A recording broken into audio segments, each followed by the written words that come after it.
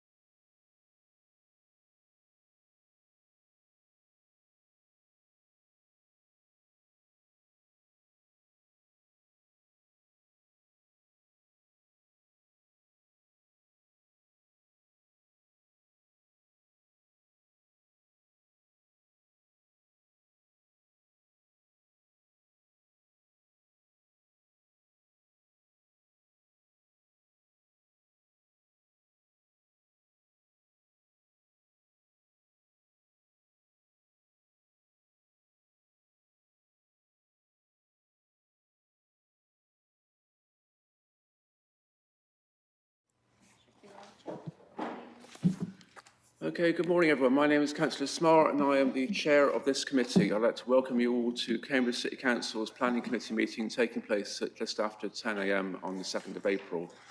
The second circulation agenda, is there a bit of an echo? Is that okay? Don't know what's going on there. It's just come out there. Can't turn the audio off, Chair. Okay. The second circulation agenda, revised membership and item order, is a technical change to tidy up some administration points. Councillor Nestor is now substantive, not alternate member. Alston Croft is now the last major item. Minor item, sorry. Yeah, Freudian slip there. There is no substantial change to the first circulation agenda, so hard copies were not reprinted. Please use page numbers in the first agenda pack, but revised item order in the second pack. Just ask me if any of that's not clear when we come to it. Do I need to read that bit out, James, there under paragraph? I will only. Just for your reference. Okay. Chair. I will now roll call councillors alphabetically if I won't do that. You introduce yourselves. So if you start with Councillor Lokomatova at the back and then come that way, please. Just say who you are. Do I just introduce yourself, please, Councillor? So, Councillor Lokomatova, Trumpington. Councillor Katie Porra, Market Ward. Councillor Naomi Bennett, Abbey Ward. Councillor Antoinette Nestor, Castle Ward. Councillor Dave Bagent, currently representing Labour, Romsey Ward. Councillor Robert Dryden, Cherry Hinton Ward. Councillor Katie Thornborough, Petersfield. Councillor Mike Todd-Jones, Arby Ward. Thank you, councillors. No apologies were received. The officers permanently at the table of this meeting are Delivery Manager Toby Williams, Legal Advisor Keith Barber, Committee Manager James Goddard and Producer Sarah Steed. Other officers and public speakers will join us throughout the course of the meeting and I will introduce them at the start of relevant agenda items. Housekeeping. If anyone has any problems hearing me throughout the meeting, please alert me by waving their hands or advising a council officer. We aim to take a 45-minute lunch break between noon and 2 p.m. And by the way, I keep looking at the clock, but the clock is still broken, so the clock is not a good reference. Please, can those present in the council chamber note that everything on your desk could be broadcast at some point as cameras within the room follow the microphone being switched on. If you are following the Teams meeting here in the room on your laptop, your audio, microphone and camera must be switched off. If the fire alarm sounds, please follow officers who will leave the room and exit the building via the Pease Hill staircase and exit. Please do not use the lift. Please, can those participating in the meeting via the live stream indicate that you wish to speak via the chat column or raised hand option and switch off your microphone and camera unless you're invited to speak. Please note, if a report officer drops out from the committee due to poor broadband signal, the senior officer present will take over their presentation and respond to questions. The process for each planning application will be the case officer will give a brief introduction to his or her report. Registered public speakers will be invited to have their say. There will be 3 minutes for those speaking in support and 3 minutes for those speaking against, unless advised otherwise. The committee manager will ring a bell when you have 30 seconds remaining. Once public speakers have addressed the committee, their speaking time is over. Public speakers are unable to join in with the council debate. The committee will then discuss and debate the item and may ask questions of the case officer. At the end of the deliberation, I will ask members to vote on the officer's recommendation by a show of hands. The council has a convention for major planning applications known as the Adjourned Decision Protocol, where there is a majority resolution that is minded to make a decision contrary to the officer recommendation. The decision to determine the application will then be adjourned and the officers will prepare a further report which will come back to a future meeting of this committee. Only those present in the chamber can vote or propose or second recommendations. For the comfort of councillors, officers and the public, I may choose to call short breaks during the proceedings. If councillors or officers require a break at any point, please indicate to me and I will halt proceedings at the next convenient opportunity. Right, set my agenda up. Apologies, writing apologies, or have they done that? So declarations of interest, any declarations? Yes, Councillor Bajan. Member of Cambridge Cycling Campaign, Chair. Thank you, Councillor. Councillor Thornborough. I know some of the consultancy team who are in the chamber, but I haven't discussed this application with them and I'm unfettered. Thank you. Thank you, Which one, please, councillor? I know Fifth Studio Architects and I know Joel Gustafsson, who's an engineer. Sorry, which application? Oh, sorry. The Darwin Green, the first application. Thank you. Thank you. Any more? Councillor Lokomatova. Similarly to Councillor Thornborough, in relation to Darwin Green application, I know the consultants, the engineers and the architects, but I don't consider myself fettered in any respect. I also would like to declare interest in relation to Alston-Croft, because my company has been involved in the design and I won't be participating in the debate or voting on this application. Thank you. Thank you, councillors. Any more? So just to be clear, the application is Darwin College, not Darwin Green. Any more for any more? No? Okay, so item 4 minutes. Can I sign the minutes of the March meetings for true record? Yes, nodding. Okay, thank you very much. Let's do that now.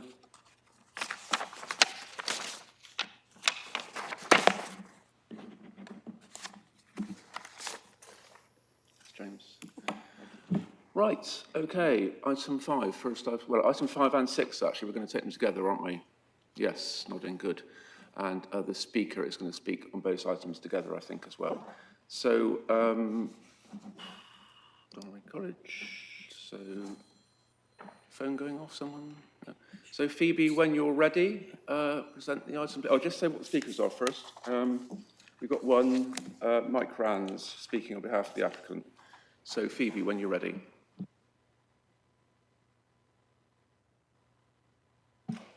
Thank you, Chair. So this is the applications 2403580 FUL and 2403581 LBC for Darwin College in Cambridge. This is for the construction of a plant room to house river source heat pumps, a garden room beneath the dining hall and an extension to the Hermitage, internal and external alterations to the Hermitage, dining hall and rain building. To improve circulation and thermal performance.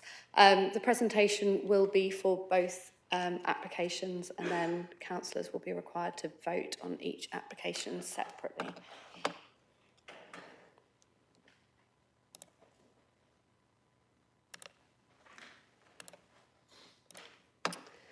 So this is a location plan of the application site. Darwin College is located on the junction of both Silver Street and Newnham Road. And I'll just highlight some of the main buildings. So this is Newnham Grange, which is a Grade 2 listed building. We've got the Rain building, which is in this location here, which again is a Grade 2 listed building. This building on the junction of both Newnham Road and Silver Street is the Hermitage, a Grade 2 listed building, and in here is the dining hall, again a Grade 2 listed building.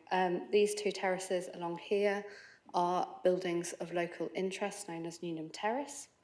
The green belt extends up to the boundary, the river boundary of Darwin College. On the opposite side of the river are Laundress Green and Sheep's Green, which are protected open spaces, which are semi-natural green spaces. The site is visible from this area of the public realm. The site also falls within the Central Conservation Area and is also within flood zones 2 and 3.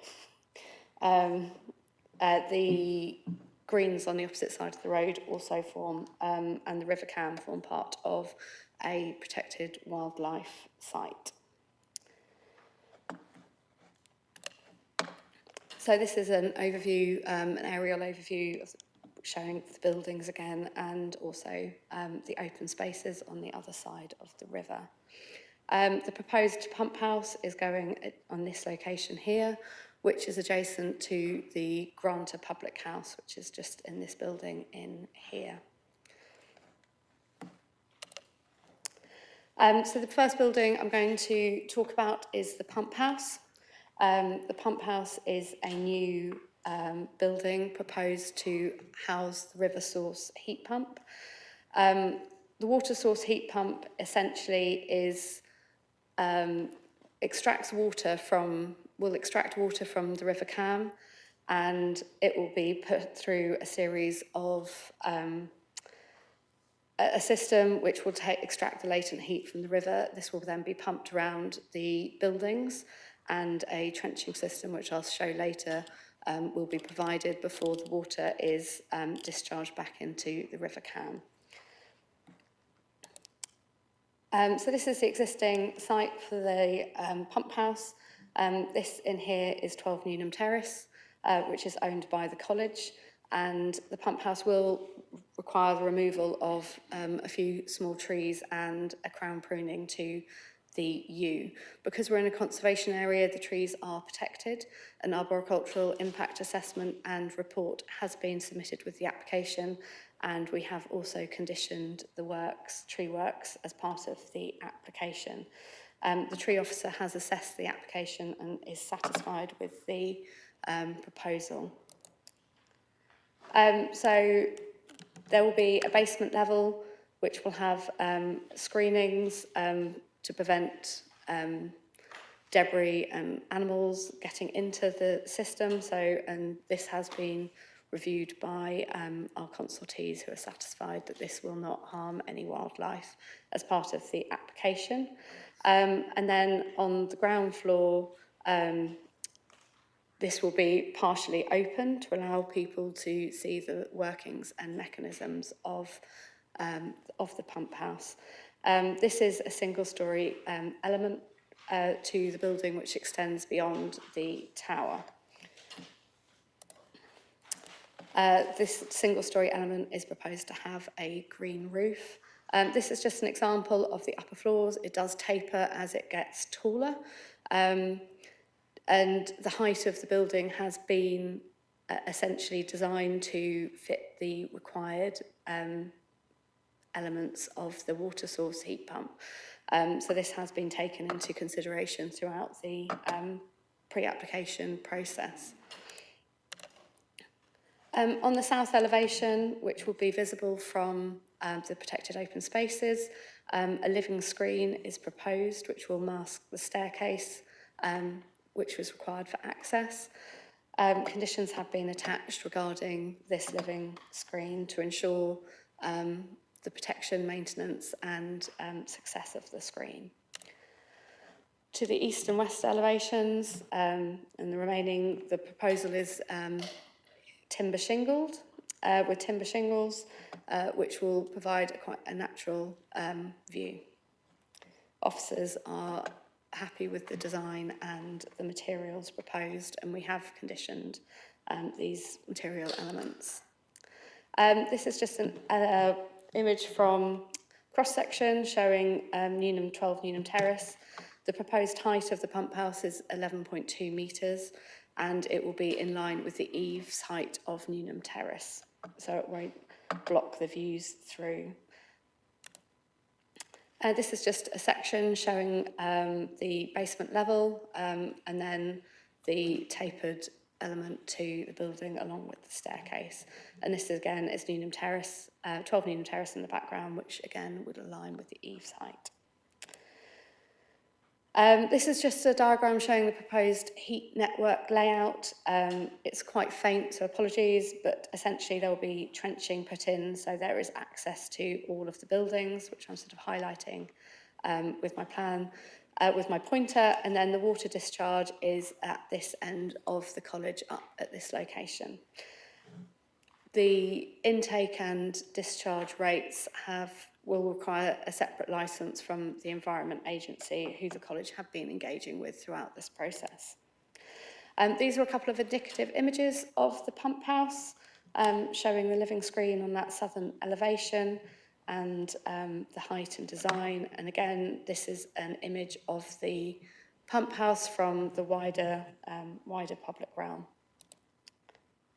The next building is the garden room, or known as the garden room, which is the infilling of the undercroft, the existing undercroft below the Grade 2 listed dining hall. The dining hall is a brutalist design, and the proposed garden room is a glazed room, which is considered to be a subservient addition to the dining hall. This is the proposed floor plans. From the Newnham Road entrance, the building has been set back, and there are a set of stairs going down to the basement level. And this will be, elevation will be obscure glazed. And then this garden room will provide additional function space for the college. The design does project marginally beyond the walls of the existing elevations of the dining room. There has been a comment from the 20th Century Society. They do not have an in principle objection with the infilling of the undercroft, but they had some concerns regarding it projecting beyond the elevations. Our internal consultees, who is with us today if further questions are required, considers there will be less than substantial harm with it. There won't be really any views of this projection from outside of the college grounds, and given the lightweight structure, we do not consider that this will give harm to the dining hall. Oh, apologies. There's also an extension to the Hermitage, which is extending out in this location here, which projects about 3.6 metres from the existing elevation. This will allow for additional access and stairs with goods lifts and lifts for students, as well as alteration of the internal layout for a better access and movement within the college. There are also internal works proposed to some of the rooms, again, inside the college, which are part of the listed building application, and the thermal efficiency of these buildings to improve the internal layout. So this is the first floor plan here showing the proposed alterations to the accesses, which is part of the extension to the Hermitage building. So these are just a few elevations showing the proposed garden room. You can see it's got a slight cantilevered roof. And this is the south elevation. This is a replacement chimney. There is a chimney that already exists in this location, and the chimney is being replaced. It is a sort of a modern addition anyway to the Hermitage, but this will be improving the extraction from the kitchens. And then this is a section through the north elevation. This is the proposed extension here to the Hermitage. The roof will continue the roof pitch of the Hermitage, and this is proposed in as a modern addition to the college with an opaque glazing, which details have been provided and looked at by the conservation officers, who are satisfied with the materials proposed. This has been conditioned as part of the application again. So this is the street scene from Silver Street, and this is the proposed extension to the Hermitage. The roof is reducing in height towards the dining hall, allowing the dining hall to still be a visually significant building within the street scene. So this here is a section through the garden room showing the proposed sort of heating system beneath and cooling system, which is to be included. So thermal upgrades are proposed to the listed buildings to allow the water source heat pump to be as efficient as possible and help with the decarbonisation of the college. So overall, This is the sort of proposed reduction in by the fabric element proposed, which you can see is quite a significant reduction of approximately 60%.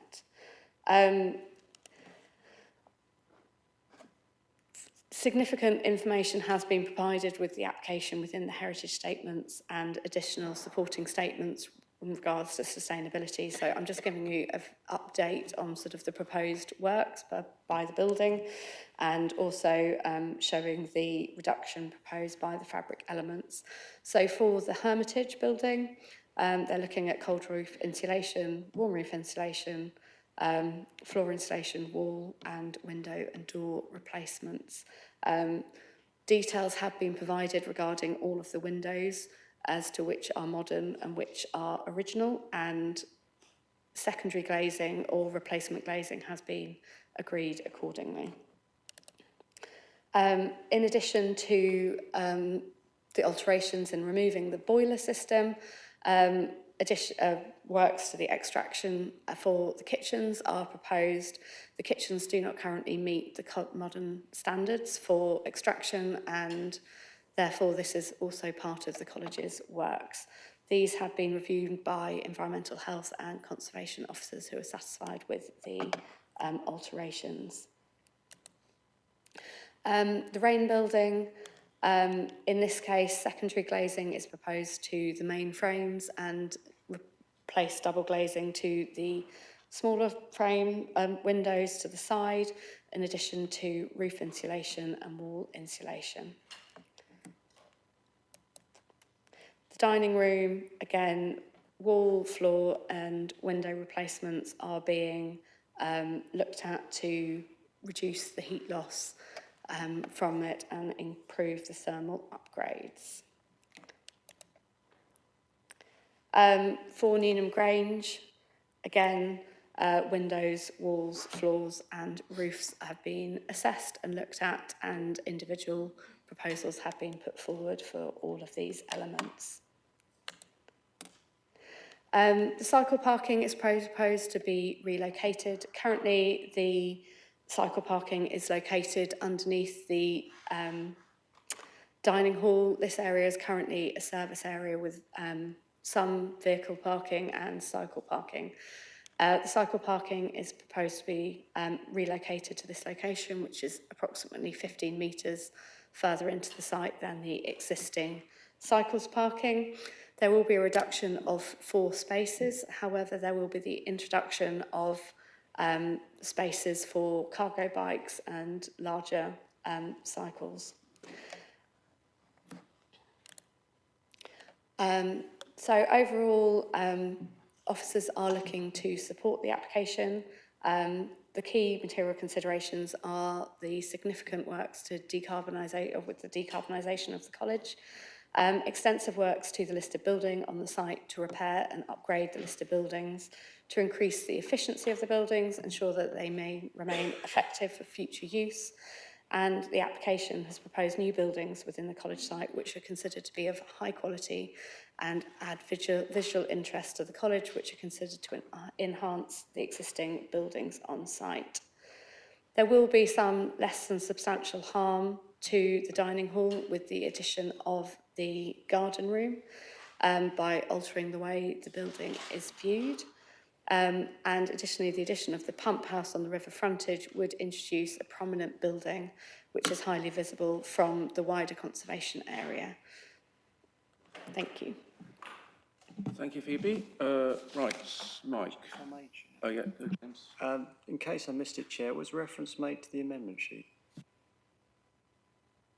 think it was it? So there are amendments on the sheets. Has everyone got one? Yep. Do you want to just go through those, Phoebe, please?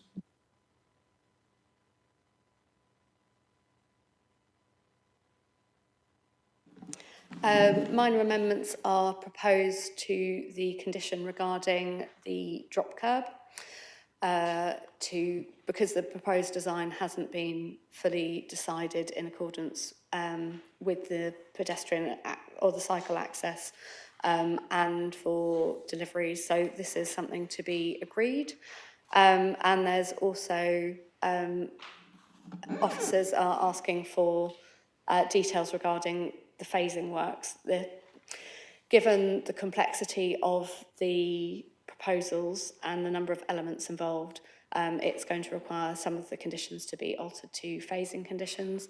And so this has been requested to be passed to officers following the decision at committee. Thank you.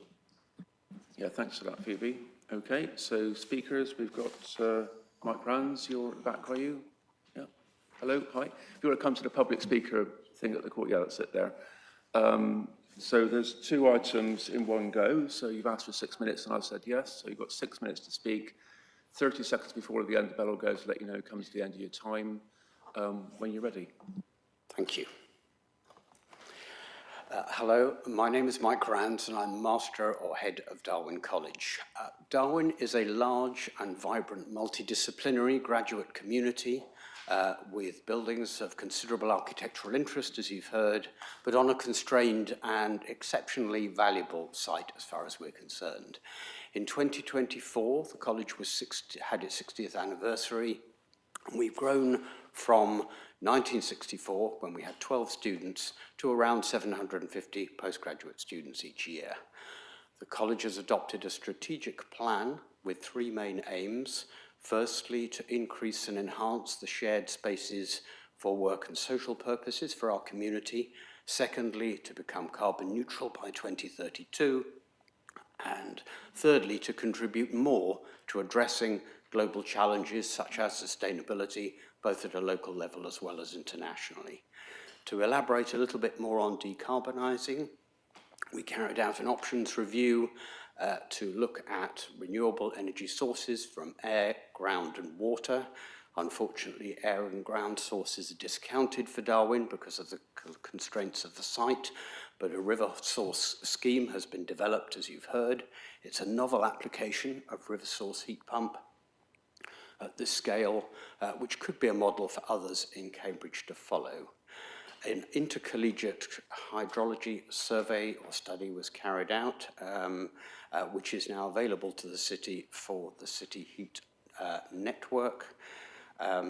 You've already heard we plan to reduce our energy demand by around 70% with fabric improvement, and the Environment Agency has given us consent to extract and return water at 25 litres per second, which will result in about a 3-degree cooling differential, and we would not be using the heat pumps to cool the college in any way, so we'd be putting hot water back into the river. The scheme will enhance the ecological value and biodiversity net gain for the site. We take great pride in the foundation buildings of the college that were built in the 1960s with a design by Howell, Killock, Partridge and Amis, which have largely stood the test of time. They are now listed, as you've heard, and we're very proud of that. We chose Caruso St John as the architect for this work because of their record as careful preservation and evolution of modernist architecture. We now do have 4 times the number of students that were projected in the 1960s, and therefore we have a really urgent need for additional flexible working and social spaces for our community. The provision of on-site parking is no longer consistent with our sustainability principles, and the Undercroft, the dining hall, as you've just heard, now rather detracts from the original architect's aims. Interestingly, the proposed changes were actually envisaged back in the 1960s of creating a garden room. Darwen is one of the few colleges in Cambridge which is open to the public without charging. We welcome visitors and look forward to showcasing our pump house, if it's approved, as a demonstration of how we are committed to switching to renewable energy and are doing so. We get a lot of public punt traffic through the college, and the river source heat pump does, of course, require an infrastructure on the river frontage, and the electrical equipment will need to be clear of the floodplain for this to be safe. The pump house is designed to be consistent with the former industrial uses of the site, milling and waterhouse and so on, and blends into the landscape as you've seen with the green wall and green roofs and retaining our trees.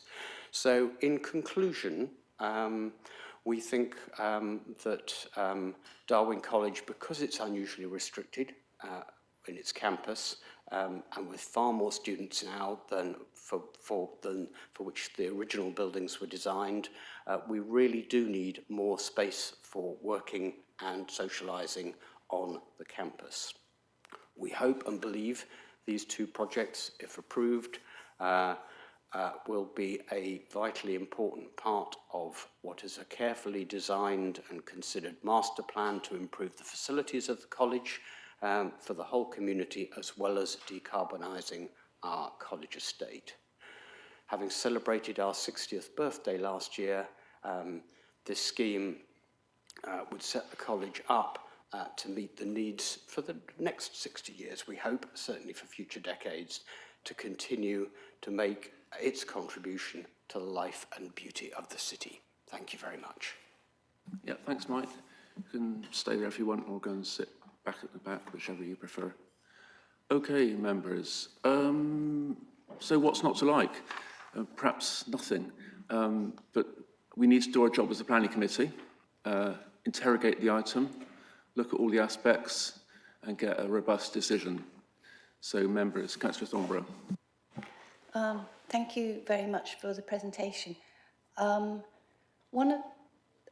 like to ask, I've got a few questions about the garden room, which is a modern listed building. And I know this is a discussions about how to improve this has been going on for years. And it's really, for me, it seems like it's very interesting that the scheme has been extended to take in improvements for energy efficiency across the whole of the college. But if this is approved and it is built out, will there be a reassessment of the building? Because it's significant. I mean, the listing will have defined some of its significance, but I think if the undercroft is enclosed, it could actually end up being more enhanced because it will help keep the building in use for the original purpose that it was built for. So even if there is some limited harm, it might end up being a more significant modern brutalist building, as an example in Cambridge.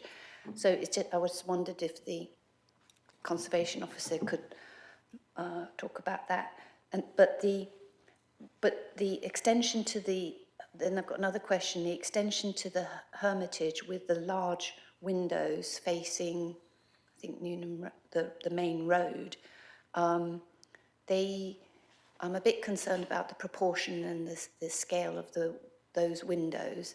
And I know it's conditioned, but can we be certain that it doesn't look as if it's set, a lot of the glazing is set back under roofs at the moment through the building, and will the details and the setback and things be carefully considered? And what was another? The other thing, it says it's taking away the on-street parking by infilling the undercroft. So how will the college be dealing with the logistics of deliveries to the college? I think it's a very good thing that they're moving away with on-street parking, but it'd be interesting to hear if they've got a college-wide or maybe collective college or university-wide logistics strategy where they can deal with a logistics elsewhere, and then smaller vehicles coming into the college that would benefit not just the college but all of us by reducing larger delivery vehicles coming in. I think those are the points for now. Thanks. Thank you, Councillor. We'll collect up a few more. So, Councillor Pori, you were next. Thank you very much. As you said, there's a lot of positives about this, but I do still have a few questions. It's unusual to be doing works on the river. Can conditions 3 and 8 be strengthened slightly to make clear that if there's works on the river that affect navigation, the relevant authorities, which I'm guessing is the Environment Agency, plus local businesses who obviously use it on the conservators, as Councillor Bennett's pointing out, yeah. Because I think if we're pile driving into the river and things like that, we want to make sure that navigation is still maintained and that the companies, for example, the punting companies, are aware of the days when perhaps there may be noise and disruption, which is probably inevitable with any construction project. I think the officers said in her report she's satisfied with the noise levels for construction and the noise levels when it's working. And obviously the college have an incentive to make sure it's not too loud because it's their own students who are nearest. And I think the speaker addressed the fact that the machinery is high enough that a flood shouldn't affect it. And I believe there is some mechanism of shutting it down if there is a risk of floods affecting the mechanism. Obviously, there is less than substantial harm. I was on the site visit on Monday. You know, it is obviously visible. I have to say, for me, I like the design of the tower. I can't see a better one. And I think it needs to be that high to accommodate the flood risk and the mechanisms. I particularly welcome, because where there's less than substantial harm, there needs to be public benefit, that this is I think it's correct, the Master said this is one of the few colleges that is free to visit. And I think that is really important because we have had other colleges come forward with public benefit arguments when the public can't get in. So actually, for me, that does give some weight to approving the application. And I hope that will be retained because I think letting people come in and see this mechanism is really important. The main area of concern I have, which Councillor Thornborough picked up on, is around the kitchen and the lift extension, so coming out onto the crossroads. And I'd really welcome Gail, the Conservation Officer's views on that. I'm also slightly concerned about the chimney, because it kind of looks really blank now. The current one, I appreciate, is a later addition, but, you know, the concrete on the 20th century building is, I don't know how to describe it, it's lined and looks like planks, whereas the chimney is very kind of, it just seems to be sticking out in the wrong way. So I wonder if there's any conditions. I would appreciate your views on that, because for me the only area, like Councillor Thornborough said, that is slightly perhaps out of keeping is that corner, though I do welcome the fact obviously it's more accessible lifts and better, more modern facilities. So I think for me that's the only area I have real concerns about, plus obviously whether you'd amend those conditions to just ensure the river navigation is protected. Thank you. Thank you, Councillor Pora. Councillor Lokomatova, and then perhaps we'll go back to the officer and take some more after that. Thank you. I would like to start with a few comments and then a few questions. So, in general, I feel very excited about the water source heat pump because it's a precedent. It's one of the few. It's what Cambridge should use a lot more, and I think, in my opinion, the design and approach is very robust, and I look forward to the time when we can just punt on the river and see it and show it to the visitors, and it's kind of more adopted wider in the city. And I'm by no means an expert, but what I can see, like I know the college obtained the environmental agency license, which means that the technical review has been done. So for me, this is kind of a no-brainer.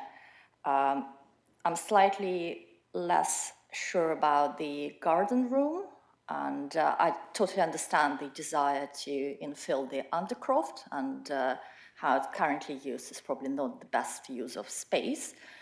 I kind of struggle to understand how the massing of this facade has been developed and why it is such a complex shape facing the garden, and why so much glass, because obviously it's not the best environmental strategy, and maybe there was a conflict between kind of what's desired by the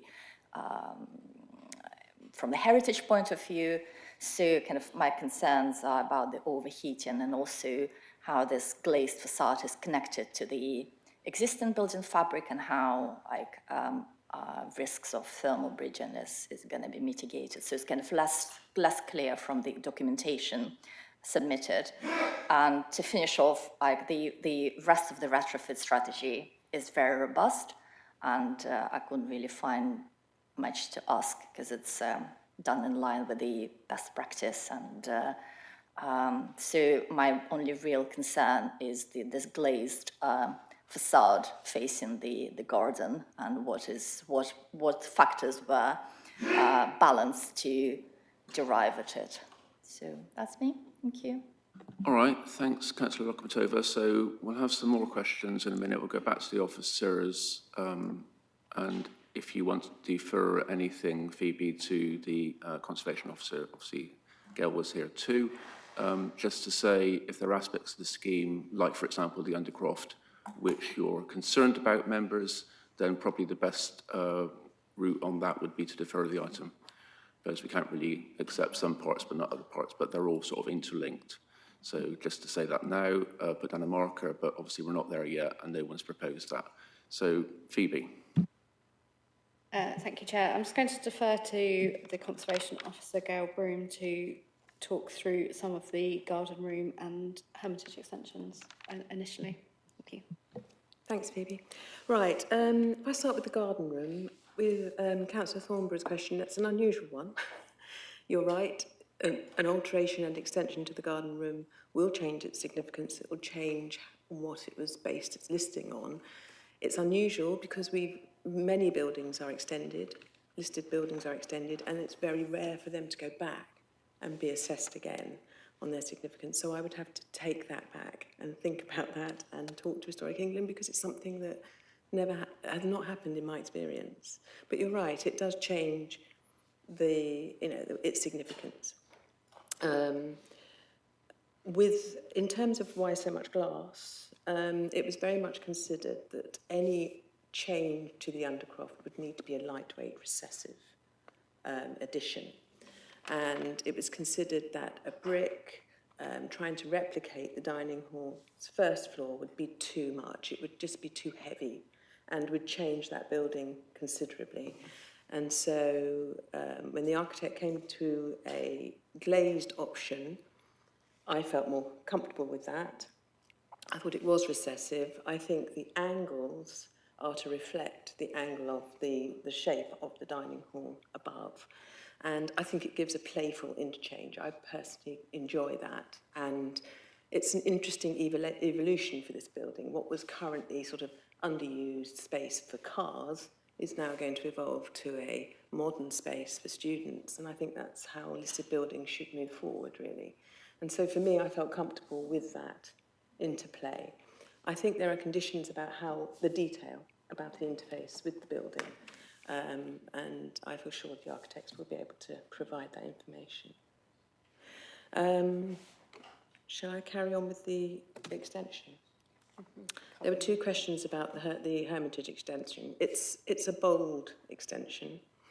It's a difficult extension because you have the Victorian Hermitage and then you have the 1960s dining hall, and there has to be a way of transitioning. There were numerous options put forward, and a lot of them I felt were too big, and Phoebe and I both felt too big, and we like the way the roof goes. It's recessive as much as it can be in that position, which is very, very visual. I understand the glazing issues. I was very concerned, and Phoebe and I were quite concerned. It's a lot of glass, but we have seen a sample. It's fascinating. It has it's sandwiched between it is almost like a fabric. So it's very soft and doesn't look harsh, even both lit and unlit. It would be a very interesting juxtaposition with the dining hall, and I feel confident it will look quite stunning. The chimney, you are right, it's incredibly, it is very blank. It's replacing a modern chimney. I think the decision was to make it relate to the extension rather than the Hermitage, which is why it's so bold and so plain. But I understand that. I think it will be okay, but I do understand your concerns, yeah.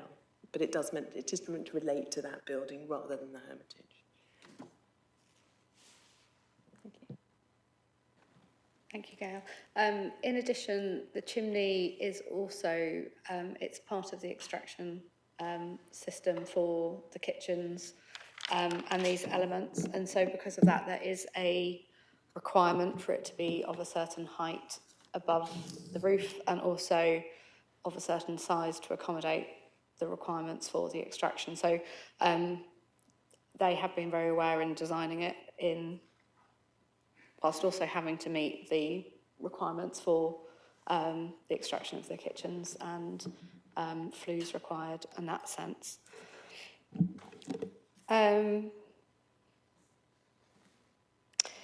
In regard to the parking element, a transport assessment has been submitted with the application that has been reviewed by the local highways department. At the current time, deliveries are fairly limited to the Undercroft area, given it's quite an awkward position in relation to the crossroads. In addition, there is obviously the restriction of height and then manoeuvrability to exit the site as well. So that the existing situation is quite constrained by the design of the Undercroft, and therefore a lot of the existing deliveries actually happen on street at the current time. This has all been set out within the transport assessment submitted, which the local highways authority have reviewed and have considered are acceptable in this instance. In regards to the existing parking, Darwin owns a site up by the junction with Fen Causeway and Newnham Road, which is about 200 to 300 metres away from the site. Their maintenance department has moved up into that location, and therefore parking is provided in this location for their own vehicles. And whilst officers accept there are no disabled spaces available on the site, this again has been discussed within both an accessibility and inclusion statement and within the transport assessment. There is parking available on Newnham Road, and there are also a couple of spaces available for disabled parking on Newnham Road, which the Highways Authority have considered is satisfactory in this instance. I've just had a look at conditions 3 and 8 on the report regarding sort of navigation on the river. The condition 8 is regarding piling and really a noise assessment. So I don't think this condition could be strengthened in regards to that. And condition 3 is a traffic management plan. I think what we could potentially put on is this will be a licensing requirement on the River Cam for any works to happen. And so we could add an informative regarding that navigation on the river needs to be retained, but this would be separate permissions that are required. In regards to flooding, again, all of the electrical mechanisms have been elevated, and a flood risk assessment has been submitted with the application, and so officers and the drainage officers are satisfied that this would be acceptable. In regards to overheating, the college have submitted a sustainability statement which refers to the garden room and details regarding that which our sustainability officer has reviewed and considers acceptable. I think that covers all of the questions at the current time. Anyone needs to come back on anything that was not answered properly or something? Councillor, it's a different question, is it, Councillor Thornborough? I just want to make some comments for after I've heard the answers, if that's okay. It's not. You just heard the answers. Pardon? You want to make the comments now? Yes. Yeah, okay, go ahead. Okay. So, thank you for the answers. I think we were talking about the public benefit. I think Councillor Porrer rightly picked those up. And I actually think the public benefit of this project is actually more extensive. And I think when we look at what is more typically understood as listed buildings and conservation areas, is you recognise the changes over time of a listed building, and that adds to the significance. And I think this is interesting because it's almost looking forward about how changes might improve the significance. And I think in 100 years' time, people will be looking back at this time and understanding the decarbonisation project has led to these changes. I think that could actually improve really the understanding about modern buildings and what can be achieved. So, and I think that's a public benefit. I also think that the retrofitting project with the modern building and the older buildings is, if there are lessons from that the public can understand, the process of getting approval, working with consultants and looking at energy before and energy afterwards, if that can be made available to the public, that would be another public benefit. I think reducing the vehicular traffic, but in focusing on improving the active travel is another lesson that, again, before and after, it would be interesting to see what the students think later on and whether they've active travel is being acknowledged as being approved. And as well as the technology, the innovation in the technology, I think we should recognise that this is an innovation in architecture. And I think if the college could highlight all of those in the future, and so that the public can learn from all of those aspects, there would be greater public benefit that would offset any perceived harm. Thank you. Lots of public benefits. Maybe climate change as well. Councillor Bennett, you were next. Did you have something to come back on, Councillor? Yeah, it was just go on then. condition 3, just to push back a little bit, Phoebe. It is a traffic management condition, and I would say river traffic is included. So I appreciate adding the informative that it would need to be the EA, but I wonder if you'd consider putting something traffic management plan, including river traffic, because, you know, we are responsible for making sure that any traffic through that site during construction is managed. So I'd just like to see that coming forward to say as well, on these days, the river will be hopefully not shut or narrowed, because I just think traffic, we always interpret traffic as roads, but actually this site is going to be on the river and using the river to build. So perhaps if you might accept something along those grounds, I'd be very grateful. What do you think, Phoebe? Bit left to centre, I'd say. I'm just having a quick read of the wording. Yeah, One yeah. second. Have a think about that one. We'll get some more perhaps while we go. So, Councillor Bennett, you were next. Thank you very much, Chair. Like my other planning colleagues, I think this is one of the most interesting and well thought out applications we've seen for a very long time.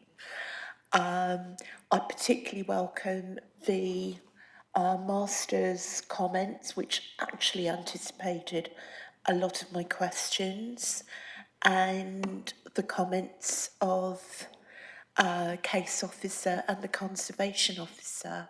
It's particularly helpful to have these because we don't have many brutalist buildings in Cambridge and we don't have many opportunities to think about them at planning.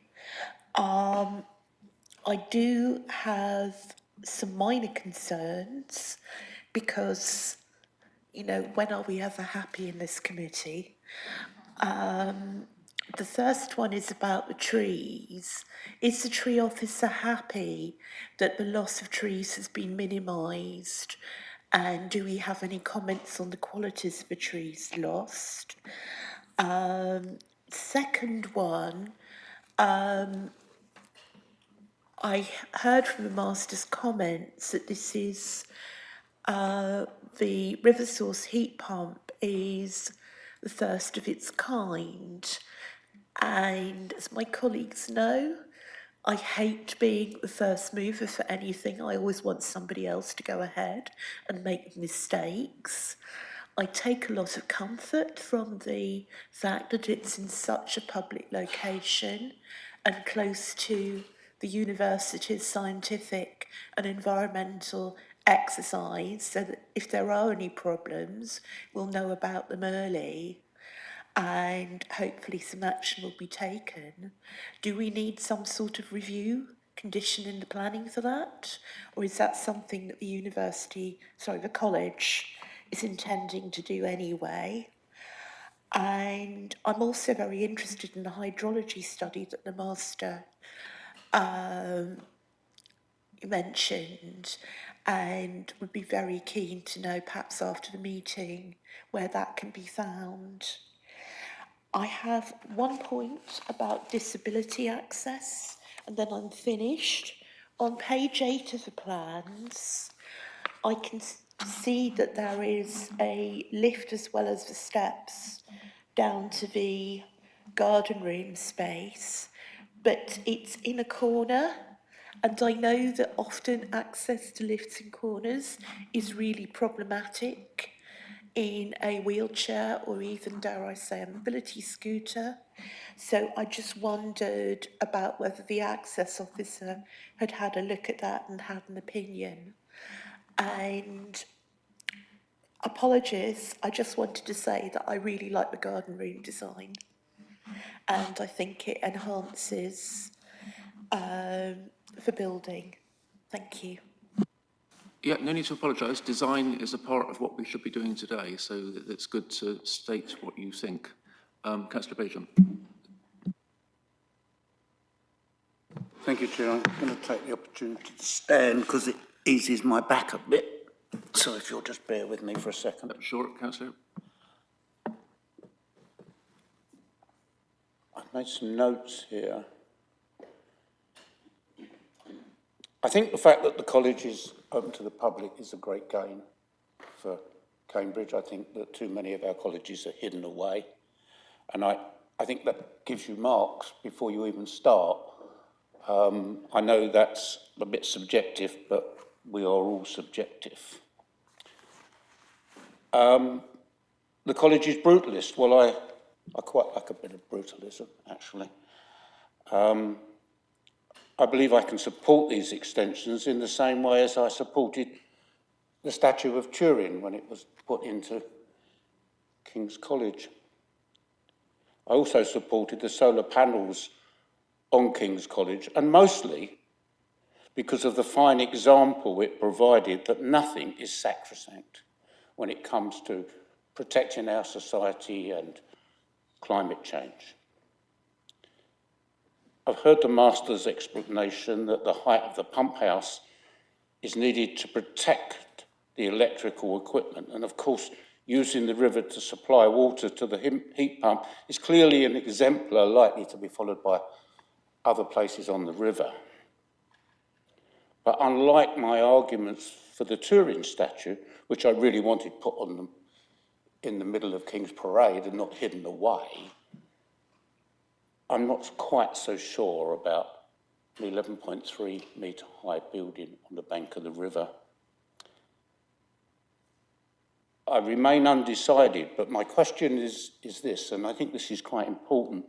I'm not trying to redesign what's been offered, but what I'm asking is, why was the building not put back against the main buildings and the water pumped to it, where it wouldn't have stood out so harshly as it will currently? And what the officer says back to me is quite important. If there is no other way of doing it, then that will lead me in one direction. But if there was another way of doing it, then I might well be forced to look at another direction. So thank you.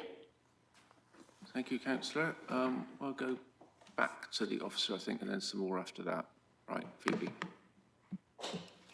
Thank you, Chair. Dryden. Actually, now Councillor Bajan said what he said. This is some of the things I was going to say. Is the height of the pumping house.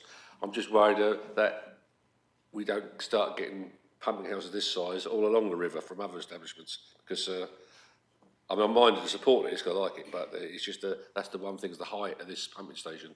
And if other establishments around the river start wanting to do this, that could will destroy the look of the river all the way down in the Cam.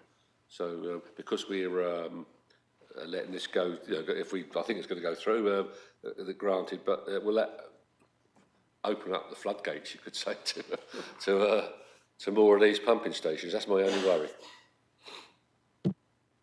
Thanks, Councillor. So actually, I'll say a couple of things now. I think I'll take my turn. So just on that, I believe that we as an authority are interested in this method of heat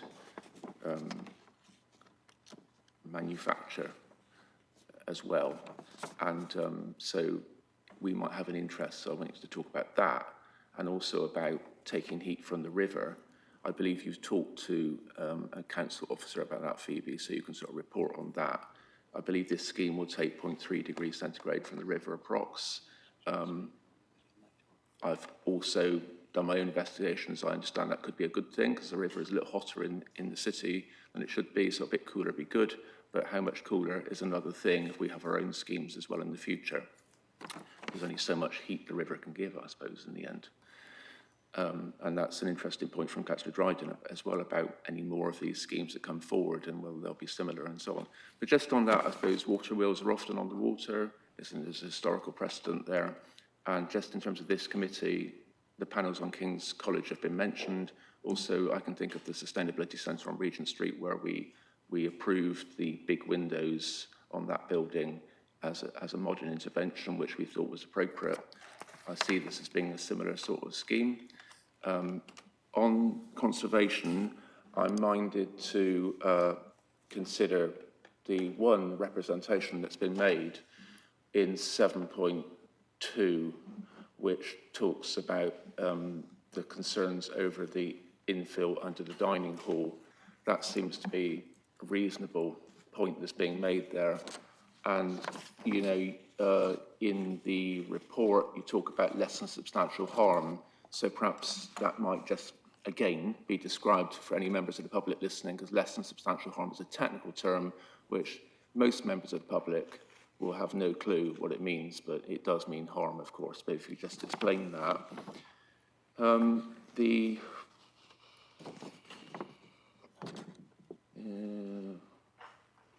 The other thing, it'd be useful to know, if you do know, why the Undercroft was left empty in the first place. I've been told it could have been to do with parking, a request by the college when it commissioned the building, but I'm not sure. So it'd be good to know why it was empty. Well, the architect intended it that way. I believe those architects that designed those type of buildings at that time didn't normally have voids under the buildings in that respect. So it's quite a different scheme. So it'd be just useful to know why that was the case. And just to say, finally, you know, it's surrounded by grade-2 listed buildings in the Greenbelt, protected open spaces. We're used to all of that in Cambridge, but it is very significant, and this is quite a significant intervention. And but for all that, I mean, I have to say, I mean, it's an exciting scheme. I mean, it's not often you come to planning committee and think, wow, you know, this is a really, really exciting thing to be considering this morning. And so. Yeah, and you know, hands up to the applicant because, you know, they've done the work on it. Looks good. Okay, Phoebe. Thank you, Chair. In regards to the location on the site, the closer it is to the river, the better. They can be set further back, but in general, it is better to be as close to the river as it can be. In pushing it back in that location, the whole of the Darwin College site is very constrained by the surrounding buildings. Newnham Terrace, which is set behind the building, it's approximately 22 metres, I think, away from the tower element of the building. Newnham Terrace is used on the sort of ground floor upwards for student accommodation, and so if you push the tower significantly closer back into the site, there will become harm to the amenity of the buildings on Newnham Terrace and the Granta Public House, which is adjacent to it. So there is a point of where it can be located on the site. And so in the location it is proposed, it is in the least harm to the amenity of the buildings adjacent to it. Darwin also has quite a prominent building at the far end of the site, so I think when they were looking at it, it sort of bookmarks either end of the site. It also needs to, again, it's quite constrained with trees on the riverbank as well. So its location and has been really sort of defined by the constraints of the site. The height of it, again, is to accommodate all of the equipment required for a scheme of this scale. Obviously, the more buildings you want to sort of heat, the larger the heat pump needs to be.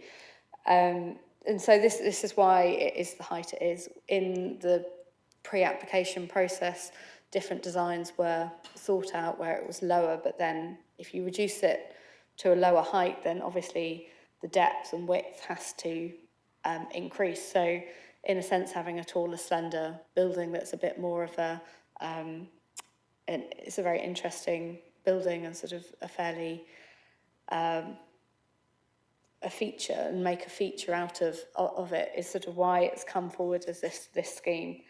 And that's why its location. Again, in regards to other colleges bringing forward water source heat pumps and these towers, each application will be decided on its own merit. So we will have to consider it. Where Darwin College is situated is, or was, an area where the college, or where the river was used in a more industrial way. And so again, that has been sort of echoed within it in this location. So any other colleges coming forward with it will have to consider on its own merits. In regards to the authority thinking of bringing forward a river source heat pump, I have discussed this with a member of the council. There is a Cambridge Heat Network proposed. Darwin, along with 15 other colleges, have been part of this process. So the City Council is aware of what Darwin is proposing and vice versa, and they have been sharing plans about how the decarbonisation is carried out. This would not prevent any scheme by Cambridge coming forward, and they're different schemes and proposing a different percentage of the river flow, but it wouldn't come forward. Additionally, river source heat pumps and the use of the river is essentially a first come, first served basis. And this is sort of the first scheme. So, but it won't prevent anything coming forward by the City Council at a later point. In regards to it being the first of its kind, it isn't the first of its kind. There is a small river source heat pump that is being used in Cambridge, in Binbrook, by Robinson College, and there are other examples. So it isn't a brand new thing. So others have gone before in regard to this. The tree officer they have submitted quite a significant arboricultural impact assessment and method. The tree officer has reviewed it and is satisfied with it. Within this report, they have detailed the quality of all the trees on site, and there have been concerns regarding the trenching to accommodate the piping required for the heat pump network in regards to the main tree roots and the tree root protection zone. And the tree officer is satisfied that, subject to conditions and additional information coming forward as the works progress, that this would not harm the trees on site, and is satisfied with this information.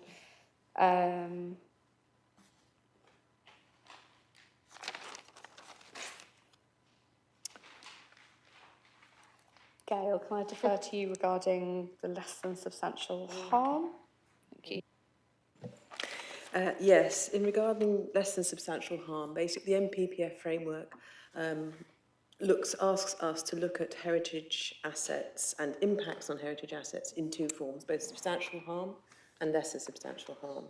Essentially, substantial harm is the larger test and has far more ways of having to atone it. With lesser substantial harm, they're both harm, but the lesser substantial harm can be outweighed by public benefit. And the change to the dining hall is considered as lesser substantial harm, and within that large umbrella of harm, it's minor, in my view, and the public benefits of decarbonising the site, reusing the undercroft, which is currently unloved and used as parking, and as far as I'm aware, has always been designed for parking. 60s, the car was king, and now things have moved on. Therefore, the wider public benefits are significant enough to outweigh that level of harm. Yes, and in terms of the heat pump, it is a significant addition to the public open space and the conservation area. But in my view, it is an interesting, elegant building which sits well within that, and they don't stay still. Things develop all the time, and I think this is a very good movement, development of the conservation area. Thank you. Have you finished, Phoebe? Just in regards to Councillor Pora's question regarding river traffic, I would suggest that an informative is put on regarding the narrowing of the river as information. However, river traffic, if the college uses the river for construction and deliveries, then that would be picked up, and we could include that within the wording and alter the wording if required. I think that's everything. Thank you, Chair. Yeah, I thought the trees question was a good one. Did you want to come back on the trees at all or anything else? And then we'll have more questions. Councillor Bennett. Yes, I did want to come back on a couple of points that came out of a case officer's response, but also I'm not sure if we got an answer to the lift access question. It's a corner lift, one on page 8 between the dining room and the garden room, and we know that corner lift locations are a big problem for wheelchairs. So I didn't know if the access officer had a look at it. On the trees, are we happy that there are sufficient conditions to protect the remaining trees from retrenching? And also, given that we have some local experience of river source heat pumps, have we had any negative or positive feedback from those that might make us more comfortable about this very substantial further pump? Thank you. I'll just come back on that then first, Phoebe, before I get more questions from others. Thank you. We haven't had comments back from our access officer on the scheme. They have submitted a quite detailed access and inclusivity statement, and so I can't report on what the access officer has said, although it's within the college's interest to ensure that the lift is accessible for people. In regards to the tree conditions, we are happy. There are, I think, 3 or 4 conditions relating to the tree work, including an on-site meeting with the tree officer prior to any works taking place on site.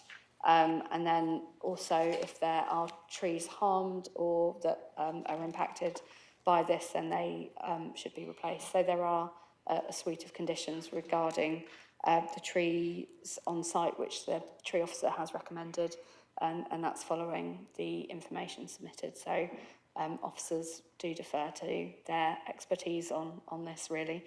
In regards to the river source heat pump at Robinson College, I'm not aware of the negative or positive responses. This isn't something that we are aware of and how it's working. It is, I think, a significantly smaller scheme for a smaller area of the college. But I can't tell you whether that has been a positive or negative experience for them in this instance. Thank you, Chair. Yeah, okay, so I know there's more questions, but I just want to be clear on those a minute. So there's a couple of things there. So firstly, taking the last thing first, I'm not quite sure how concerned we are in this committee of whether the scheme works very well or doesn't work very well. That's probably not our concern, is it, in planning committee? I'm just guessing that, yeah, you're nodding. The other thing is on the lift. So normally when the access officer doesn't comment, that normally means everything's fine. that may be the case this time, but you're the boss here, Phoebe. I mean, is it fair to say, ask you, are you content with the lift? In all honesty, I think I don't know enough about lift access and accessibility to fully answer that. It is within the college's interest to ensure that this works, and they have included an access and accessibility statement to support the alterations to the college. All right, that's fair enough. So, Councillor Bennett, you want to come back again? Yeah, I don't claim to be an expert either, but the issue with corner lifts is that normally you need 1.2 metres width to get up to it comfortably in a wheelchair or a scooter, but if you need to turn into the lift because it's in a corner position, you need 1.5 metres. So I don't know if the plan is detailed enough to check that. Right, what are we going to do with that going forward then? Yeah, Toby. I think, I mean, the applicants are here, councillor. We can certainly put that on as an informative in terms of a kind of suggested design standard. I mean, the lift is located in the right area of the college to allow access to the different wings more generally. So it's just around manoeuvrability into and out of that lift that you're saying. So I think we can quite comfortably take that away and discuss that with the applicants with an additional informative to help us. Right, thanks, Toby. I can see Councillor Bennett's nodding, so we'll move on. So, Councillor Bagent, you were next. Yeah, can I just come back on a point? I think that suggesting that the pump house would be better in this position is a less than substantial answer for why I might approve this. I would wonder if the officer considered if the pumps would be noisy, and so therefore if they were against the building they would be a substantial harm to the purposes of the building, which is for study and research. And I also wonder if it would be important hydraulically for the building to be closer to the river than it is to the main building, because this will stick out. And whether we recognise and should think about the future or not, it will be an example used by other places if it's approved. And so I think it's very important that we need the reasons to approve it in our minds, rather than just saying, it's better there. Thank you. Right, thanks. Councillor Nestor. Thank you, Chair. Yes, I just, and in response to Councillor Bagent's point as well, that not to forget the whole picture. This is a great exemplar of how to retrofit and novel ideas in relation to how to create urban sustainability within a very enclosed space. So, I mean, the 70% reduction on energy is quite impressive as well. And I just wanted to know, are there any numbers in relation to the biodiversity net gain, especially with the wall? If you could just sort of mention a little bit about that. Thank you.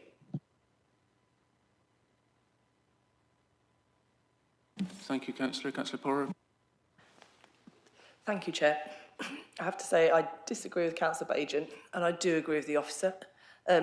When we went on the site visit on Monday, I did have real concerns about what the prominence would be like, and we did walk onto the island and then we went right round onto the greens.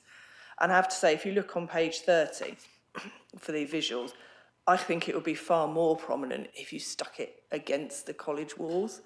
I think where it is here, it reminds me a bit of the mill at Anglesey Abbey. You've just got this building that sort of sticks up on the river because there is an industrial heritage here. I would assume one would have expected on the mill pond to see a wheel and possibly a tower for loading of things.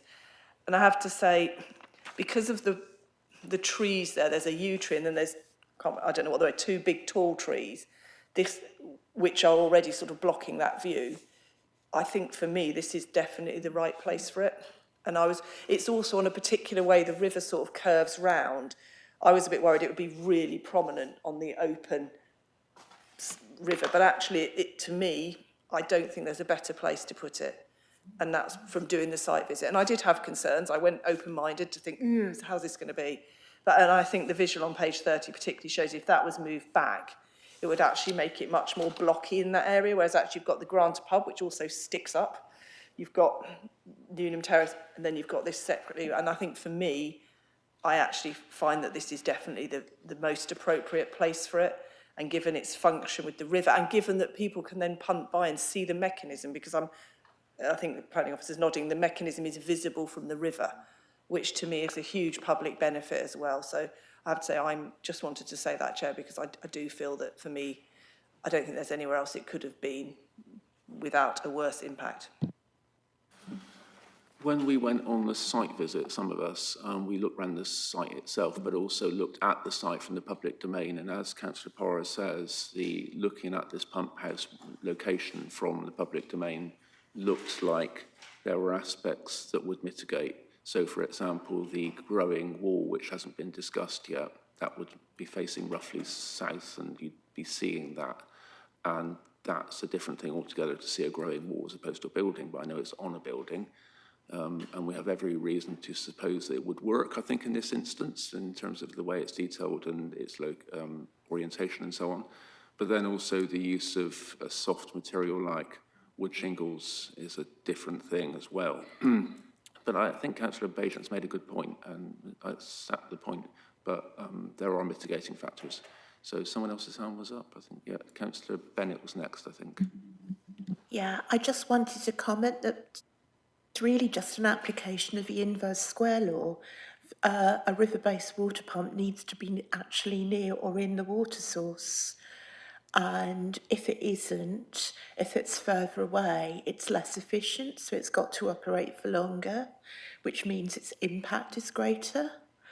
And I'd also like to echo the comments made by others, that there is substantial industrial heritage along the river.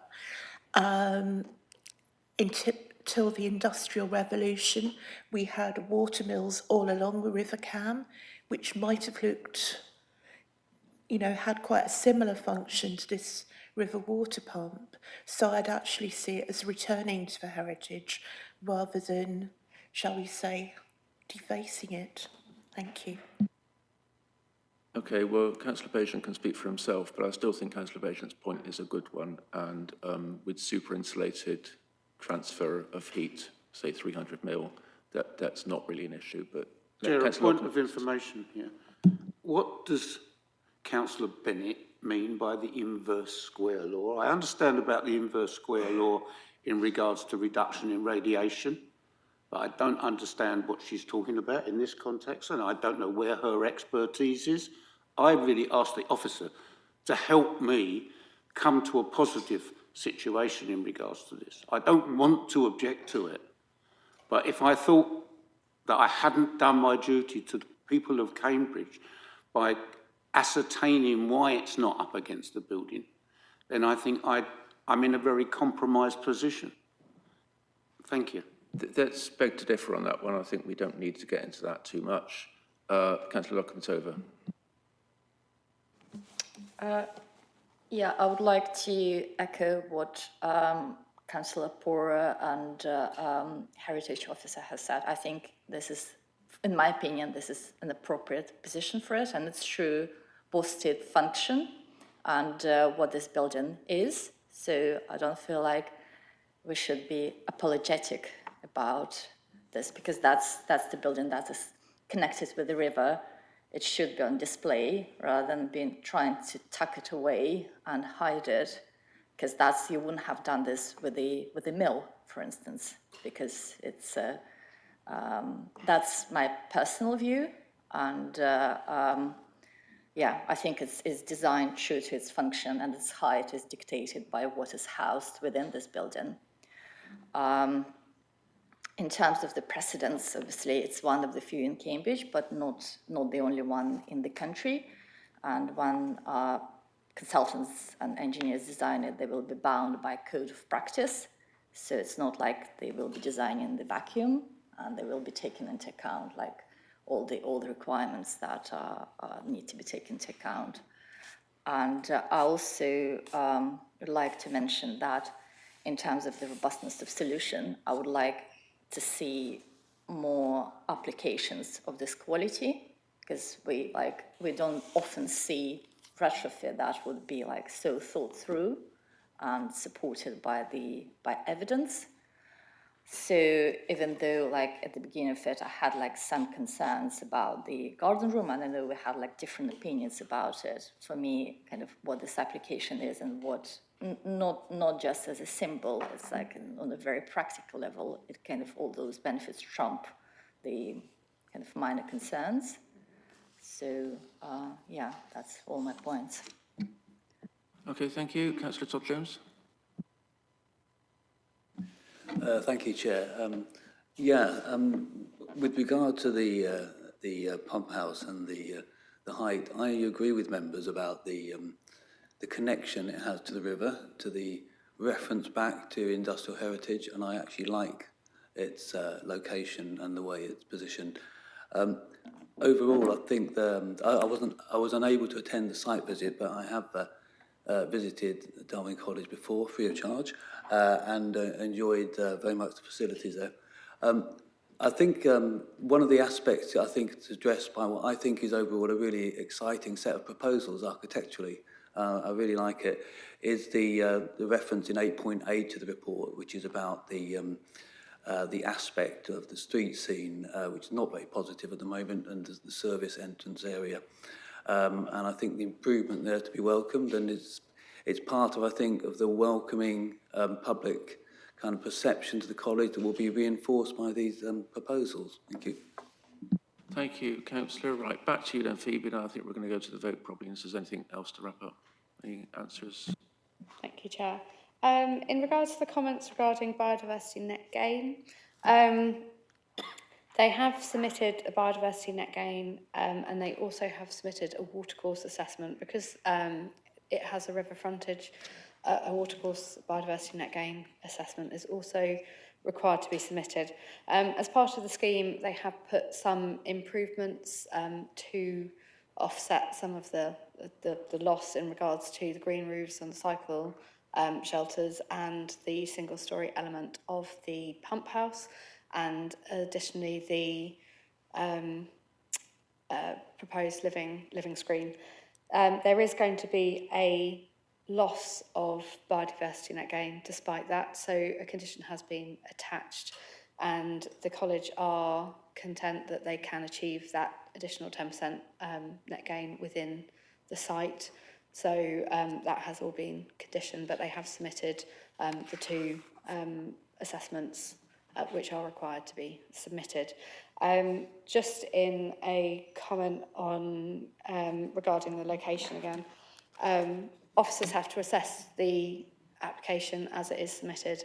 It is submitted in this location, and that has been, and that is what has been assessed in this instance. I think that was all of the questions that came out of that last section. Thank you. No more hands up, so recommendation then please, Toby.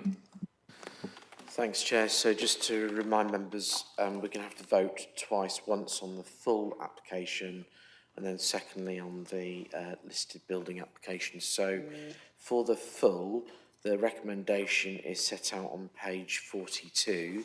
That is to approve, subject to the planning conditions, as set out with minor amendments to those conditions as drafted delegated to officers. A revised condition 12, which is set out on the amendment sheet, and also on the amendment sheet, delegated authority to officers to amend, add or delete conditions to allow for their phased discharge, is subject to an amendment to condition 3 to include reference to river construction access, plus two informatives. The first is in relation to navigation along the river and the need for that to be maintained in relation to the role that the Camp Conservatives play, and also the second informative is in relation to lift access, manoeuvrability into and out of that lift access. Thank you, Chair.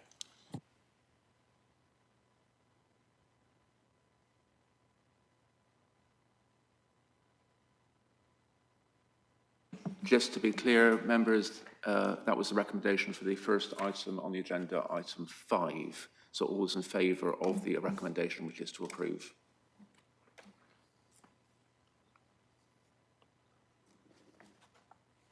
I think that's now unanimous. Thank you. And shall I do the second one now? And item 6. Thanks, yes. So I don't think there's anything arising from the discussion, so we can jump straight to the recommendation on item 6, which is the listed building element of the proposals, and that is to approve, set out on page 66, and that is to approve, subject to the planning conditions as set out with minor amendments to those conditions as drafted, delegated to officers, and that would include delegated authority in respect of the necessary phasing of those conditions as well. Thank you, Chair. Thanks, Toby. So the recommendation is to approve. All those in favour of that recommendation? That's unanimous again, Chair. Okay, thanks, members, for a good debate. Let's have a break now, shall we, for a cup of coffee or something? So come back at 11:45, quarter to 12, so 11:45. Thanks.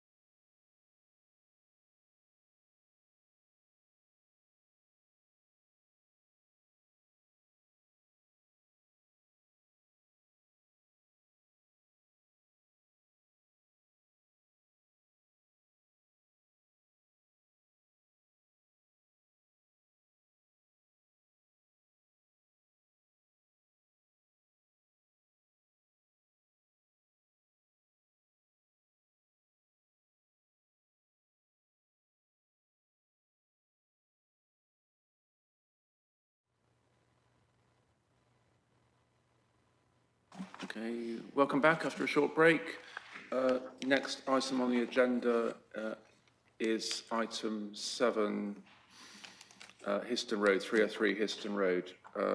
Speakers, we've got Richard, objector, and Adrian, applicant. Oh, you okay, Councillor Bajan? Oh, you're charging up, okay, right. Righty-ho. And just to say, in case anyone's confused, the Alston and Croft item is now at the end of the agenda. So, Phoebe, when you're ready, if you want to do the item then, please. Thank you, Chair.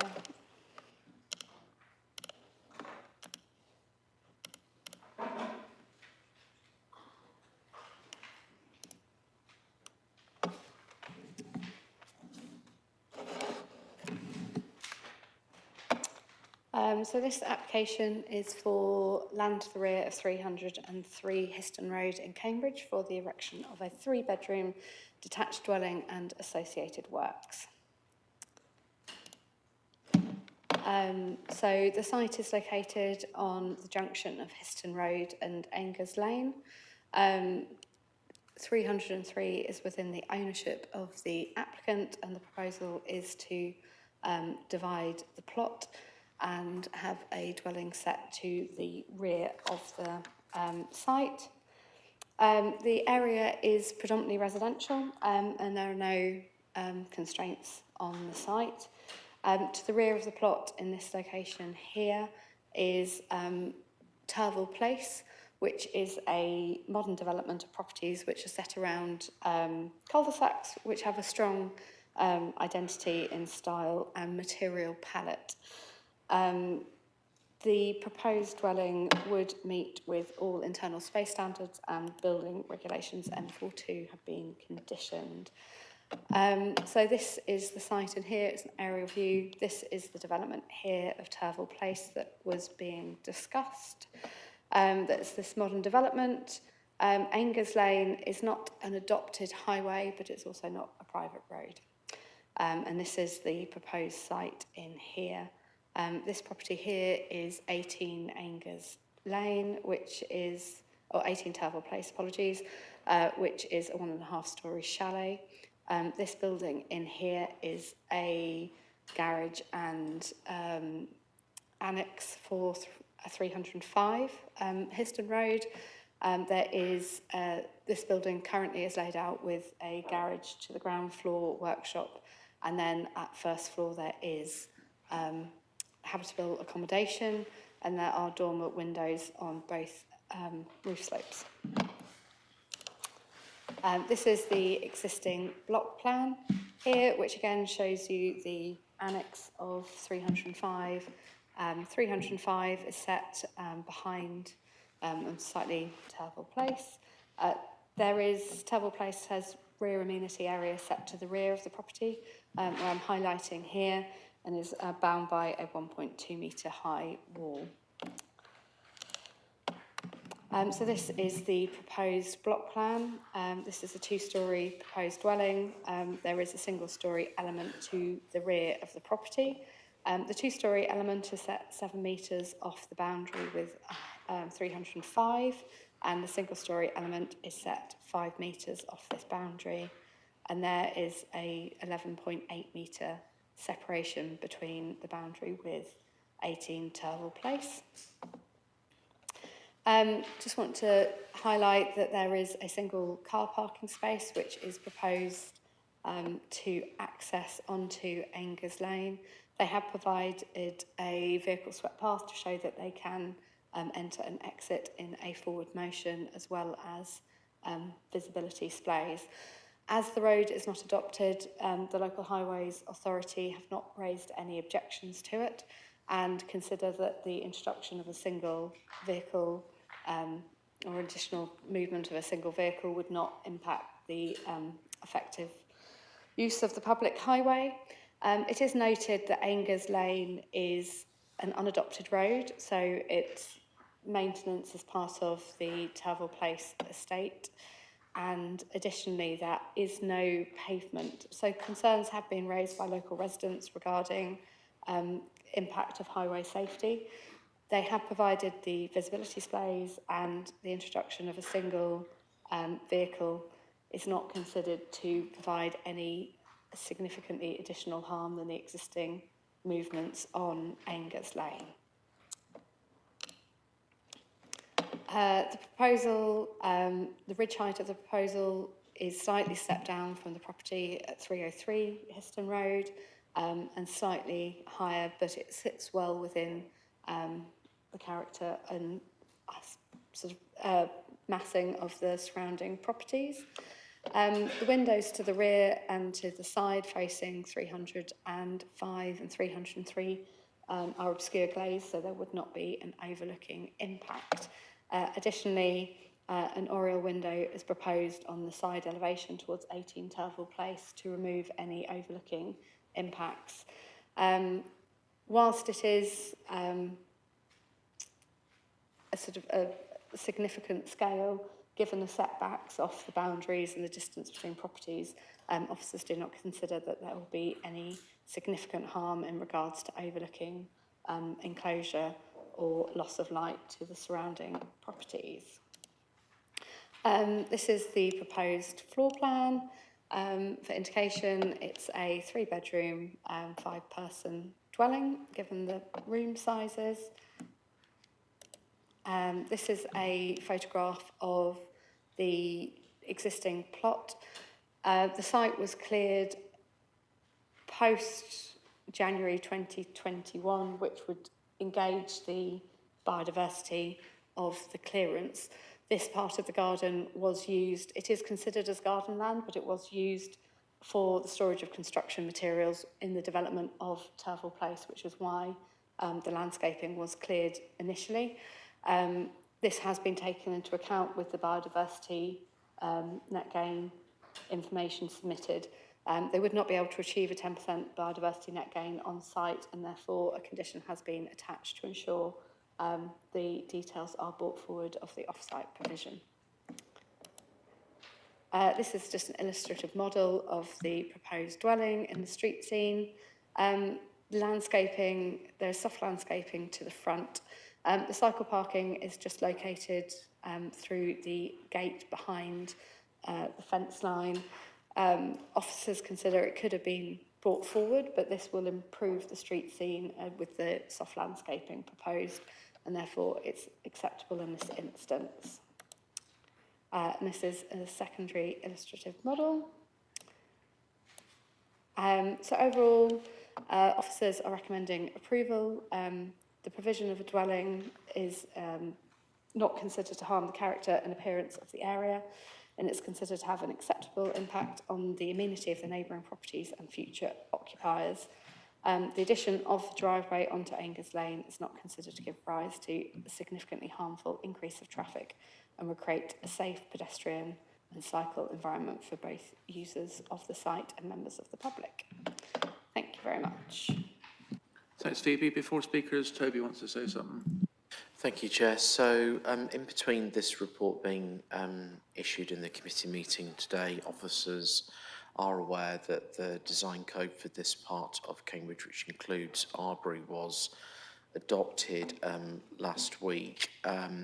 There's not a formal assessment of the application in writing against that design code, but officers having understood what that design code sets out, do not think that any of the provisions within it would amount to this scheme not being supportable. It's unfortunate that it was approved into this interim period, but it's just to remind members that any future applications would require against that now kind of SPD status a fuller assessment than what you see today.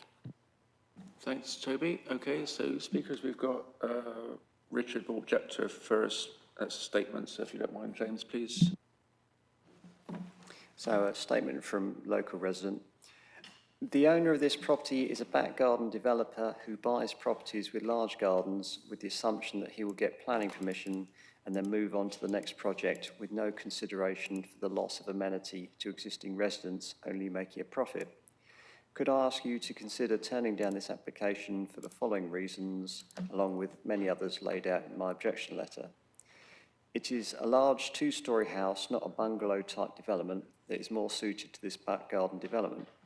The land slopes away from the access road by 500 millimetres from where the house height would need set out from, which means the bottom edge of the window and top half of the large bifolding door facing my property would be level with the top of my 1.8 metre fence, causing a massive overlook and loss of amenity into my house windows and main garden area. Anyone on the patio area outside the bifolding door would come waist high to my fence, which I think is an unfair situation. A very similar application by the same developer has already been refused. Please consider not granting this permission. Statement from resident ends. Thank you, James. And the applicant, Adrian, are you? Yep, hi, Adrian. All right, morning. If you want to sit at the public speaker thing there in the corner, you press the button, it'll come on, lights up red, and you get 3 minutes to speak when you're ready.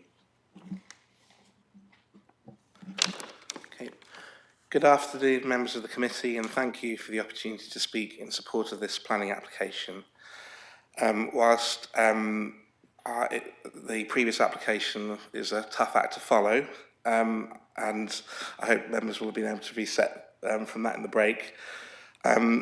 In its own way, this application has had a great deal of work and effort that's been undertaken to ensure that the proposal before you contributes positively to the Cambridge housing supply, whilst fully respecting its surroundings and context. And we are grateful for the input of Cambridge Planning Service, which has seen the original proposals amended and improved upon. We agree with the position set out in the committee report and the 20 planning conditions proposed. I won't repeat the points contained in the committee report rationale, but would like to take this opportunity to give additional context to how this project would be thoughtfully progressed should the committee give their endorsement to the scheme today. Firstly, I wish to make clear that not only am I the applicant, but I also live at 303 Histon Road with my 2 children, aged 5 and 7. This is my neighbourhood too. And it is important for me and my family that I ensure that any development here is undertaken considerately, and I will be on hand to personally oversee and take full responsibility for the project at all stages. More generally, as a small builder of only 1 or 2 projects per year, proposals such as the one before you are the lifeblood of my business. I have just completed a new build property in the Castle area of Cambridge, which is a high quality addition to the Cambridge housing stock. And this project is now next to be progressed and is ready to be delivered immediately. Whilst this position would not outweigh an inappropriate proposal, that is not the case here, and I hope that in line with the government's drive for immediate delivery of new housing, the committee will find fit to approve this application to support a local SME business and provide an additional family-sized home in Cambridge. Thank you. Right, thanks, Adrian. Okay, you can stay there if you want, or sit at the back again, whichever. Members. Councillor Todd Jones. Thank you, Chair. Just to say that perhaps I ought to declare an interest, which is, I don't think it's at all relevant now, but regarding section 4 of the report and the relevant site history, the 2 applications, 2022 04694 and 00758 were applications that I commented on as a ward member. I wasn't on the planning committee at the time. As I thought, my comments were that these were very inappropriate applications. I was pleased to see them refused and the appeal dismissed. Now, this application is much more acceptable, and I do appreciate that some recognition has been made in terms of the past planning history of this site.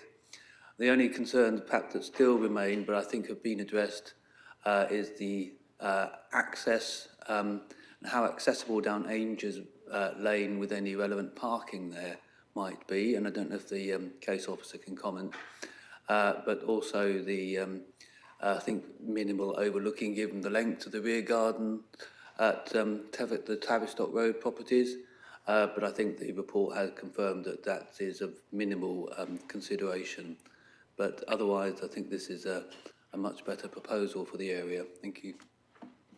Thank you, Councillor. Any more? Yeah, Councillor Thornborough. I'd like to, and I'm very pleased that there's a BNG condition here, and the applicant is here. I'd like to just talk about the with any new building, there's just a fantastic opportunity to design in early ecological improvements like bird boxes and within the building. And there are some really good materials and details that are standard off-the-shelf details that can be incorporated, and that they really enhance, in my opinion, any building that comes forward. And I hope that they will be able, those simple things that I think really improve the ecology would be able to come forward. And I think it'd be really good if we could make that suggestion to all housing schemes that come to us. I'm pleased that there's a green roof on the bike shed, and I'm also pleased that the streetscape along this little road is I think it's enhanced by the fence to the garden actually being set back and not kept at the back of the pavement. They've set it further back, so there's the parking space, but there's a bit of front garden, which I think will help people going past. I think that's a nice feature. Just slightly, my main concern is just the access if it's not an adopted road, and therefore the surface of the road might not be ideal for people walking or cycling to this property when we're trying to encourage people not to use the car. But I think I don't think there's been any objections from highways about that, but that would be my concern. Thank you. Councillor Pora. Thank you, Chair. No, it's good to see the BNG is being calculated as if it were grass rather than obviously as a construction site. It is a bit disappointing, some of it's off-site. I just wonder, I think my understanding is there is going to be a tree planted. I think it was T3. And if the officer could just say a little bit more about how much we will see on site, and obviously take into account Councillor Thornborough's points about things like building in Swift boxes. I think the objector talked about overlooking, talked about the different ground levels. So I wonder if the officer could just bring up the pictures and just go through, because I wasn't quite clear where the objector was living and which views he was talking about. And finally, I noticed that part of the S106 for the adjacent development, they haven't improved the access lane. Now that isn't pertinent to this development, but it might be Toby rather than Phoebe. Are we following up on that condition and make sure it's enforced? Because actually, you know, this is affecting a new application coming forward, and if that is part of the S106 and hasn't been discharged, but the rest of the site has been built out, I wonder if officers could just make sure that that is taken forward, please. But my main concerns are just about the implication of the change in ground level and whether that affects any of the calculations for overlooking. Thanks. Yeah, one more and then we'll go back. So Councillor Bennett. This is just a very quick point, which is, I note from the images that there's no pavement in Angers Lane, just a grass verge. So that would be very problematic in terms of wheeling access. Taking either a wheelchair or mobility scooter, you would be forced into the road. And I'm just concerned that with the building line so close to the road, that we are blocking any possibility of a proper pavement being constructed at some point. Otherwise, no comments, and thank you for a great presentation. Right, thank you. Phoebe? Thank you, Chair. In regards to the access on the road, there isn't a pavement at the moment and there isn't a grass verge. It is just a road, and that's what was designed as part of the scheme. So they wouldn't be pushed onto a grass verge. It's a the access track isn't the Angers Lane isn't built to highway standards, but it is a maintained hard surface. The opposite the proposed car parking space are on-street parking for visitors, and with that the lane is narrowed at that point. So in leaving and entering, the speeds are limited on that road, and it's partly by the design of the visitor parking. I'll just share my screen a second.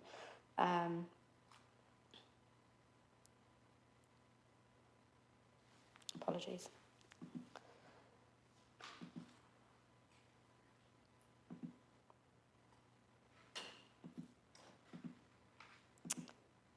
So in this location, you can see that this part of Angus Lane is narrowed.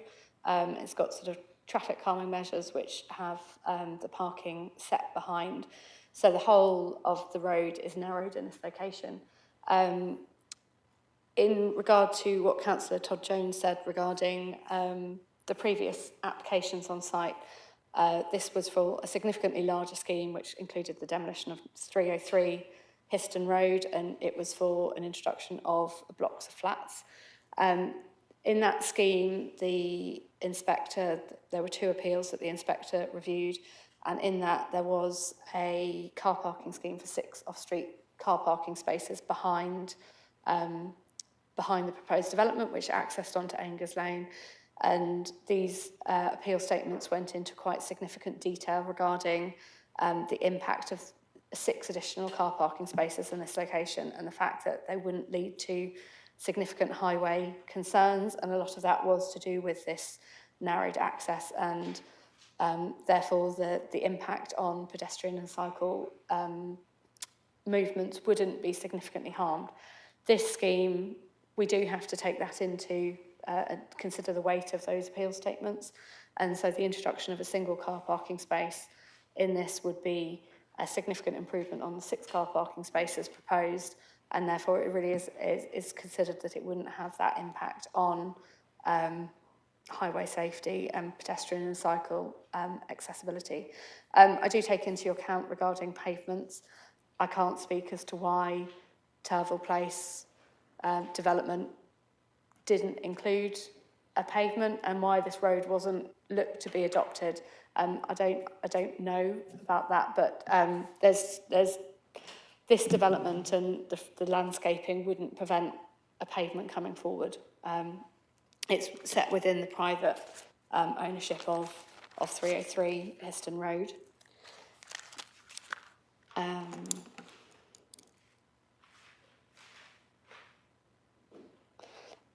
In regards to biodiversity and the building materials, an enhancement condition has been put on, and so details would come forward on regards to biodiversity enhancement, so things such as bat boxes, swift bricks, and these details should come forward as part of that condition. Tree planting, the proposal does show a tree to be planted at the front, within the soft landscaping at the front of the scheme. Minimal details have been provided regarding the soft landscaping, so a condition has been attached, and further details regarding species and plants will come forward with that condition attached.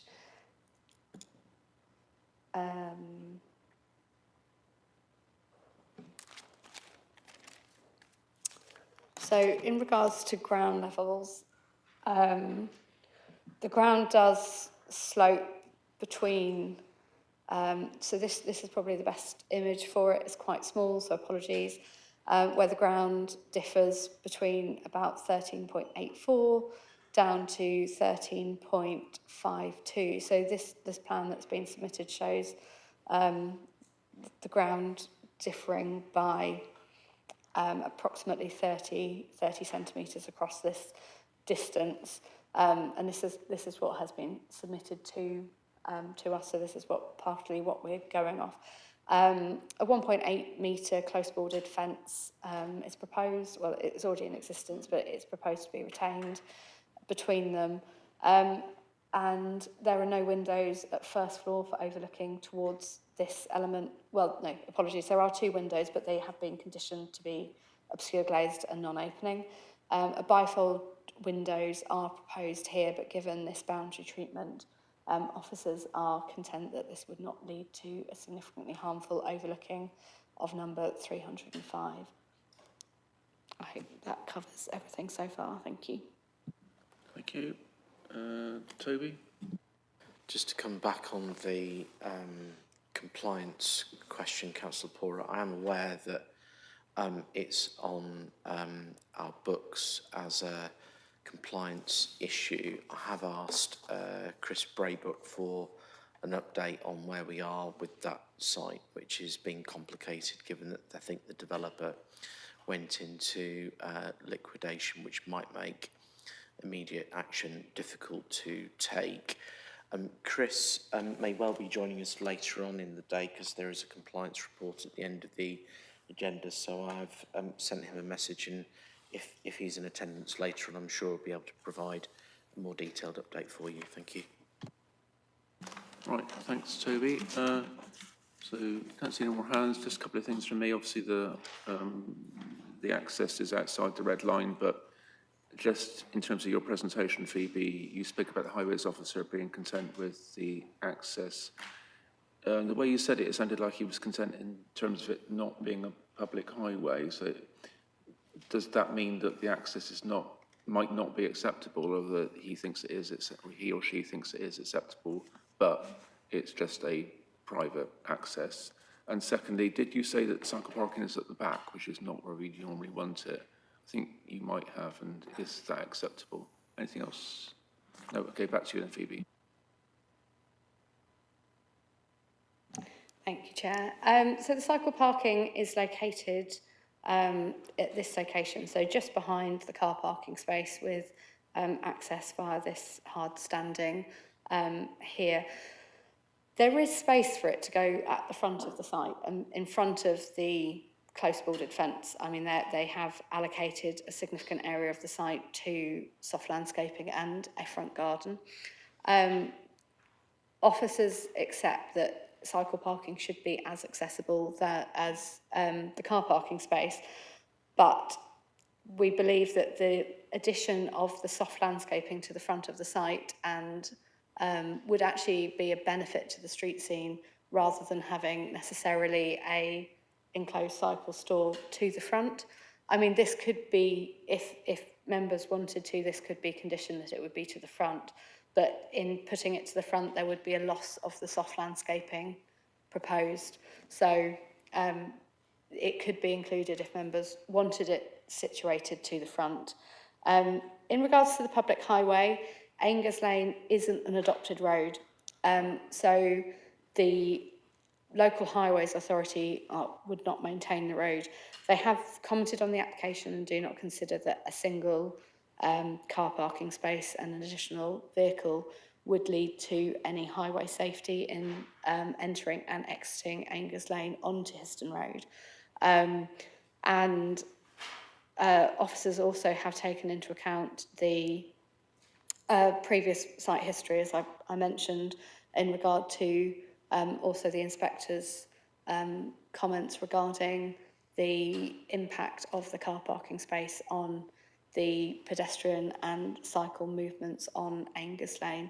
So the local highways authority haven't raised any concerns, but this has also been assessed as an additional vehicle entering onto an unadopted road. I hope that makes sense. Thank you.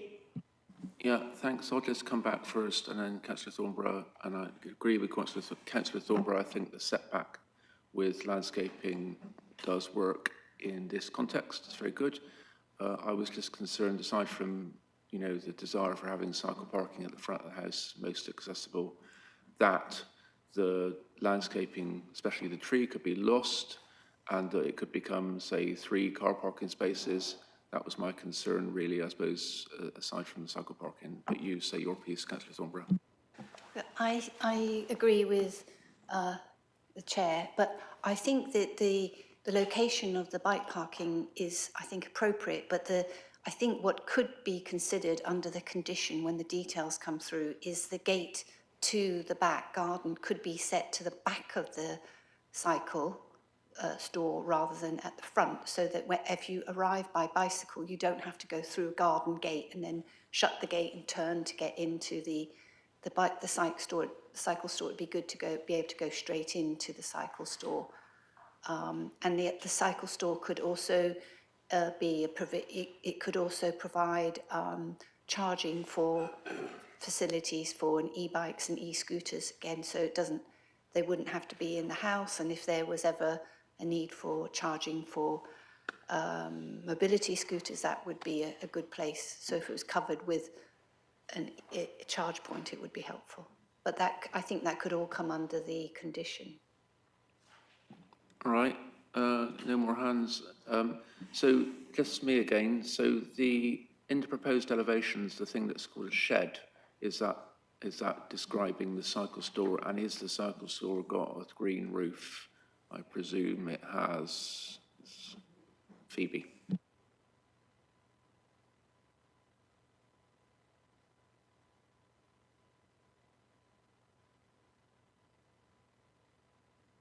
The cycle store doesn't have a green roof at the current time because it's got it's not a flat roofed building. It's been shown with a dual pitched roof. And because of that, it's not green in this instance because it's not a flat roof. And elevations have been provided regarding it, which is why the condition, I believe, is a compliance condition to be built in accordance with the approved plans. Thank you. Councillor Thornborough? I think that the cycle store is shown with an extremely low pitch, which can easily accommodate a ceiling roof. There's no reason why you can't have it on that low pitch, and therefore I think that really should be considered within our policy to have a green roof. I'd be really disappointed if that didn't come through in this extremely low pitch. Even a low pitch is needed even on a flat roof because of draining water. Yeah, thanks. Councillor Bajan? Chair, thank you. This planning committee has rejected several planning applications because cycle parking is not put in front of car parking. And whilst it may be unreasonable to require the shed to be moved, and there may be very good reasons why we wouldn't want to do that, would it be not possible to have a condition that alongside the side of the house there is a cycle hoop that the occasional bike that might be used could be secured to? That would seem to be a reasonable compromise. So I'd like to propose that as a condition. So there's various options, detailed options floating around here, which we could pursue if everyone was in favour, I guess, or we can have votes on it. Phoebe, you've already said, I think, that the cycle parking could be put at the front. And my concern, one of my concerns of two, was that somehow we could lose the trees when the development actually came forward, and that became 3 car parking spaces. So can you confirm, Phoebe, that the landscaping will not be lost? It will be built as shown? And can you also say something about Councillor Bajan's comments on cycle parking being at the front of the house?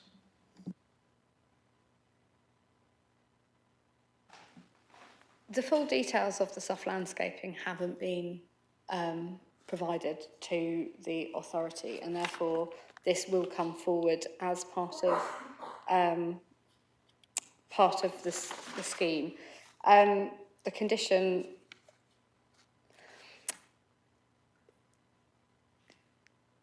currently, we haven't revoked the ability to remove hard standing as a permitted development right.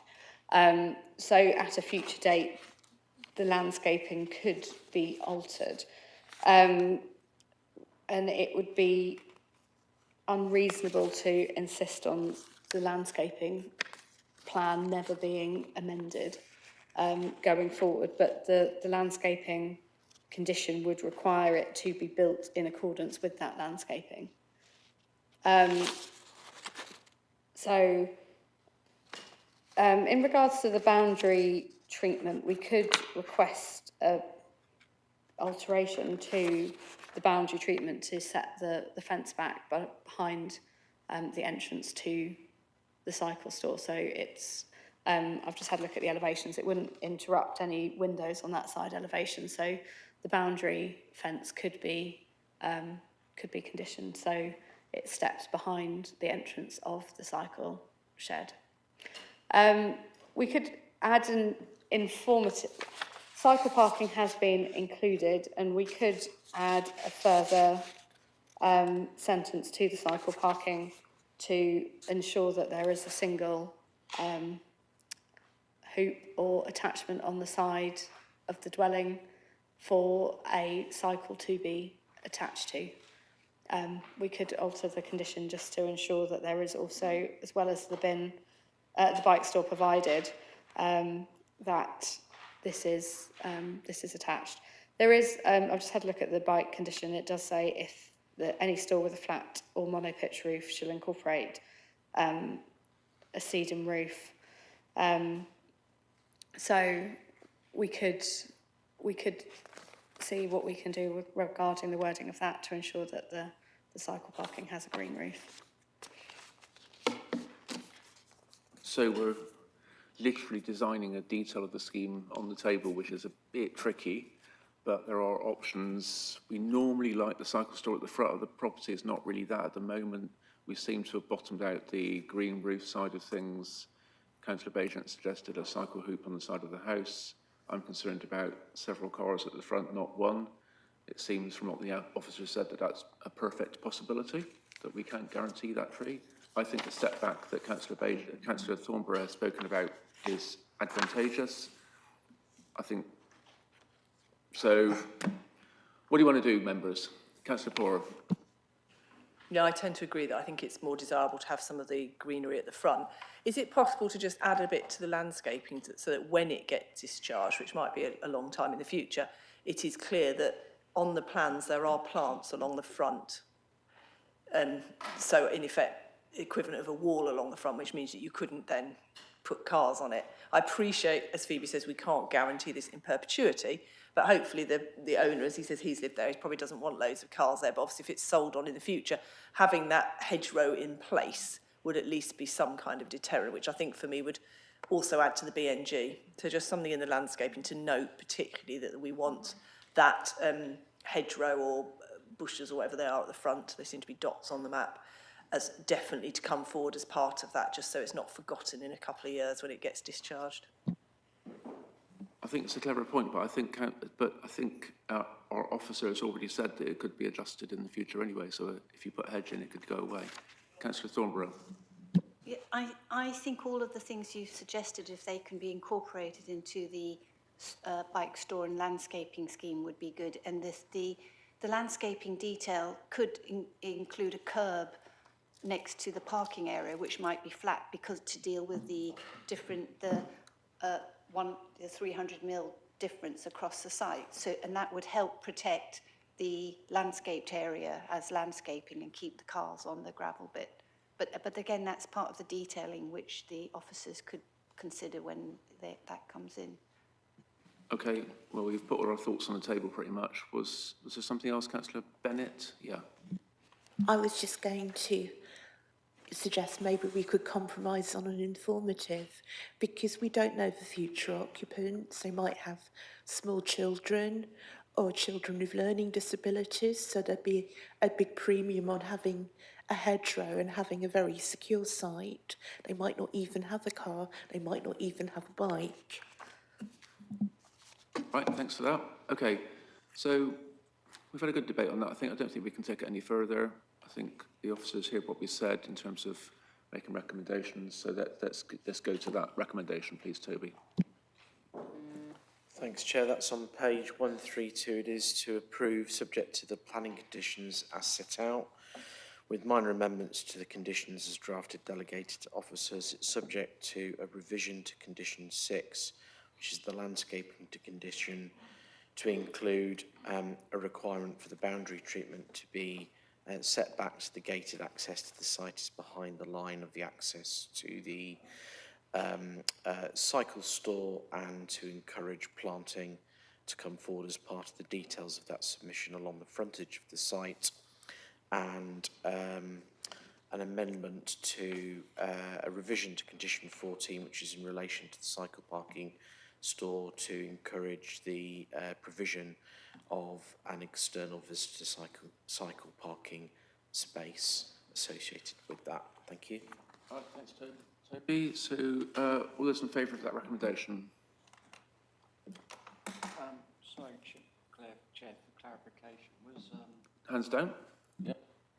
Was there green roof and bike hoop mentioned, or was that covered in the revisions to conditions? So the bike hoop was just mentioned now by me in terms of an attachment to that structure. The green roof elements are incorporated into the actual present wording of the conditions. I think that will be secured. Thank you. Thank you, James. Thank you, Toby. So, recommendation, all those in favour of the recommendation to approve? that's unanimous, Chair. Okay, thanks so much. Thanks to the speakers. And I suggest we have a lunch break now. Yeah. So if you come back at 1:15, then please, members, officers, thank you.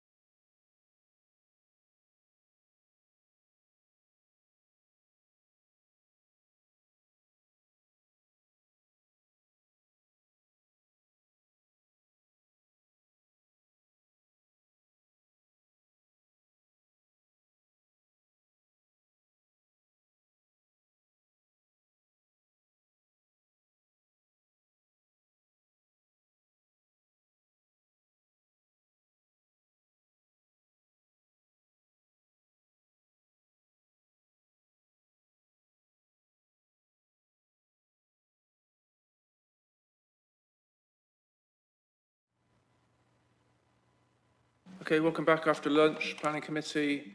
Next item is item 8, rear of 82 to 84 Victoria Road. So, Tom, you're the case officer. Got Peter Clark, applicant, speaking. I think that's it. So, Tom, when you're ready, please.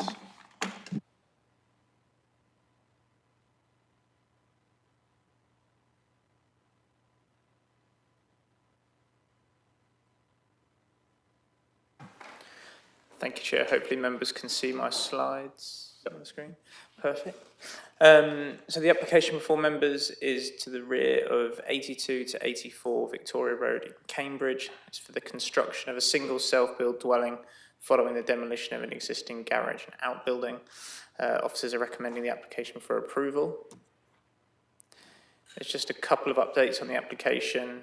Members would have seen on the amendment sheet, there's some amendments to the wording in paragraph 8.108. And then there's also the addition of a self-build condition, which is on the screen in front of members. That's to be added should members go with officer's recommendation. So the site is that edged in red.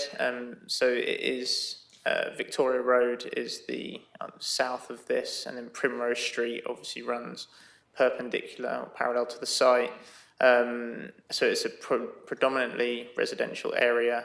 It is located within the Castle and Victoria Conservation Area, and it does just form part of the Castle and Victoria Neighbourhood Centre. I would have a slide indicating the other constraints of the site, which is this one.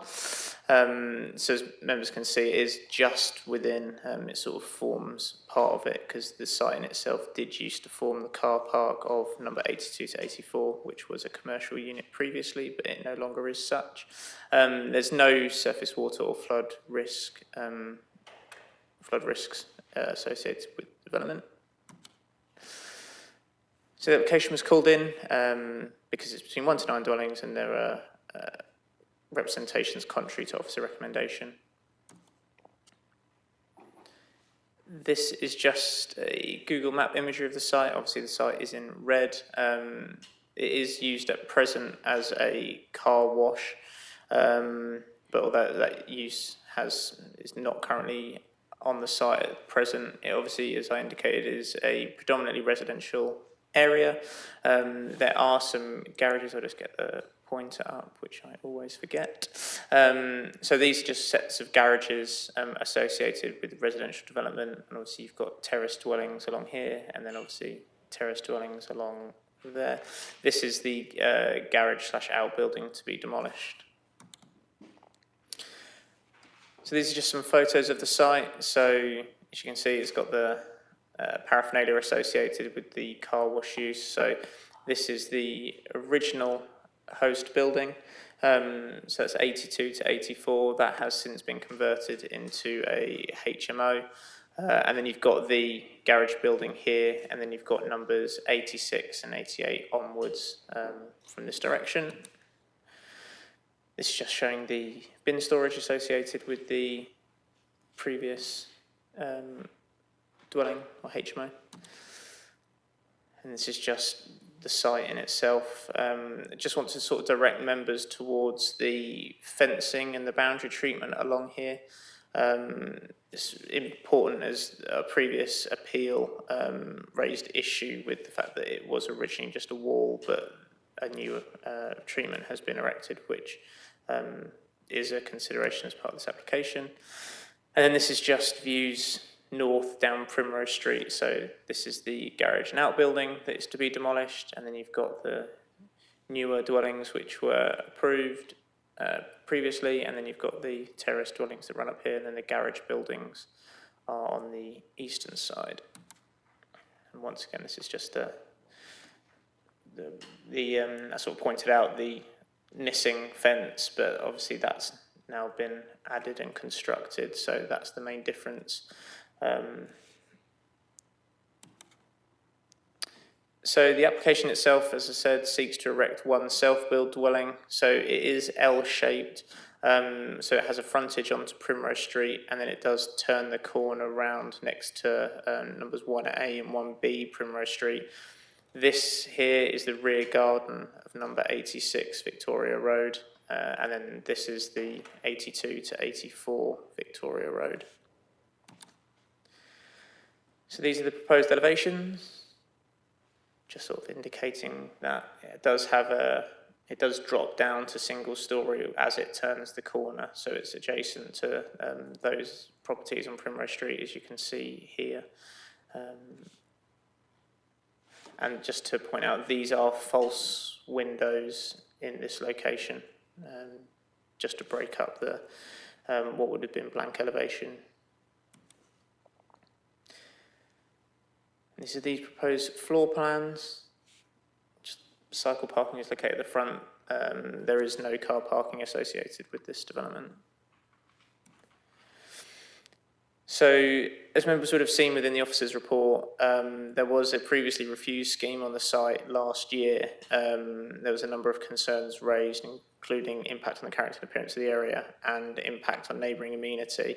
Members would also seen that there was an appeal on the site as well in 2009, which the inspector concluded that there was no harm in terms that it's a different scheme to this refused one. But a dwelling in this location would not cause harm, but they did have concerns with the impact on number 86, number 1B. The proposal seeks to overcome those concerns raised within the previously refused application as of last year, and then the appeal, that was in 2009, so it was quite a while ago. So one of the things to point out is just that there were some windows on this rear elevation which would have given a degree of perceived overlooking. The dwelling was quite close to the rear boundary, and obviously it was set further in, but that has been amended. I do have some comparison slides just to make it easier for members to see the differences. And then this was the, so as I said, these are the comparison slides. So as you can, one of the concerns that officers had previously as well was the outside space was essentially not usable in terms of policy 50. But obviously, officers, the scheme's been amended so that there is a much better outdoor space. It's also been set further away from number 86, so it reduces the overbearing and overshadowing impact on that neighbour. And then these are just the difference in elevations. So originally the previously refused scheme had no turn, it was just more bulk. And then this is just an indication of, so the blue is the existing garage, and then the red dotted area is the massing of the previously refused scheme.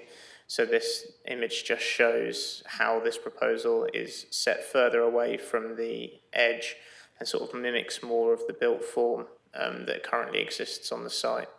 Obviously to help overcome the the reasons for refusal. In terms of consultee comments, there's been no objections from any consultees. Many have recommended conditions, which are obviously set out in the officer's report. And there were two representations, one in objection, which related to residential amenity impact, and obviously some of the other reasons on there, although some of these are not material planning considerations, such as use of the loss of value of the home. So just to recap, so in terms of the planning balance, officers are recommending for approval. Benefits include new housing. It addresses the previous appeal decision and refused application reasons, and obviously it's acceptable in terms of its design and appearance. Obviously, in terms of reasons for refusal or harm, is that there's some residential community harm, but this has all been detailed within the officer's report. Thank you, Chair. Thank you very much, Tom. So it's a statement, isn't it? If you might read it out, please. Then James from the applicant. Certainly, Chair. Statement from the applicant. This matter is being considered by the Planning Committee due to the written objections of neighbours. Having read these objections, I wish to answer the points raised in support of the application. 1. Rear-facing windows overlooking the garden. This objection appears to be due to misreading the drawings. The rear elevation only has false windows requested by the planning officers during the pre-application process to avoid a stark brick elevation. 2, loss of light. The proposed building mass sits on the northeast of number 86, and the shadow plots show that the loss of light will be minimal. The proposed scheme meets the recommendations in the BRE Guide to Good Practice Site Layout Planning for Daylight and Sunlight. 3, construction noise and pollution. This matter is controlled through the use of a construction management plan. This plan is a standard condition if the scheme is approved. 4, loss in value of property.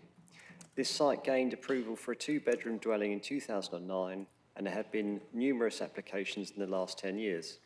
These applications are all in the public records and would have come to light in a planning search. The owners of number 86 should have been aware of this when they purchased the property, and if this would have an effect on their value. Statement from applicant ends. Thanks, James. Okay, so debate. Councillor Thornborough. 2 things. Can the case officer explain self-build, why this has got the term self-build in the description? And then also the condition 5, which is about construction works condition. I think I think we should, if this was to be approved, because it's such a narrow road and going on to quite a lot of residents, I think we would need to add in about keeping neighbours informed in advance of significant deliveries or a plant that might cause a restriction on access, because that could affect the emergency vehicle access. I think, those are my 2 points. Thanks. Thank you. Councillor Lokopatova. So I would like to find out whether the space standards are met, especially the kitchen, which looks like it's probably maybe like 1400 mil in width, if the width of the counter is drawn correctly. So that's my kind of a question.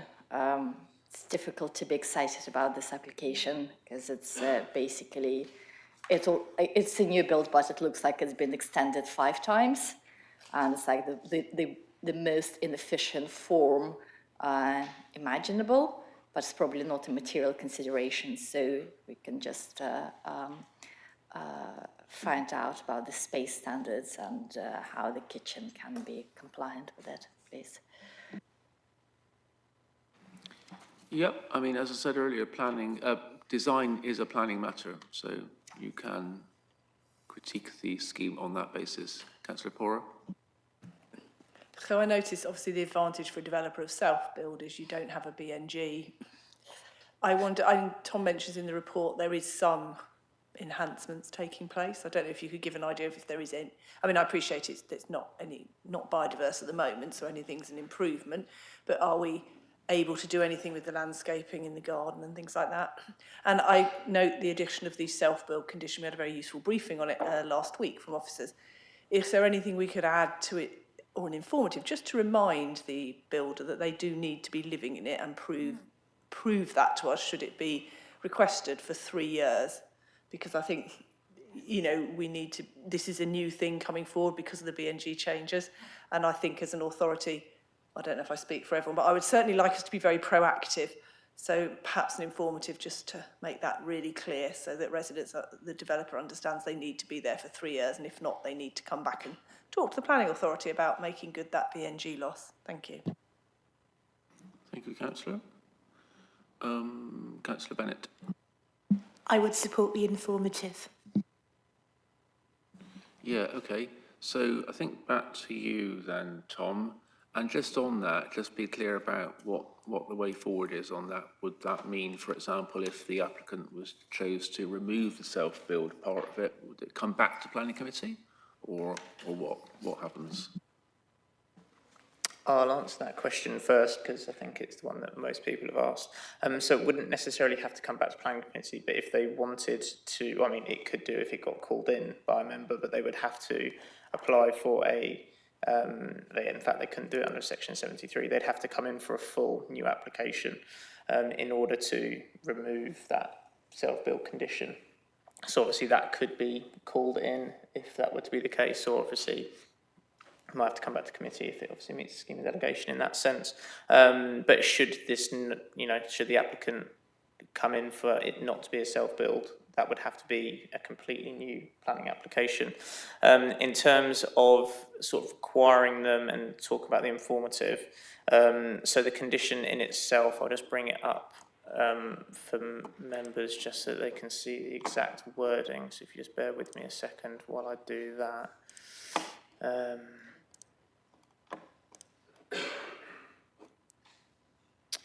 So this in itself requires them for it to be submitted. So whoever occupies shall be a person or persons who had a primary input into the design and layout of the unit and who intends to live in the unit for at least 3 years. And obviously they have to notify the council who intends to take up this first occupation. So they would have to submit details to us in order for us to confirm that. So I'm not, in my personal opinion, I don't think an informative would add much to that, because the condition in itself is quite specific in that they would have to provide that level of information to us. But if members do want to add an informative, then we can do so. But yeah, that wording in itself, and I think Councillor Thornborough was talking about the self-build. So that is, in its sense, the fact that the property shall be designed, not necessarily built by that person, but it should be designed by whoever, in this case, is the applicant, and then they do have to live in there for 3 years. So that's the sort of definition of the self-build in itself. In terms of the, especially the condition 5 regarding sort of affecting neighbours, because the road is narrow and it is an adopted road, should there be any blocking or stopping up, the applicant would have to apply to stop up the road, especially if there were to be any construction works associated with that.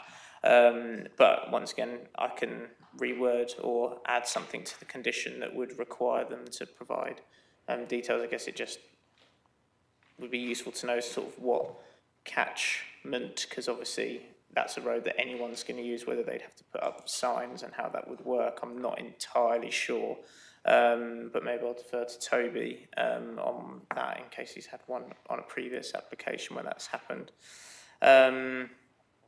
Councillor Toby, regarding space standards, so the proposal in itself does comply with space standards. There's no requirement within the space standards in themselves which indicate room sizes apart from bedrooms. They're the only ones which indicate actual widths of rooms. There's nothing that necessarily requires a kitchen to be a certain width. Notwithstanding that, just because this plan says that the kitchen is going to be in that location, it might not be. They could make that the toilet and change the layout internally without the need for planning permission. So I think it's just worth noting that this is essentially the internals is an indicative layout, although the rooms are likely to be in those positions. It's just worth noting that we don't have much power in order to sort of ensure that kitchens are of wider sizes, because there's no requirement with that within policy. But the proposal in itself does meet the minimum requirements for space standards, and obviously we do consider that the external garden space is also of an acceptable standard. Councillor Pori, you mentioned BNG. Yes, obviously because it is a self-build, it doesn't have to provide the mandatory 10% as required by the Environment Act. However, condition, which condition? I think it might be condition 14. There is a condition which requires them to provide ecological enhancements. So they would have to provide that level of detail to us, which in itself would obviously hopefully help provide that. And if it was no longer self-build, the condition, the self-build aspect would be removed, and therefore the BNG condition, the mandatory one, would be added back on. So that would overcome any of those concerns. And And in terms of the landscaping, yes, that's something that officers would look at, is to ensure that there is an acceptable level of landscaping and there is a landscaping condition on the application proposed. So officers can make sure, and if members wanted to add informative, to ensure that there was more soft landscaping rather than it all being hard landscaping, then something that we could add. And I think that relates back to the self-build aspect was your other question. I think that was everything, Chair. Thanks, Tom. More questions? So, Councillor Porter first. Could we add a third point to the self-build condition to say that they need to confirm that they are still resident after 3 years? I did raise this at the training, and I know we may not have got official wording. Because the thing is, I can say tomorrow I intend to live there for 3 years, that's great, but the point is you need to stay living there for 3 years. So could we not add a third part to that? I'm sorry, Keith and Toby, it's going to give you a headache. To say you need to notify the LPA at the end of 3 years with proof that you have been resident there. I would, certainly if we can't today, I would very much like us to consider that to be a condition in future, because I think the whole point is it shouldn't necessarily be up to the LPA to spend money and time looking this up. I think it should be part of the condition discharge. And the second thing I wanted to ask, Tom, the blank windows, the fake windows, are they only on one elevation? Because on the plans it looks like they're on two, which means the second bedroom wouldn't have any windows. Or have I just misread the plans? So you see the I think it's the south elevation that looks into the courtyard. Are they fake windows? Are they both fake? Both of those two on the right, those two, are they all fake windows? Because that would mean that one of the bedrooms didn't have any windows, though I can see it has a skylight. But if the skylight doesn't open, I would have real concerns about agreeing a bedroom with no opening windows. Because we've had this discussion about one recently, didn't we? Yeah, there's more questions. But just on your first question, Councillor Porter, I didn't clearly hear what you said. Did you say that the applicant would have to say they'd been there 3 years or have to prove they'd been there 3 years? Well, actually, yeah, so adding a third part, as well as telling who is intended to live there, the third part will be at the end of 3 years from occupation, notifying the LPA and confirming that that person remained in residence, with the LPA obviously having the right to check that if necessary. Because I think All right, asking... we'll come back to that. Thank you. Yeah, thank you. More questions. So, Councillor Thornbury, you were next. It's really strange that this has come in as a self-build application, because it's a commercial lot at the moment, so there's no residence there, but the owner owns the commercial lot and the HMO. So unless the owner lives in the HMO, they must live somewhere else. So they're intending to give up where they're living currently and move here. But again, the benefit of someone saying it's going to be self-build is they can avoid the 10% BNG, but this site has pretty much no BNG on it at all because it's a commercial lot. So I really don't understand why, the last application we considered wasn't a self-build, and it was very obviously creating a new family dwelling unit for Cambridge, which we need. And this is the kind of unit the size of dwellings we need in Cambridge. So I don't understand why the advantage, that they're getting an advantage to do this.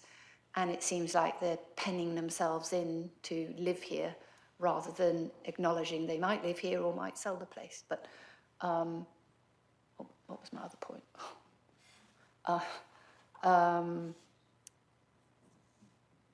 Just about the access for construction. I think we have recently, asked for planning applications where there is a contractor's condition regarding a contractor. I think, just as you said, we have done that in the past, so I hope that's a simple thing to amend that. And then the design, the condition for the shed, the bike shed, again, I really feel it should be sedum roof, and it may not be completely flat. It may be a very low pitch and therefore warrants a sedum roof. It's the pitch roof because it's only 5-degree pitch. That's a flat roof and it should be a sedum. Thank you. Thank you. Councillor Bagent. Chair, I wonder if this is one of those applications that, if approved, we would restrict development rights on.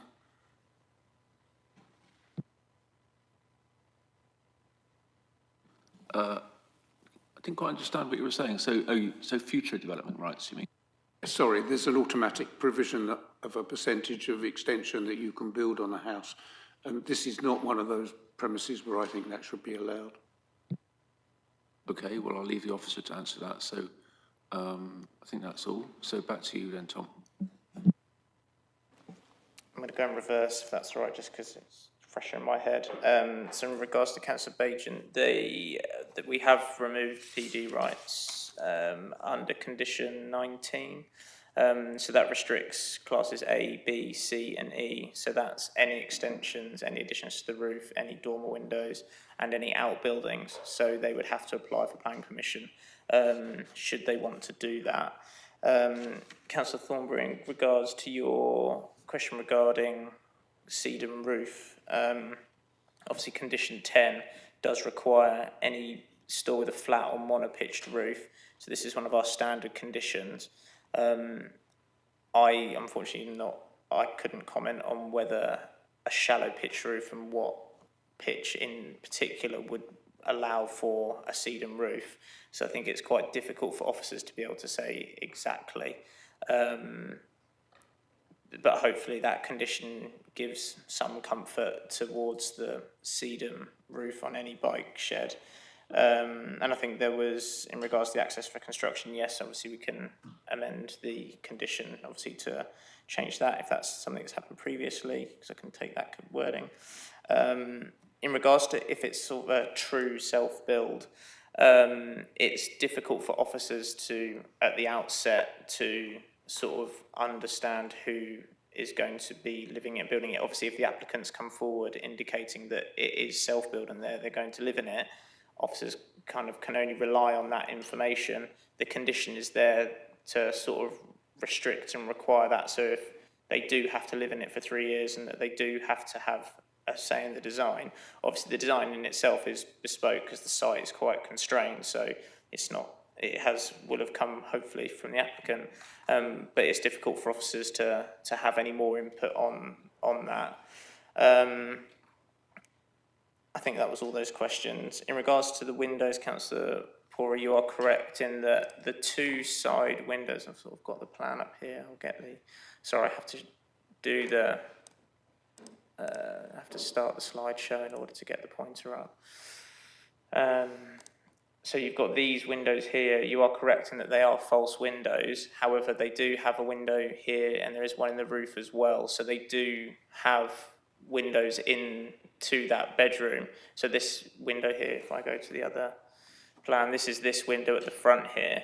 So they do have light into that window. And obviously they've got the 2 roof lights as well. So they do, and that obviously this front one would be openable.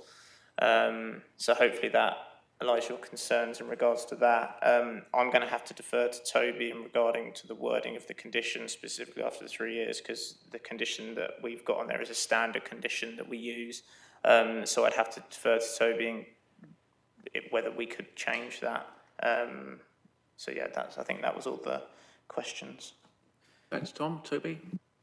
Thanks. Just on the flat roof question, our local plan actually does deal with that. So a flat roof is defined as a roof with a pitch of between 0 and 10 degrees. So that's how we typically interpret whether or not something could accommodate a sedum roof as per the supporting text of that policy. Understand your suggestion, Councillor Pora, around self-build, custom build. That condition is effectively one that's used by the planning inspectorate. Your suggestion around kind of confirming after 3 years that it has been lived in doesn't really serve a purpose, because after the kind of wording of the condition is such that after 3 years, effectively you're released from that occupational control. So if the authority at that 3 year period realised that you know, it had not been kind of accorded with what do you do from a compliance point of view. I think there is there's a wider issue around how we monitor self and custom build that actually is much greater than just the city. Actually, we've got a greater demand for self and custom build in South Cambs, and that is a problem I think that we're going to have to kind of take away and take some further advice on, because there is a degree of scepticism behind a number of, I'm not saying it applies to this application, but a number of applications that that we've seen, whereby you kind of actually wonder when these things are built, whether they're being properly occupied, and it's a significant risk, I think, for the council, but also for potential purchasers. So I'm happy to come back and report at the next committee where I've taken that idea. I think for now, if we could utilise the standard condition on this proposal, it doesn't seem to take the applicants anywhere in terms of BNG in any event as Councillor Thornborough's set out. But as a wider issue, I'm happy to take that away and report back. So, yeah, I've got the hands up. Okay, Councillor Porter and Councillor Bajan. So, members, so on that, what Toby said, I think makes sense, as is often the case. And the applicant doesn't seem to be getting any advantage from this claim to be a self-build. And Tom hasn't said anything more than we understand already. So there we are. But what Toby hasn't said is he's going to go away and get more advice, which is essentially more information or evidence. So members, you could choose to defer this item on the basis you want more evidence and not allow the applicant to get permission on a scheme that we have doubts about. And the other thing is on the flat roof, we seem to have gone a little bit soft on that. I mean, I think this committee was pretty strong on wanting green roofs, not necessarily sedum, other plants are available, green roofs on most of these sorts of white sheds and such like. And as I know that our policy suggests up to 10% pitch, but I think green roofs can go up to 25% before it gets to be difficult to engineer. So I think we should be wanting green roofs, really. It's a much better solution, it seems to me, although probably more expensive for the applicant, but that's their lookout. So that's what I'd say on that. Councillor Porter. Yeah, thank you. I'm happy with Toby's suggestion, partly taking into account what Councillor Thornborough says, and actually they kind of just didn't need to be a self-build because there's almost zero BNG anyway, because it was already a flat site. But I would be grateful if you could take it away. And perhaps instead of asking at the end of 3 years, just saying that the applicant should notify us if there's a change in ownership, because then again, they have to comply with that condition. But I'd be grateful for an update on that. But I'm happy with the proposal to stick with what we've got for the moment for this particular case. And thank you for the windows. So it's good to know they've got an opening one. Councillor Bajan. Chair, I'm really reassured by what Toby is saying, and I'm also thoughtful about deferring this. I mean, there's a number of implications to self-build. There's a question of capital gains tax, which is not our concern, but it's a reality. There's also the question of double council tax if the person owns 2 homes, which is likely to be coming in very shortly. And third, do we actually know who is going to self-build? Is that the applicant, or is that actually the applicant?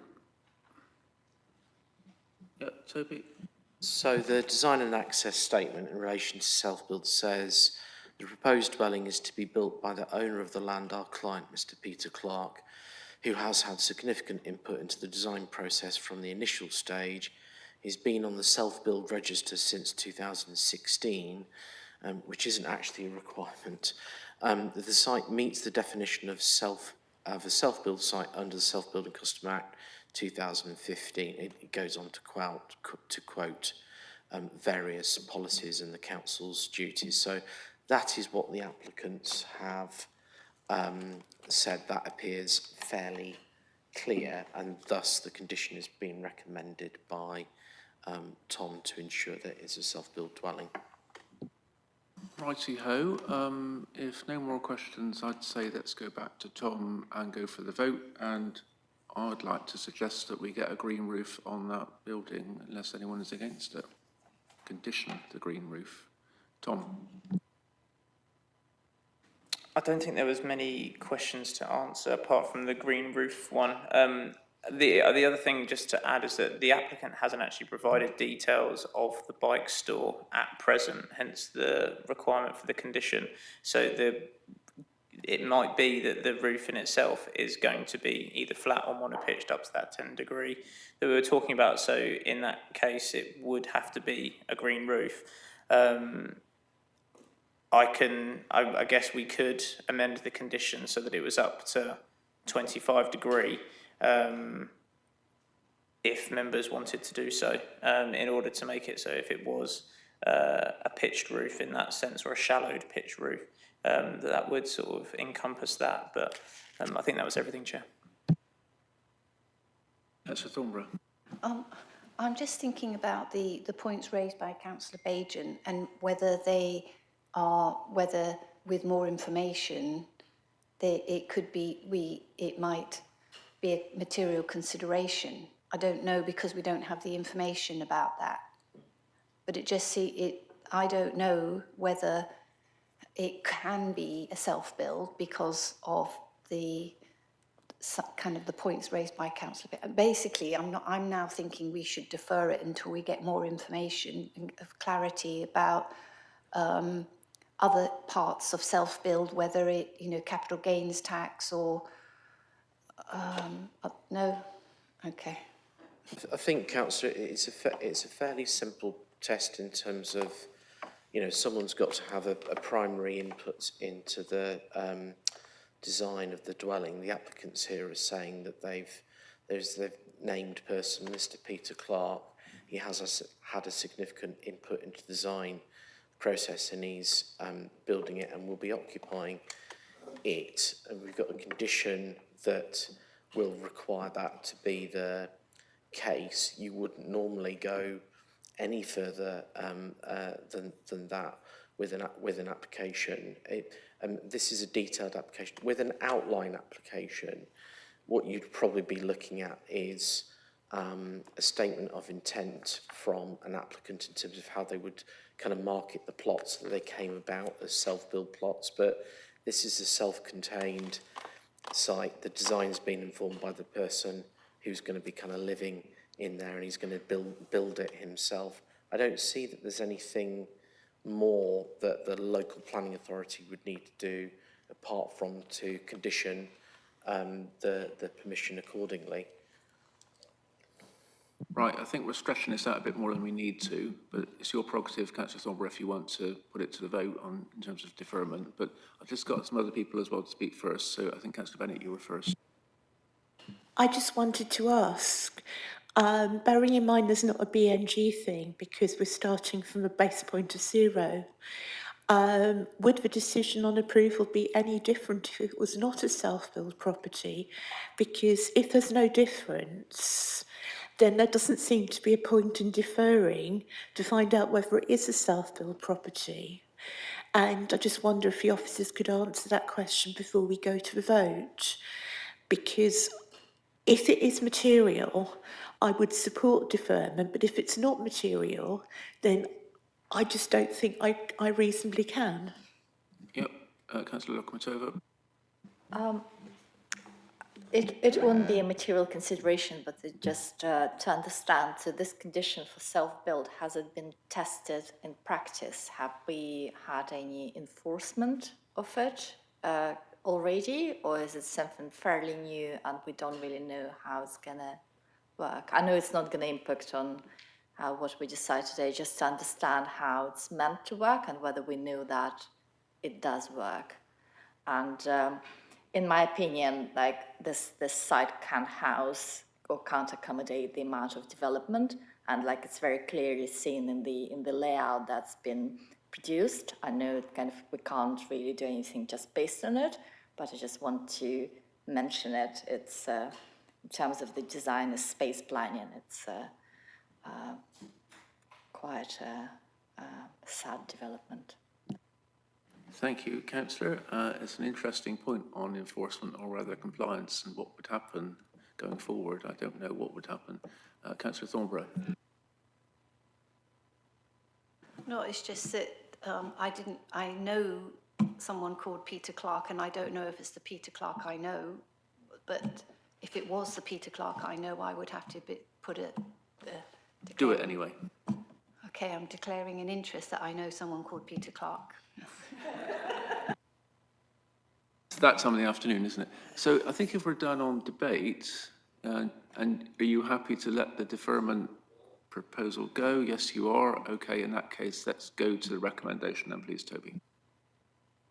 Okay, thanks, Chair. So the recommendation is on page 157. That is to approve, subject to the planning conditions as set out with minor amendments to those conditions as drafted, delegated to officers. It includes an amendment to condition 5 for an additional bullet point around keeping neighbours informed of significant construction works, and an amendment to condition 10 to require the bike and bin store to be provided with a green roof if below 25° in angle. Thanks, Toby. And the self-build condition, apologies. Right, thank you. So the recommendation is one of approval. All those in favour of that recommendation? That's unanimous, Chair. Right, okay. We've been going 45 minutes. It feels like longer. Do you want a break now, or do you want to do one more before we have a little break? One more. Okay, good.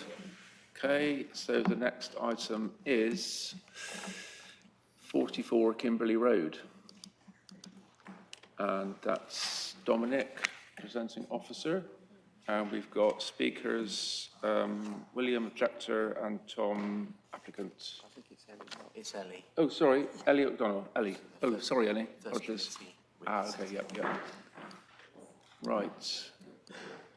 Is everyone okay? It feels a bit stuffy in here. We could open the windows a bit, maybe. It might be an idea. I don't know. What do we think? Is that all right with everyone?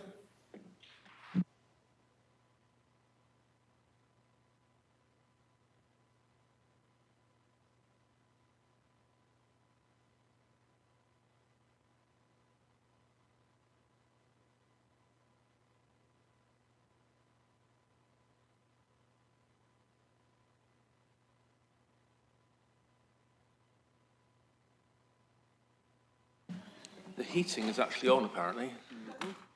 So that's probably something to do with it. Right, okay, so what we've got, 76 Gunhild Way, is that the right one? Yeah, this is 76 Gunhild Way, item number 10. Oh, is that the right one? You've turned over, Chair. I've turned over by mistake, sorry. 44 Kimberley Road. Yeah, as I said. Okay. Yes.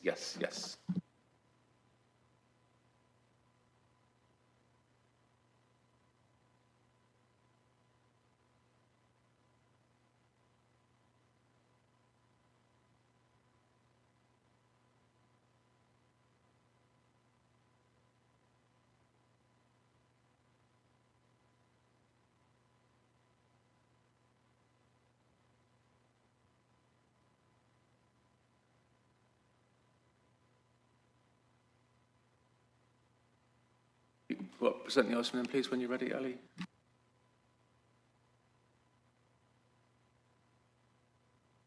Not sharing, not yet, no. Maybe this plug's a bit wonky or something.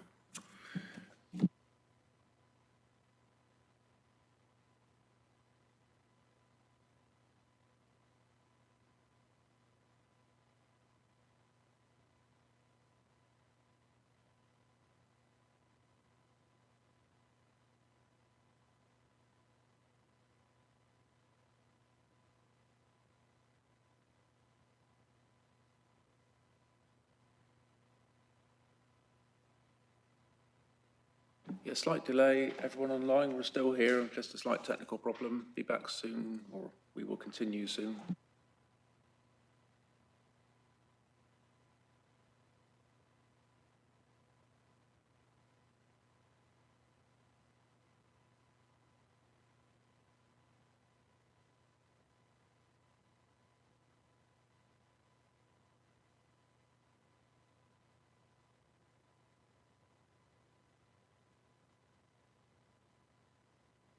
That's it. That's it now, Ellie. Thank you.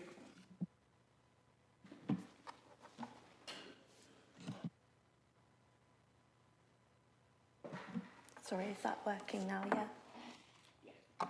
Okay, so the application before members is for the retrospective change of use of the existing outbuilding to a short stay holiday let and auxiliary annex. And the address is 44 Kimberley Road in West Chesterton, Cambridge. So the reason the application has been called in is because the proposal is for the change of use, and the neighbour comments have been received that are contrary to officer recommendation to refuse the application. So the main considerations are as follows: principle of development, impact on the neighbour amenity, impact on the character and appearance of the area, and bicycle and car parking provision. So the proposal site is shown in red on the location plan here and on the aerial photograph.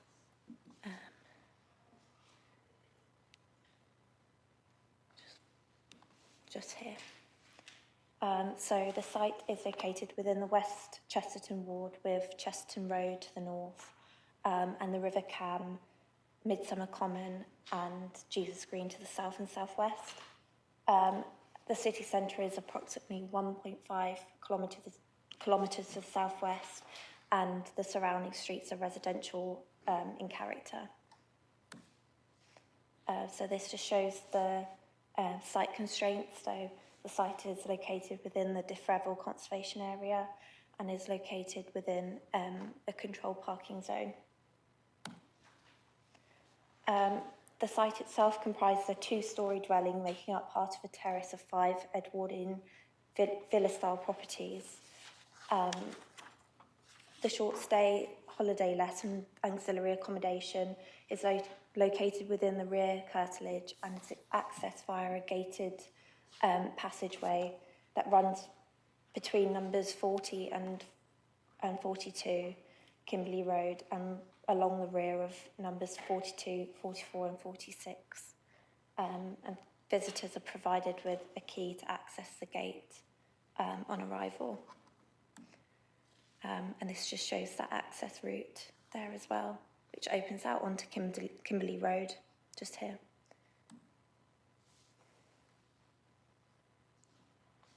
So here's just some photos to show the street scene of Kimberley Road and the character of the area.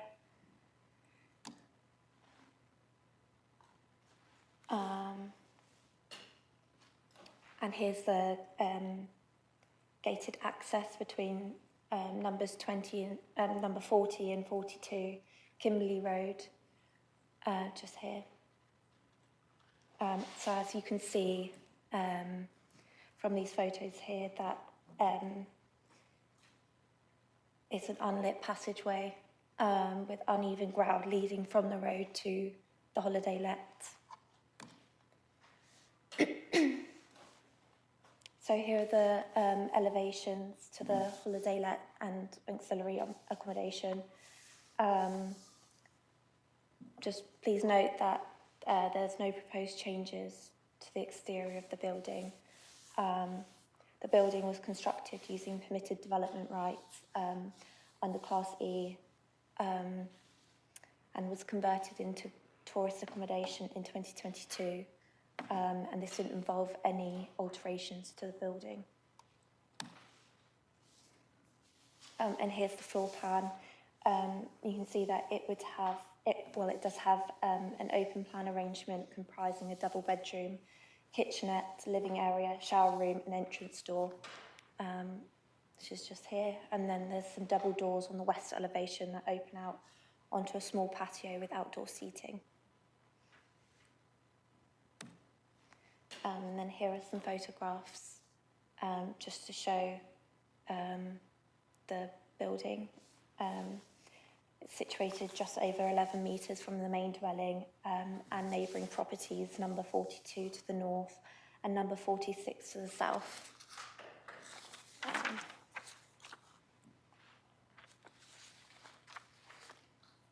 The these photos show the view towards number 46 here and number 42 here. So the proposal is for the permanent change of use of the outbuilding to a short-term holiday let and ancillary annex. This means that paying guests can occupy the building throughout the year, although at present the holiday let is typically occupied for approximately 100 nights per year, mostly over weekends, during holidays and in the summer months. Due to its small size, the unit is usually occupied by individuals and couples, and probably wouldn't be large enough for larger groups. The holiday let is managed, maintained and cleaned by occupiers of the main dwelling who enforce house rules and other guidelines for visitors to follow. And they also provide guests with a key to the passageway so they can come and go as they wish. And then when the unit isn't being used as by paying visitors, it's used as an ancillary annex for occupiers of the main dwelling. So 10 letters of representation have been received in total. Those in objection state that the proposal would result in a loss of safety and security to neighbours who share the passageway, that the proposal would be out of character in this residential setting, and that it would put additional stress on on-street parking. And those in contrast, those in support highlight that the holiday let has been in use for almost 3 years and has never caused any problems to neighbours. So the Conservation Officer, Environmental Health and the Local Highways Authority were consulted on the application and raised no concerns.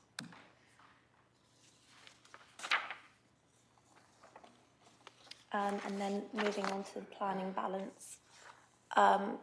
So it was considered by officers that the proposed building would be in keeping with the character and appearance of the surrounding area, and the Defrevel Conservation Area would make a modest contribution to tourist accommodation in Cambridge, and is situated in a highly sustainable location with local amenities and services within a short walking or cycling distance. However, the short stay holiday let, by virtue of its siting in a residential area, its close proximity to residential gardens and windows, and the access via an unlit passageway shared with neighbours, gives rise to potential noise disturbance and a loss of privacy and security for neighbouring residents, contrary to Policy 58 of the Cambridge Local Plan. And therefore, officers recommend that the Planning Committee refuses the application. Right, thanks, Sally. So Speaker has got a statement for us from William. Objector, please, James. Quite a long statement, Chair. I'll keep an eye on the time and then take your advice if you want me to complete or not. All right, thanks. Statement from Objector. We live in a neighbouring property, number 36. We object based on amenity concerns, security risk arising from access via the passageway, and inconsistency in policy and planning precedent if this change of use was allowed. The quoted precedent is from materially different contexts, so irrelevant. The agent's comments about the scale or appearance of the outbuilding are irrelevant to the proposed change of use. 1. The passage gate began being unlocked or even open after the outbuilding was refurbished and let. This poses a rear risk. The gate was installed after burglaries via the terrace's rear garden. We understand residents from numbers 36 to 48 have a right-of-way over this land owned by number 42, established in original deeds for personal use. Would letting clients, i.e. commercial, even have any access rights over this land? Number 44 have written to evidence of normal use and damage to their property requiring repair. 2, we're also concerned by amenity. The outbuilding has numerous skylights and exterior lights. Letting would increase light pollution in a garden area much beyond domestic use. We recognise the applicant's assurances to ensure amenity have best intent, but those are purely aspirational. They cannot guarantee the conduct of clients. It's not clear they'd always be on site to address concerns. Even at best, their enforcement would simply be leaving a bad client review after the fact, completely different from preventing or stopping disturbance. Number 44's original deeds prohibit a hotel/tavern, indicating the unsuitability of this commercial use. 3, following local policy, recent approvals for outbuildings, as at 10 and 44 Kimberley Road, have explicitly prohibited any commercial letting, even where this wasn't applied for.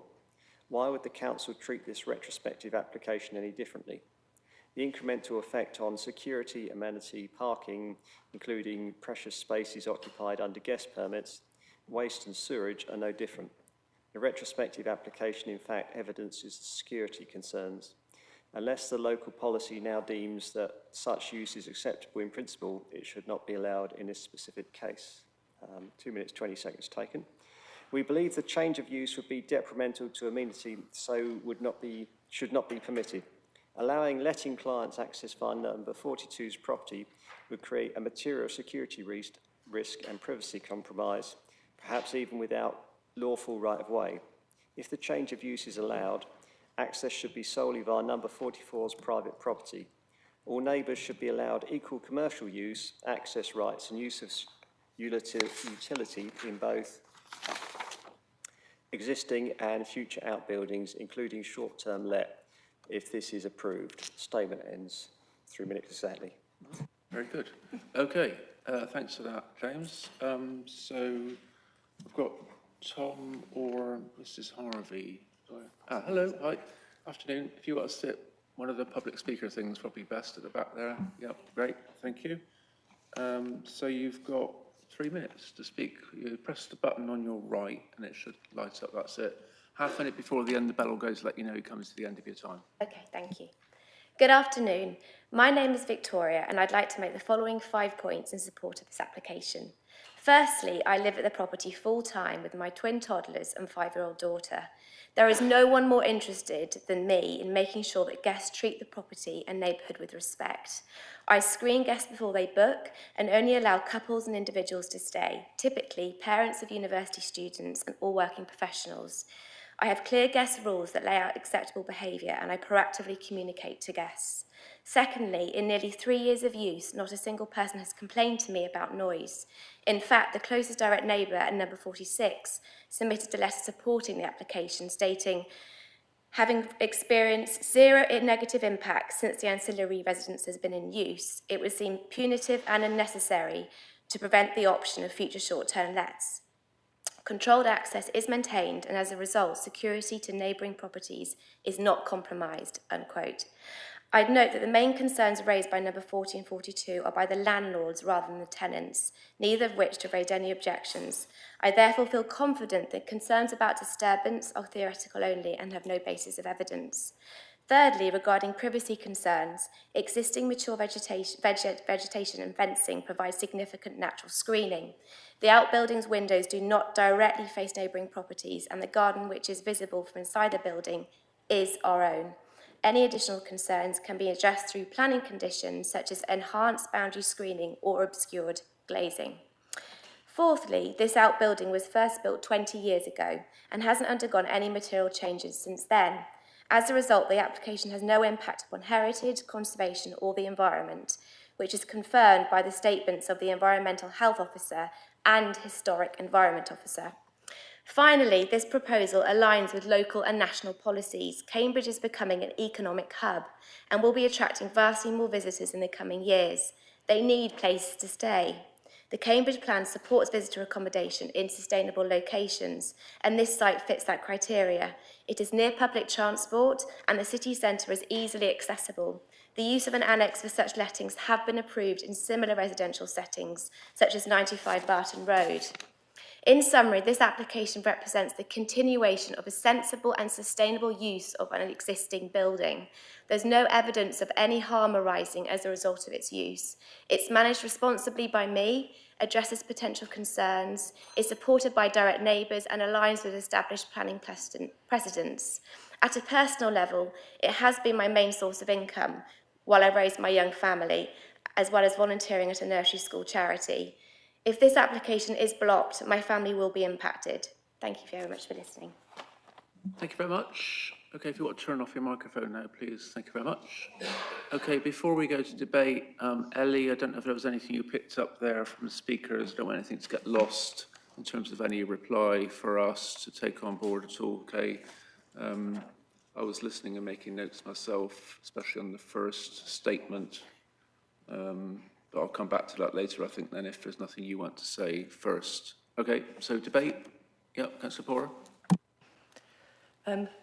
Thank you very much, Ellie. This is in effect asking for a new dwelling, I think, isn't it?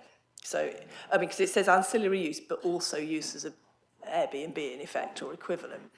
So I suppose my question to officers is, surely that has to have private amenity space. So I agree with the officer's assessment at the moment, subject to the debate, but I wonder if an additional reason is that if it is a separate dwelling, which I think is what it is meant to be being applied for now, because there aren't any rights to have a Airbnb in your garden under the PD rights, then surely it should have had a separate garden and not encroach, because in effect, if we were to grant this, this would grant a shared garden for the host dwelling and in effect, the new rental property.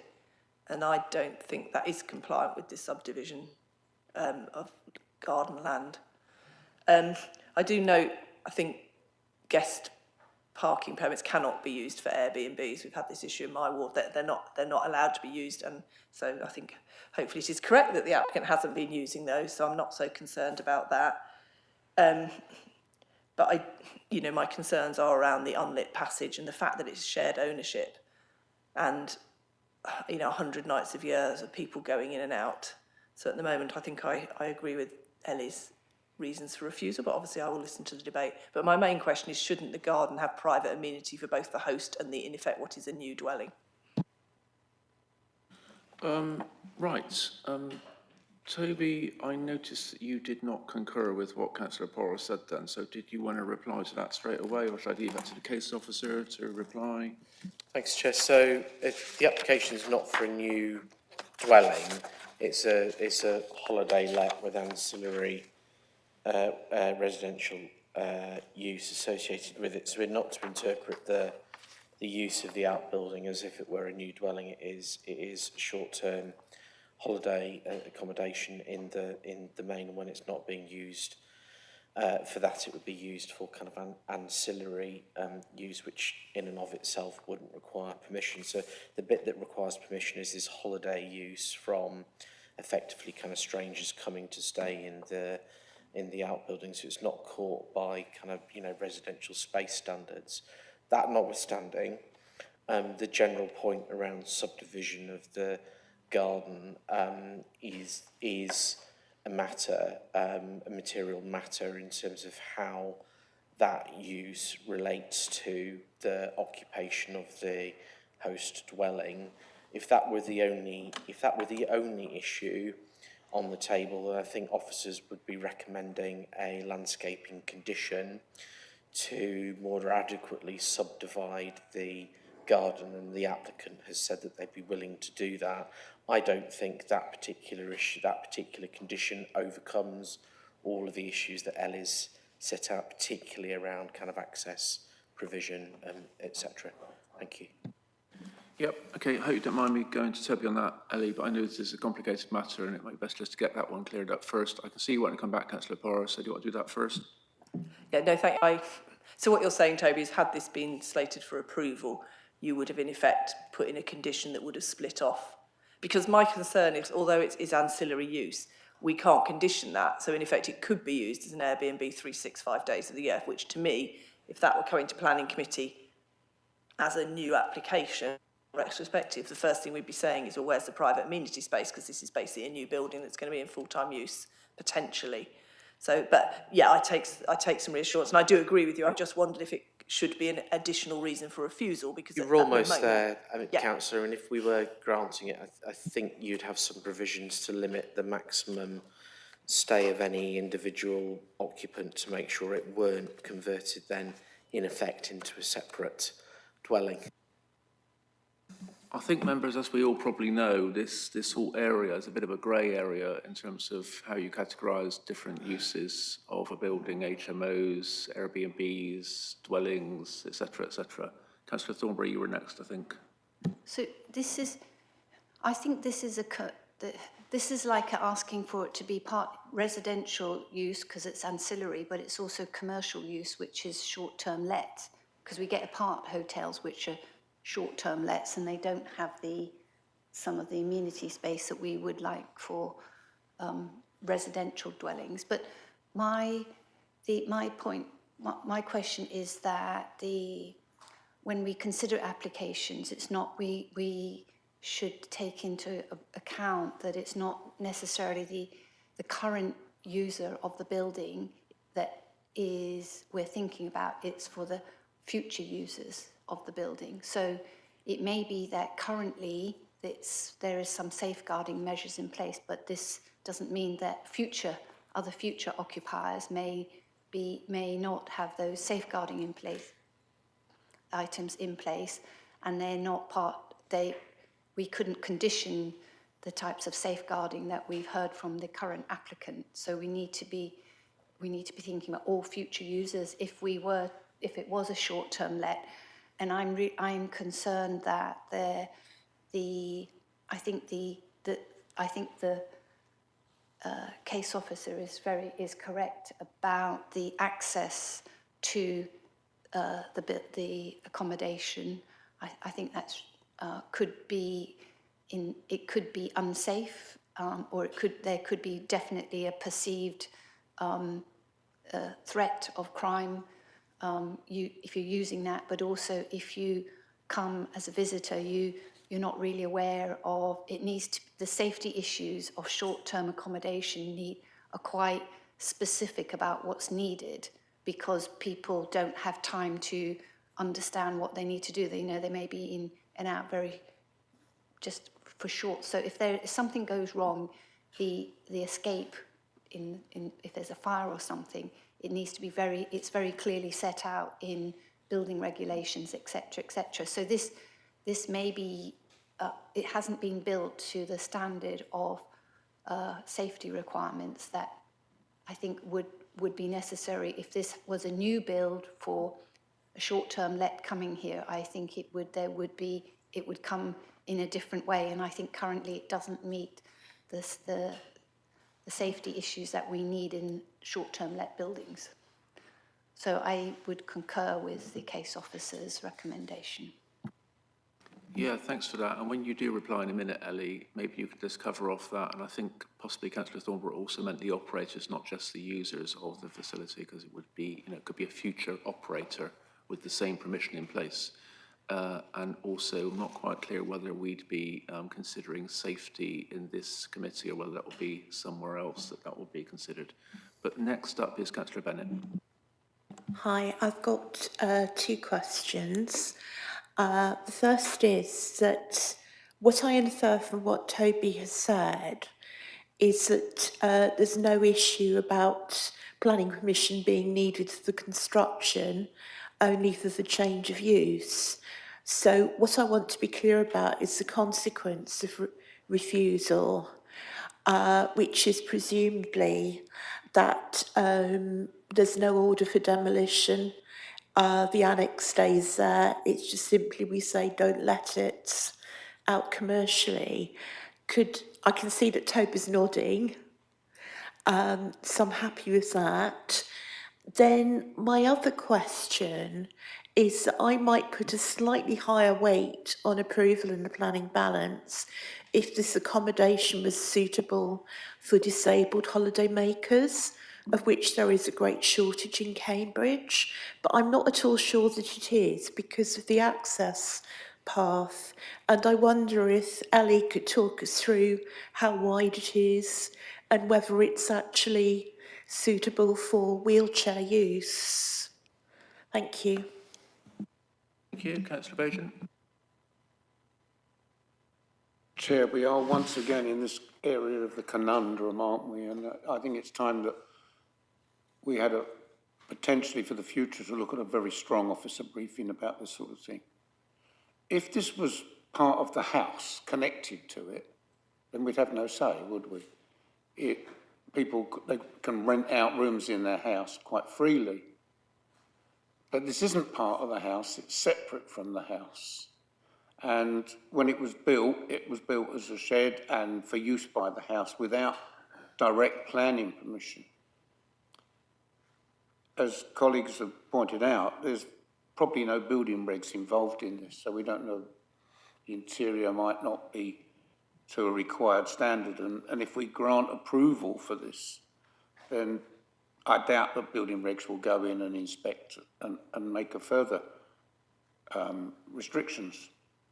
It clearly at the moment is not wheelchair accessible because it's got a gravel path, and you couldn't get a wheelchair along on that gravel, I don't think.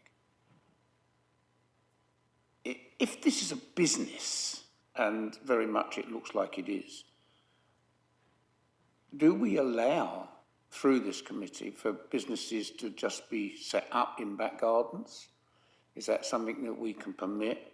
Does it pay business rates? Is it a separate? You know, these are all several questions that are grey areas for us, and we're sort of floundering.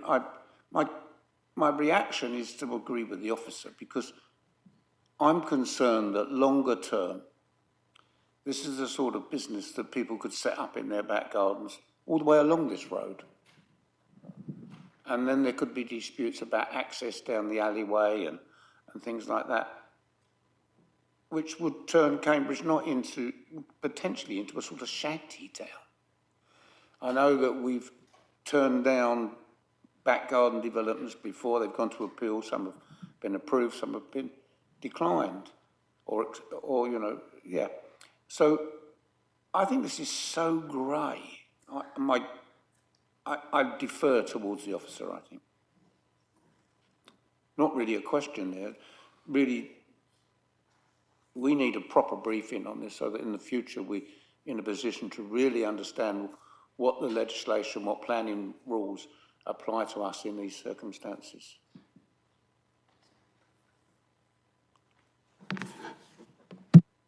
Right, okay, thanks, Councillor. I think maybe Ellie, make sure you cover off anything that councillors have said that aren't planning matters, so we're clear on that. And also, if there's any further briefings to be had, let's have them. But any questions now, councillors, ask the officers, they'll inform. Okay, I've got you, Councillor Todd-Jones. So Councillor Dryden next. Yeah, very quick question. I haven't dealt with one of these for a long, long while, but if I remember that where you have like something like this, where someone's going to live in there, they were never allowed to actually eat in there. They're supposed to, they could sleep in there, but they used to have to use the main buildings for their. And I was just going back in my memory now, where what happened, where they couldn't actually had to use as an ancillary to the main building, not separate, and that's the way they got around it. I think I remember that happening a long, long while ago in Cherry Hinton. We've got officers to cover that. So Councillor Todd-Jones, and then we'll go back to officers soon. Thank you, Chair. Just to say, I mean, we have worked very carefully through the policies in the Cambridge Local Plan 2018. A lot of work went into this, and the bottom line for me is that it's very clearly set out why this application is contrary to policies 35, 52, 56, 57, 77. I mean, I think it's a fairly clear policy outline about why this application has to be refused. Thank you. Thanks for that succinct response. Okay, Councillor Porter again.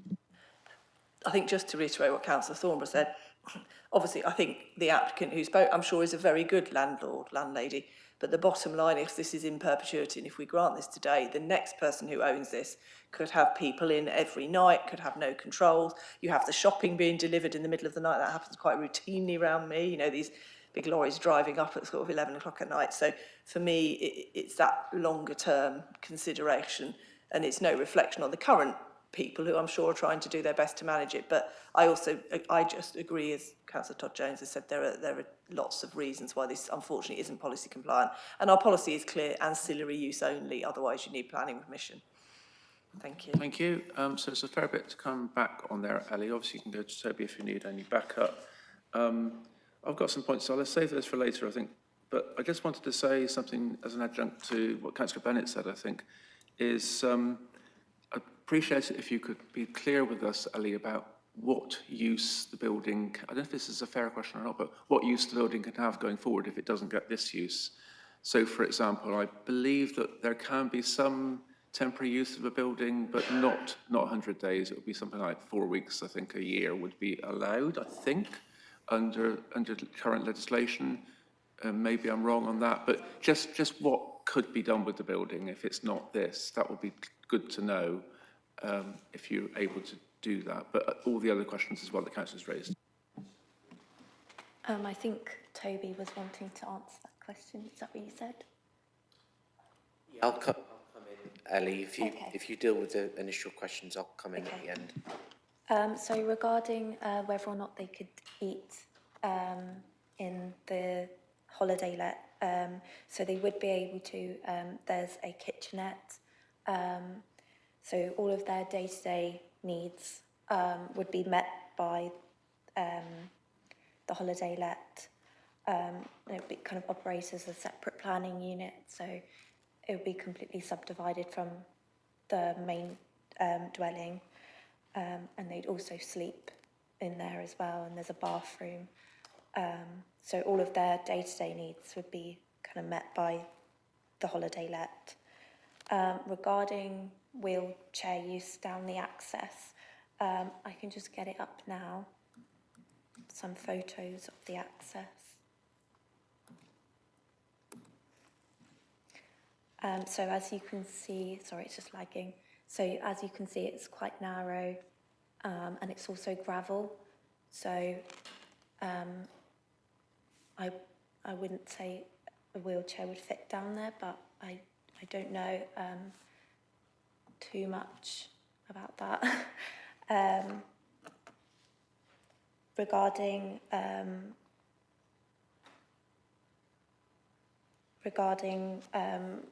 what exactly is applied for, so if it was to be refused, it's just for the change of use rather than for the actual building. So if the application was refused, then they wouldn't be ordered to demolish the building. It would just have to revert back to incidental use, because it was built under Class E, which permits an incidental use.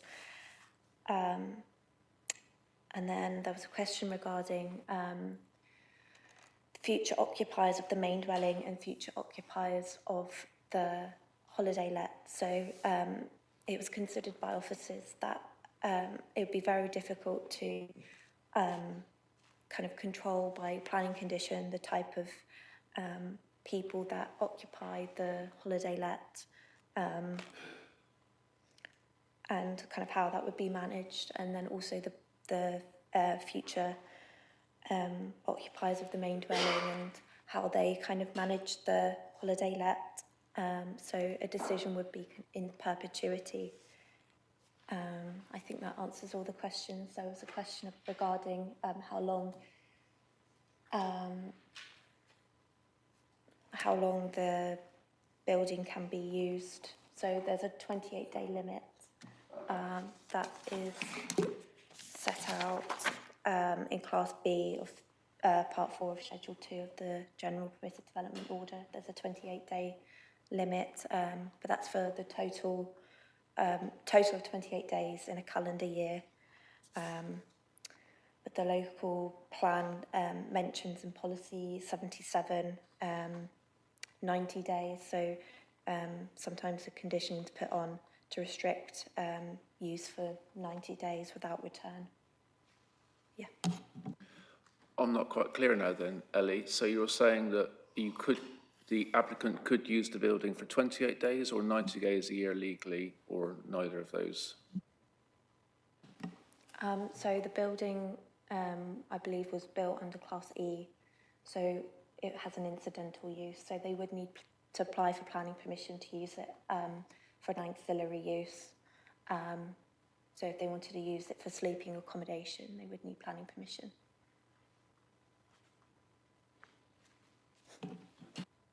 Toby? Yeah, I think this is a really complicated area of planning law, and everyone's kind of quite there, but not fully. I think actually we do have some member training coming up ahead of the next new municipal year, and we can certainly kind of wrap in differences between incidental uses, ancillary uses, caravans, and kind of short-term let. And your rights as a householder kind of vary, but effectively you have a right to erect building for incidental uses, and an incidental uses are typically uses that wouldn't be found in the main dwelling house. Once someone has erected something under permitted development rights for incidental purposes and implemented that, they then have an ability under permitted development rights to use that outbuilding for ancillary purposes. And ancillary purposes might include sleeping accommodation, but it wouldn't include, as Councillor Dryden has put, provision for entirely separate accommodation. So all of the facilities for day-to-day living. In that circumstance, effectively what's happened is a separate dwelling has been created because the relationship between the host dwelling and the outbuilding has been broken by virtue of the fact that you've got all the facilities there for kind of separate accommodation. Legislation around caravans is a different matter altogether and more complicated. We needn't go there today, but we can cover that in the member briefing. Additionally, there are available under the permitted development rights certain uses, generally speaking, of land for certain periods. There's some case law around when a material change of use has taken place or not. The kind of 28 days that Ellie has kind of indicated is a good marker for when the local planning authority might start to consider that a material change of use has taken place in terms of short-term visitor accommodation use, but there are other factors to take into account around that concern. It's called there's a case law called Moore, which looks at kind of the neighbourliness of use as well. So you might take into account, for example, the size of the unit, whether the unit were being used by hen or stag parties, etc., and in terms of the materiality of whether a change of use has taken place. So it is not straightforward to understand whether a change of use has or has not taken place with short-term let. The government last year consulted on a range of issues, and one of the proposals that the government was putting forward was around the licensing of short-term let, which I think is a jolly good idea. It would make a lot of sense, and that's what's happening across Europe. Insofar as this application is concerned, it's quite clear in officers' minds that a material change of use has taken place, planning permission is required, and there are a number of issues that Ellie's set out, which in our view mean that permission should be refused. There have been a few occasions, not many, where we've granted permission for short-term let at properties. The applicant raised 95 Barton Road. I was looking at 95 Barton Road, and that is a different relationship between, that was a conversion of a kind of first floor of a studio above a garage on a main road. It didn't have the same kind of access difficulties that this proposal includes, not in a backland area, etc., etc. So I think that's probably all I can say for now, but we can cover it in a bit more detail if members would want as part of member training. So to be fair to the, thanks for that, Toby. To be fair to the applicant today, we have to make sure that members fully understand what's on the table in front of them, and if there are any further questions, we can get officers to answer those.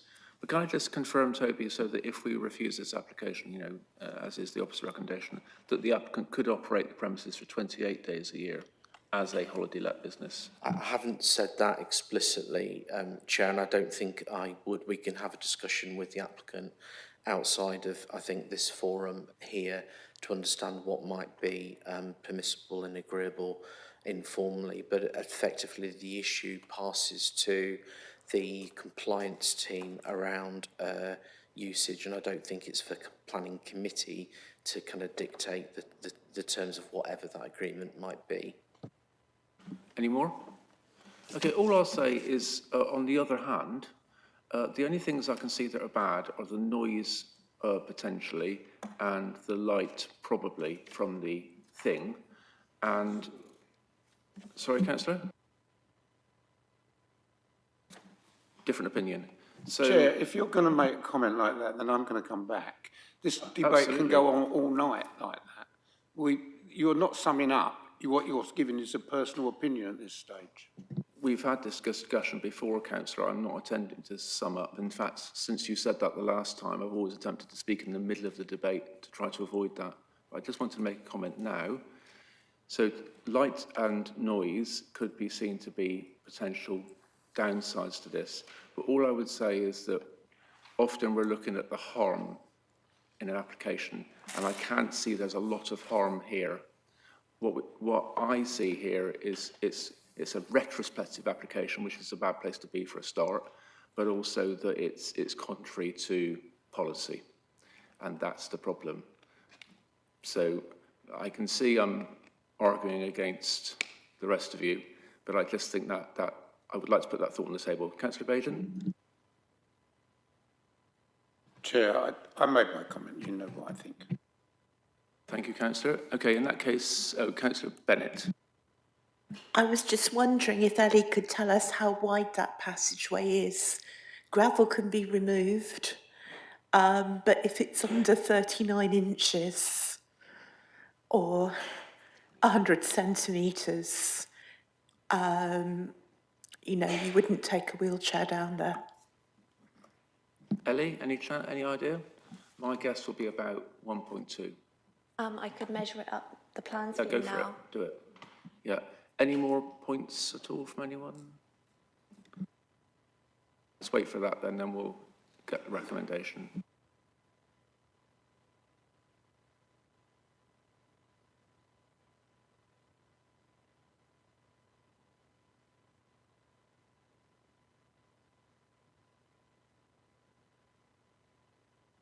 I'm excited now to see whether I'm right or not. It's a total guess.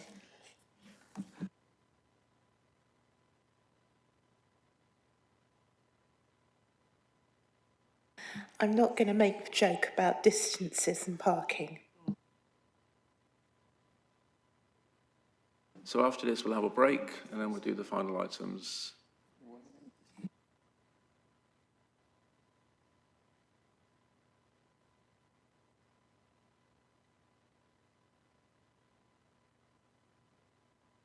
And as nobody came back, I presume that everyone does fully understand what's on the table in front of them, laid out by Toby, etc., etc. Okay, thank you.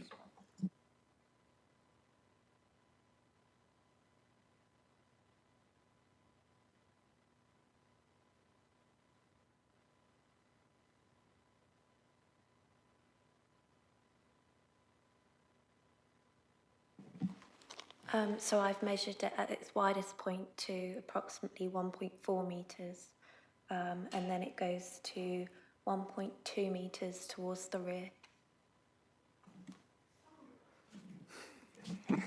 Okay, so I think we've got everything we need then. So let's go to the recommendation, please, Toby. Thanks, Chair. Set out on page 172, that is to refuse planning permission for the reason as set out. So all those in favour of the recommendation, which is refusal?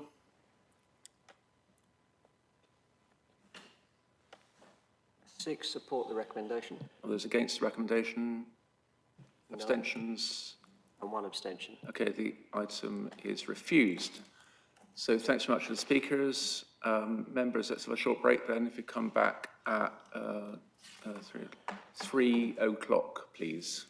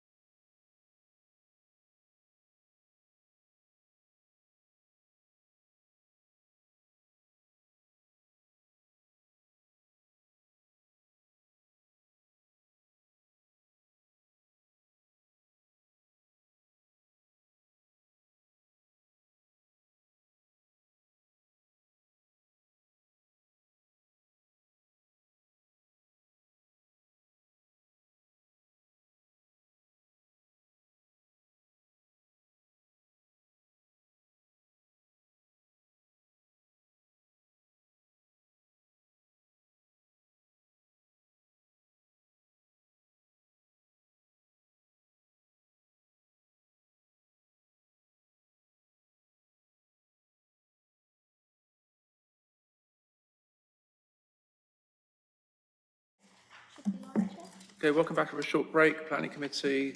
Next item is item 1076 Gunhild Way. No speakers in this item. Dominic, if you want to present the item then, please. Thank you, Chair. Yeah, hopefully you can all see my presentation. Yes, so this application is at number 76 Gunhild Way and is proposing the erection of 2 new dwellings within the site along with alterations, including the provision of 2 new accesses and a front porch to the existing property.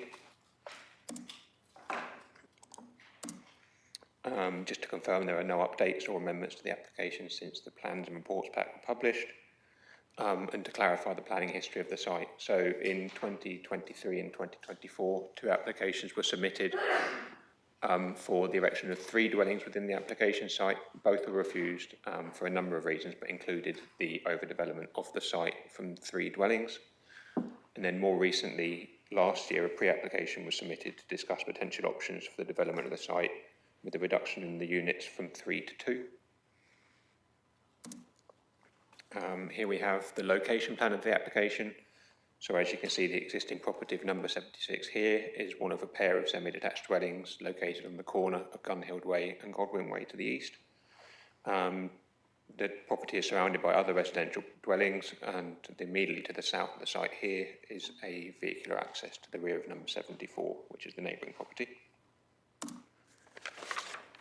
Here is an aerial overview of the site. Perhaps important to note is the open nature of this junction between Godwin Way and Gunhild Way. So on the western side of the road within the application site and also on the eastern side of the road, there are fairly large undeveloped areas of land.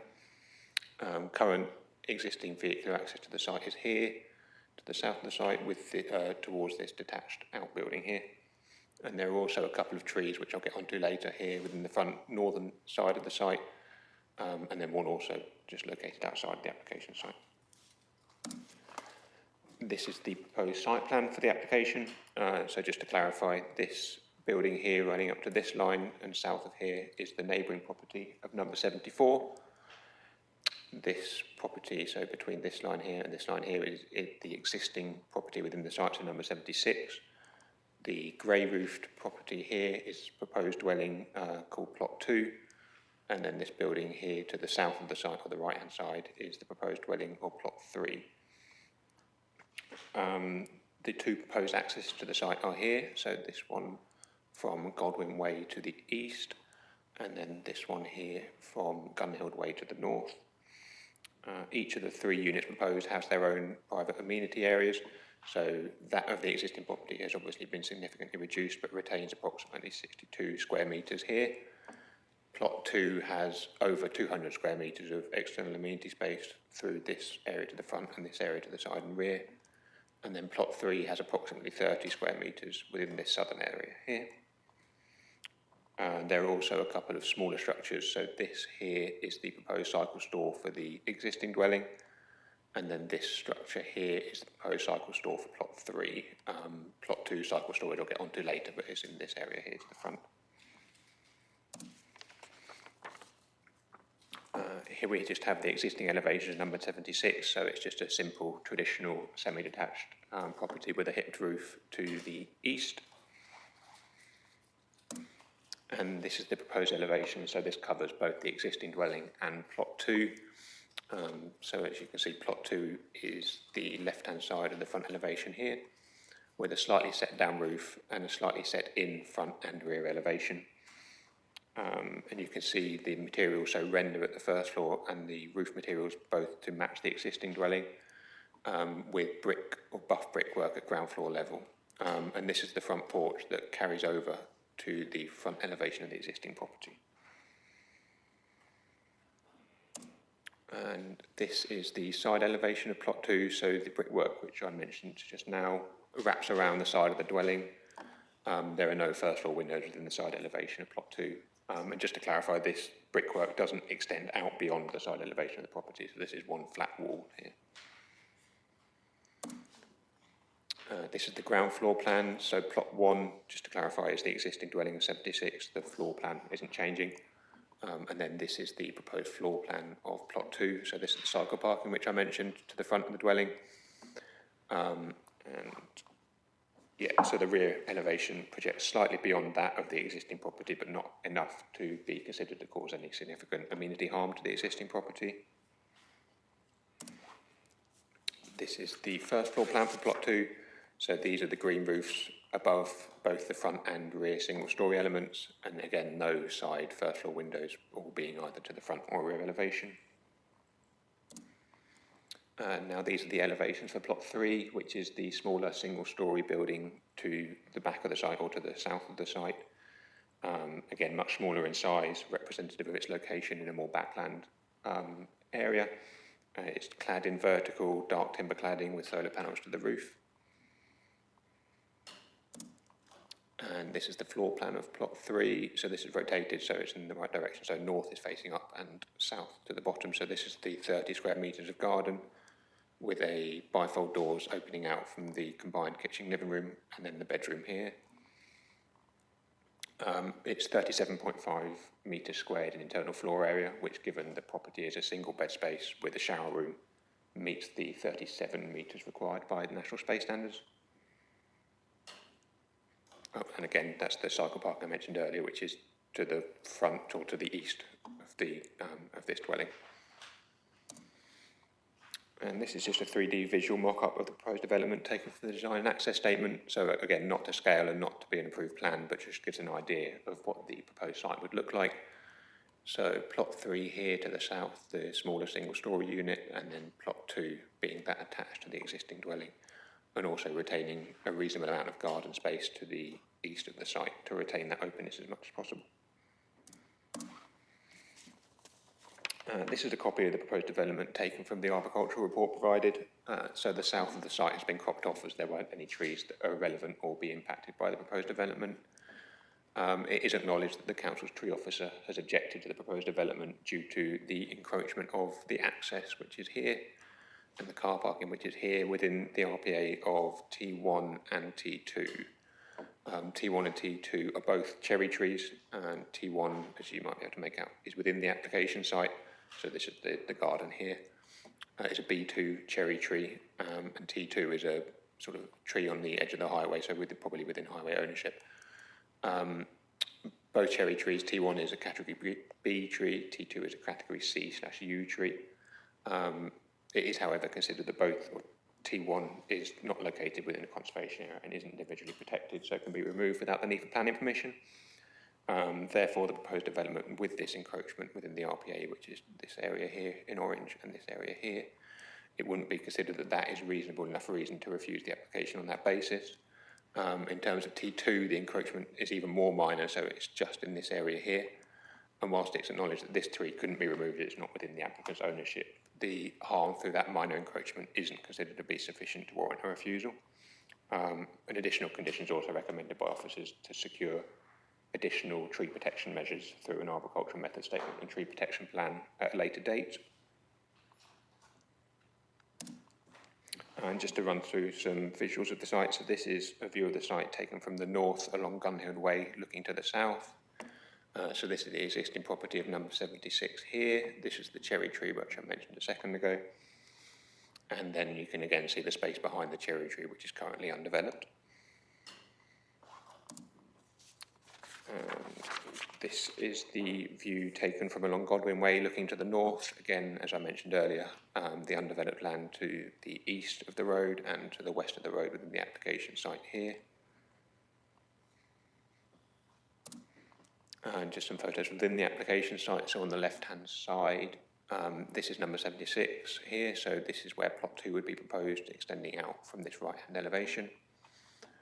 And then this is from within the site looking to the south. So this is the nearest neighbouring property on Godwin Way. And this is the existing detached outbuilding within the site, which is to be demolished to make way for plot 3. And just to note, there are no first floor side-facing windows within this neighbouring property. There is this small front-facing window which is set back from the front elevation, but serves a landing at first floor level, not habitable room. With regards to consultee comments received, with the exception of the tree officer, which I mentioned previously, highways, environmental health, ecology and sustainability haven't objected to the proposed development. Third-party comments have been received raising concerns with these points. So highway safety concerns, potential overdevelopment of the site and car and cycle parking provision. These are all covered in my report, but just to clarify that the car and cycle parking provision is compliant with Appendix L of the local plan. The Highways Authority haven't objected to the proposed development, and officers consider that the 2 dwellings proposed within the site is an acceptable level of development. And therefore, for these reasons, and as set out in my report, officer recommendation is for approval. Thank you, Chair.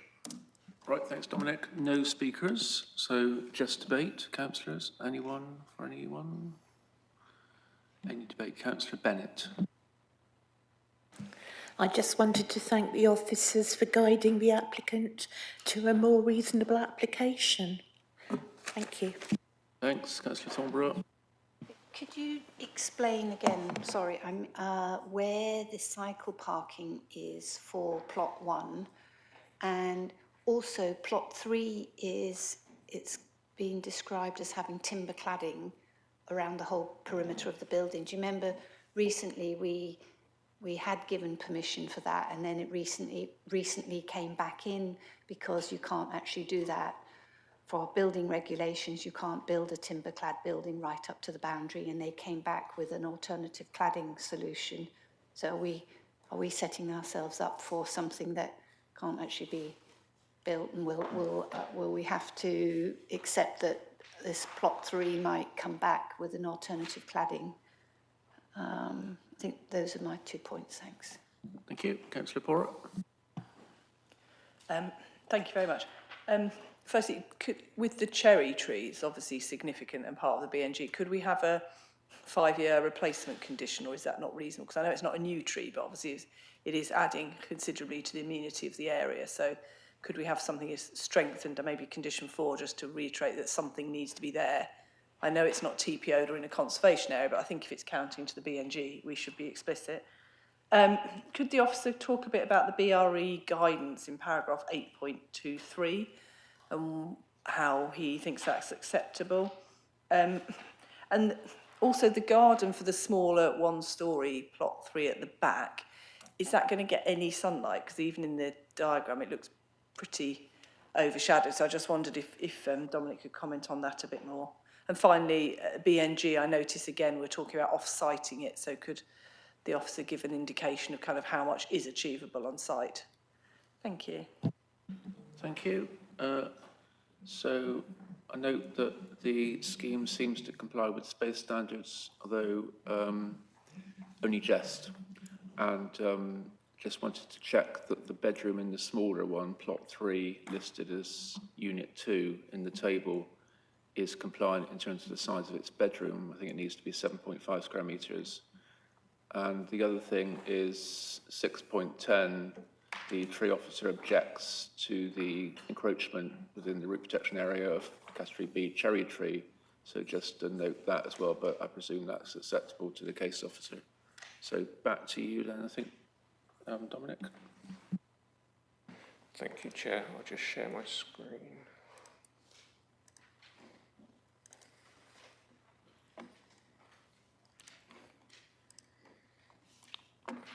So just to clarify, laser pointer if possible.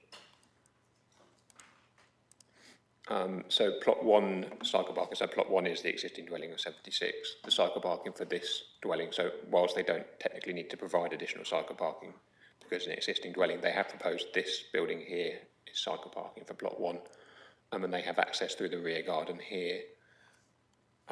So it is an improvement to the cycle parking provision for plot 1, because currently they were using the detached outbuilding to the rear of the site.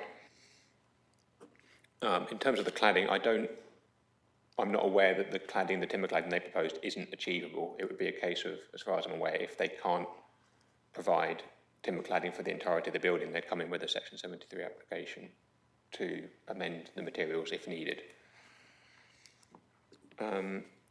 Subject to Toby, I might see if he has an opinion on this, but the 5-year replacement of the cherry trees to the front can be secured by a condition, which I think would be reasonable given the amenity value of the larger one to the front.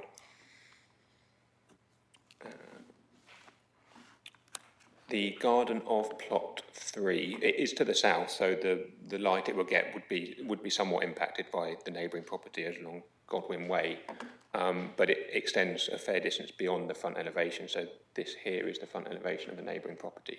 So they'd get a fair amount of sunlight, sufficient sunlight, officers considered during the early hours of the day.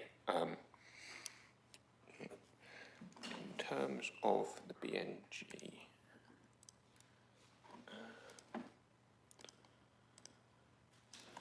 there is a certain quantity of credits that they have said can be provided on site.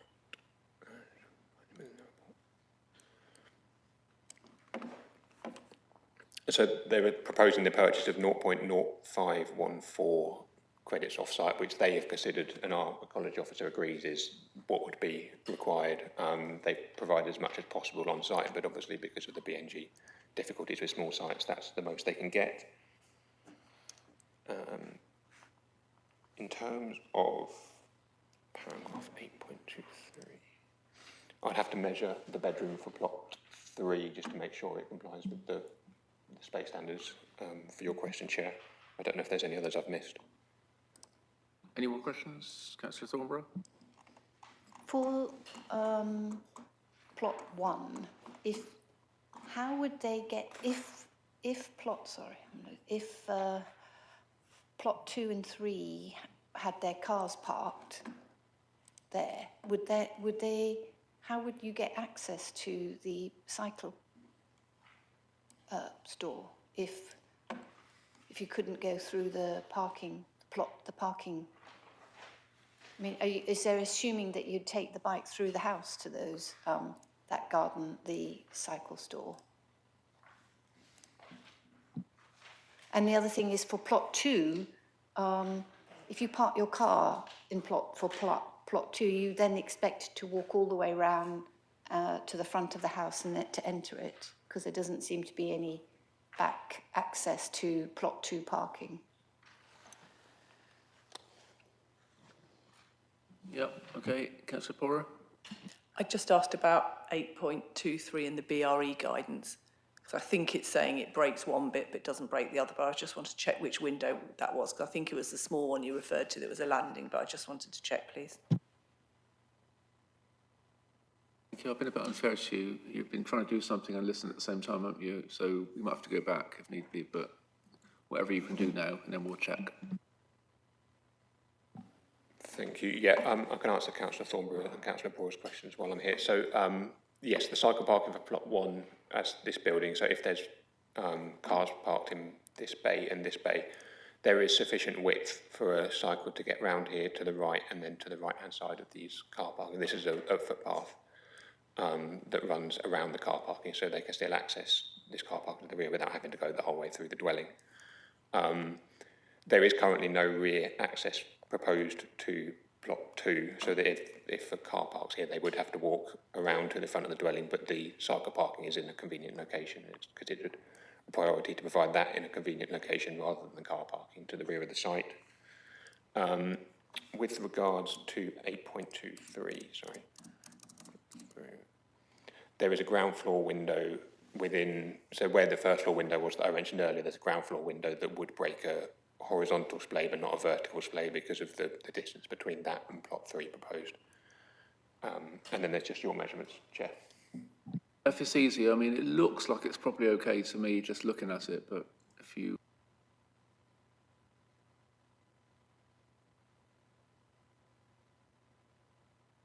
Chair, I've got there, I mean, I think it's over 12 square metres. Okay, we're done then. Thank you. Thanks, Toby. Right, any more questions? We all done? This recommendation? Okay, recommendation, please, Toby. Thanks. Chair, so recommendation set out on page 190, that is to approve subject to the conditions as set out with an additional tree retention condition for the cherry tree on the frontage with a 5-year replacement criteria attached to that. Thank you. Right, all those in favour of that recommendation? That's all 5 councillors left, Chair. It's approved. Thank you very much. Thanks, Dominic. So, item 11, Alston Croft. Tom's the officer, is that right? Tom Gray. He is the officer. He was upstairs, so Tom, could you fetch him? Thanks. We'll just wait till Tom comes along. Oh, there he is. Right. Afternoon, Tom. Talk to the devil. So when you're ready, Tom, if you want to present the item, we've got speakers, Danny from the school and Councillor Clough. I think that's all. Hello, speakers. Good afternoon. Hello.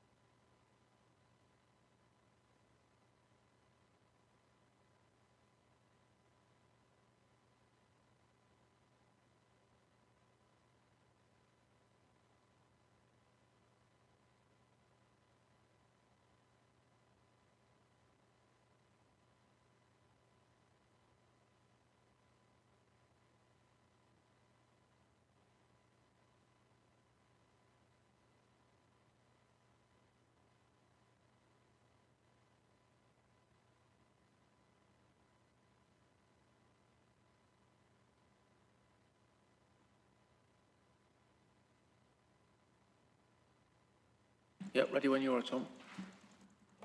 Okay, thank you, Chair. So this application is 22/02066/Cond L, Alstonecroft. Submission of details required by Condition 7, which is demolition, construction noise and vibration impact assessment of Planning Permission 22/02066/full. Two further representations have been received. These are noted on the amendment sheet, which was published yesterday. These are noted and discussed within that amendment sheet. The reason for this call-in, Councillor Cornyn, was regarding a lack of information concerning the scheduling and link with other outstanding condition submissions. The Councillor Cornyn followed comments by committee members in February regarding this condition submission and other conditions with yet to be discharged. Officers considered the material planning considerations have been raised to warrant this application being referred to committee.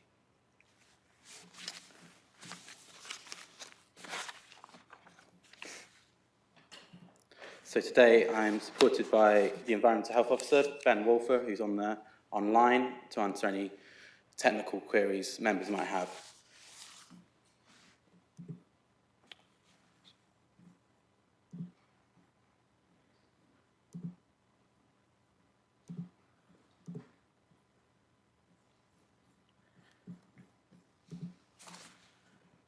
So the application site, as members will be aware, is sited in Newnham. Let me just get my laser pointer up. Here's the application site. To the north is the school, Newnham Croft Primary School, and to the west is some residential properties along Alstone Road. So in terms of this planning condition, this submission, these are noted as the nearest sensitive receptors, which I'll go into more detail in my presentation. So the condition 7 requires demolition and construction assessment for that phase of development to be submitted and approved in writing, following a consultation with Newnham Croft Primary School, and the assessment should be in accordance with the British standards for noise and reverberation on construction at open sites, and include details of any piling and mitigation and monitoring measures to be taken to protect local residents and the school from noise or vibration. And the development should be carried out in accordance with those details. So the reason for this condition was attached by the inspector was to protect the living conditions of neighbouring residents and teaching conditions at Newnham Croft Primary School.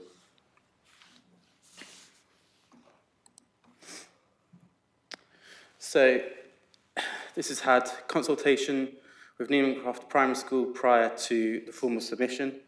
This draft, a draft noise and vibration impact assessment was sent to the school in December 2024, and following that feedback, the formal submission in February 2025 was submitted to the local planning authority. Further comments have been received from February to March this year from the school, as well, of course, our own environmental health officer.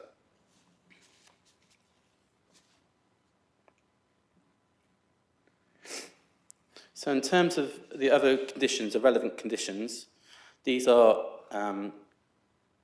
condition 5, which is a compliance condition, restricting demolition and construction hours to daytime only, so between 8 AM and 6 PM Monday to Friday, and 8 AM to 1 PM on Saturday. And condition 8, there's an element of compliance condition in that, which restricts demolition works to school holidays only. So the applicant must abide by those two conditions. So daytime only, and also demolition works only in school holidays. So, sorry, demolition works only in school holidays.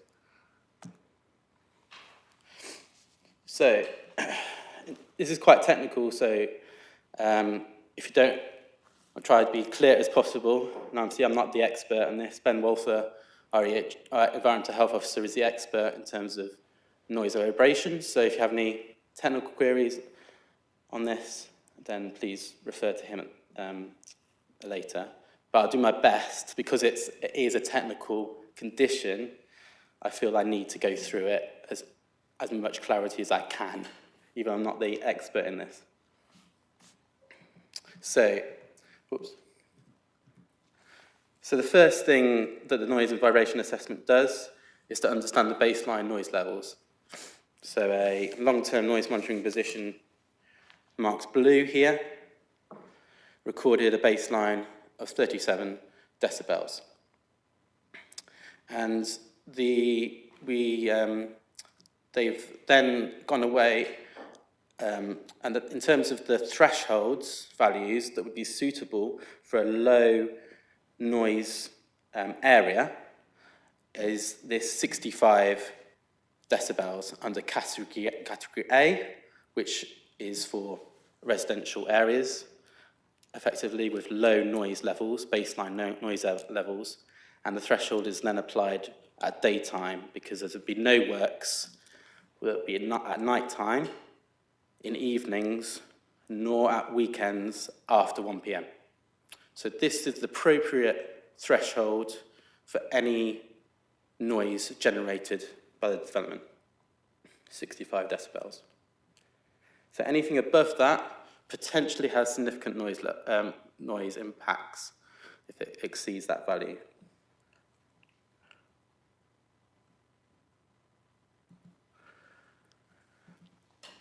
So in terms of the nearest sensitive receptors, this is the school, so marked green here, which is the nearest sensitive receptor 6. And the dwellings marked yellow, which are nearest sensitive receptors 1, 2, 3, 4, and 5.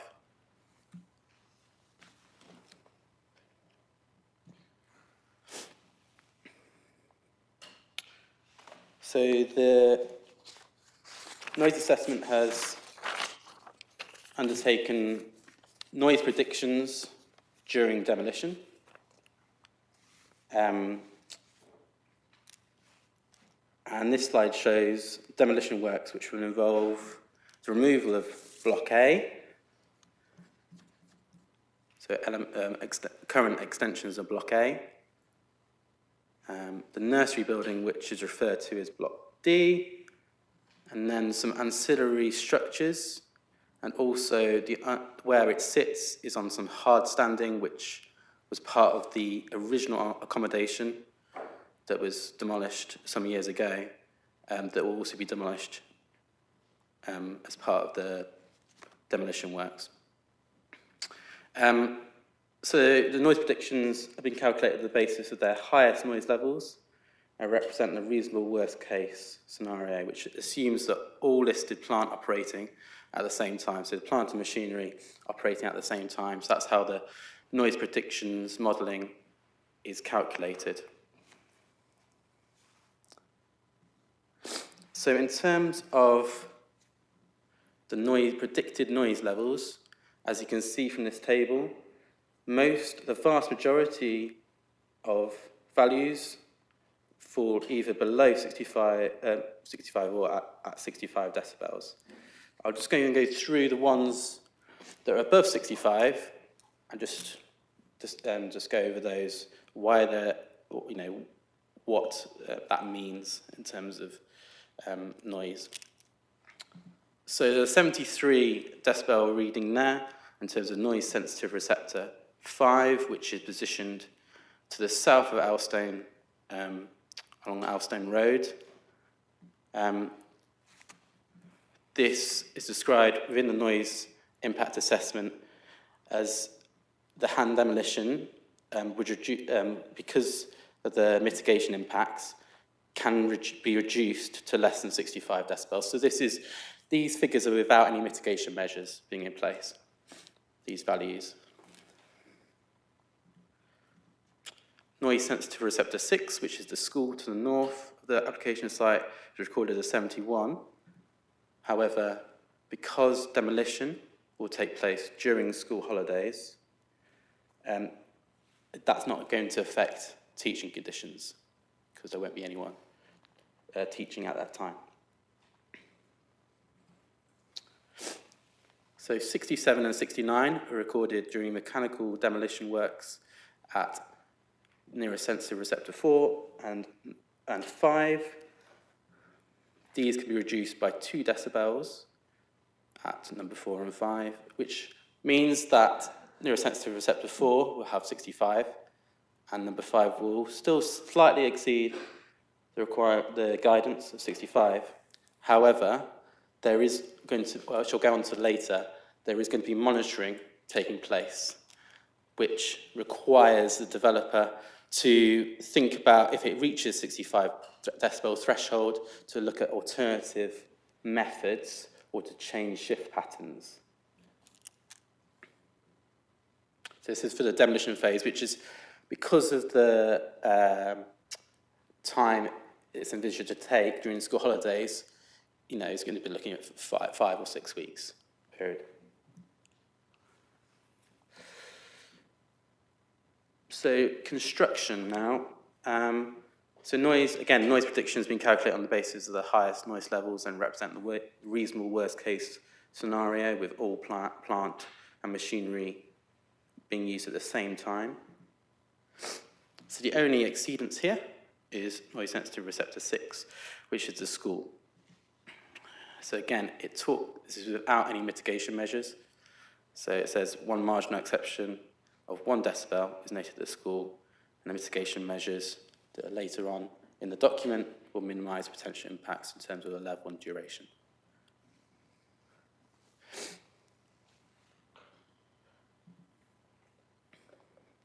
So in terms of vibration, they've chosen to use piling, but this CFA piling method, as I understand, produces minimal levels of vibration. So as far as piling is concerned, they've chosen one that is one of the quietest forms of piling. The vibration would be minimal at near sensitive receptors. The demolition is going to take place during school holidays, and there's going to be mitigation measures in place to avoid a need for braking. So the height that will involve sort of more noisy works.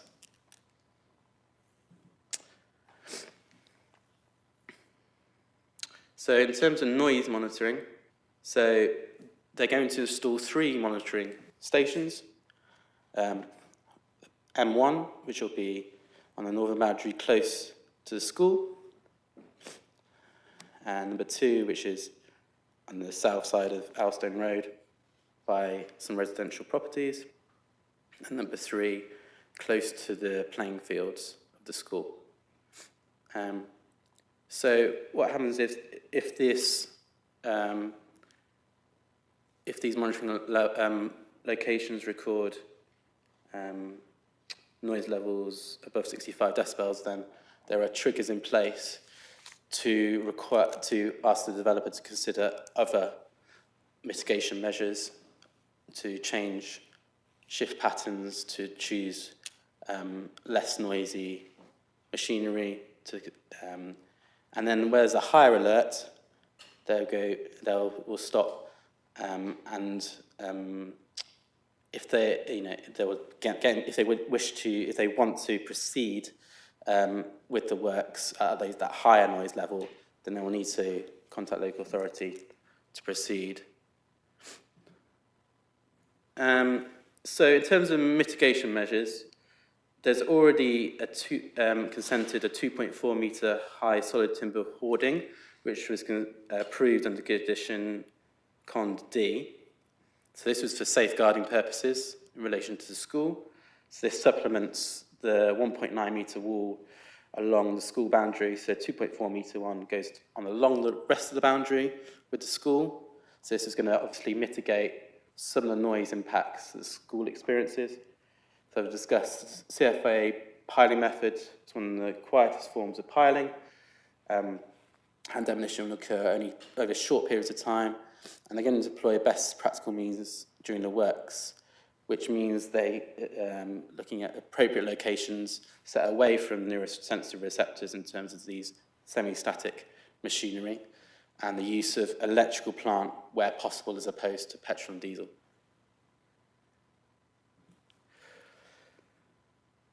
So in terms of the key material considerations, so following consultation with the Environmental Health Officer, we consider the information provided is in accordance with British Standards guidance, and the monitoring and mitigation measures are appropriate in protecting the nearest neighbours and the school during the demolition and construction works.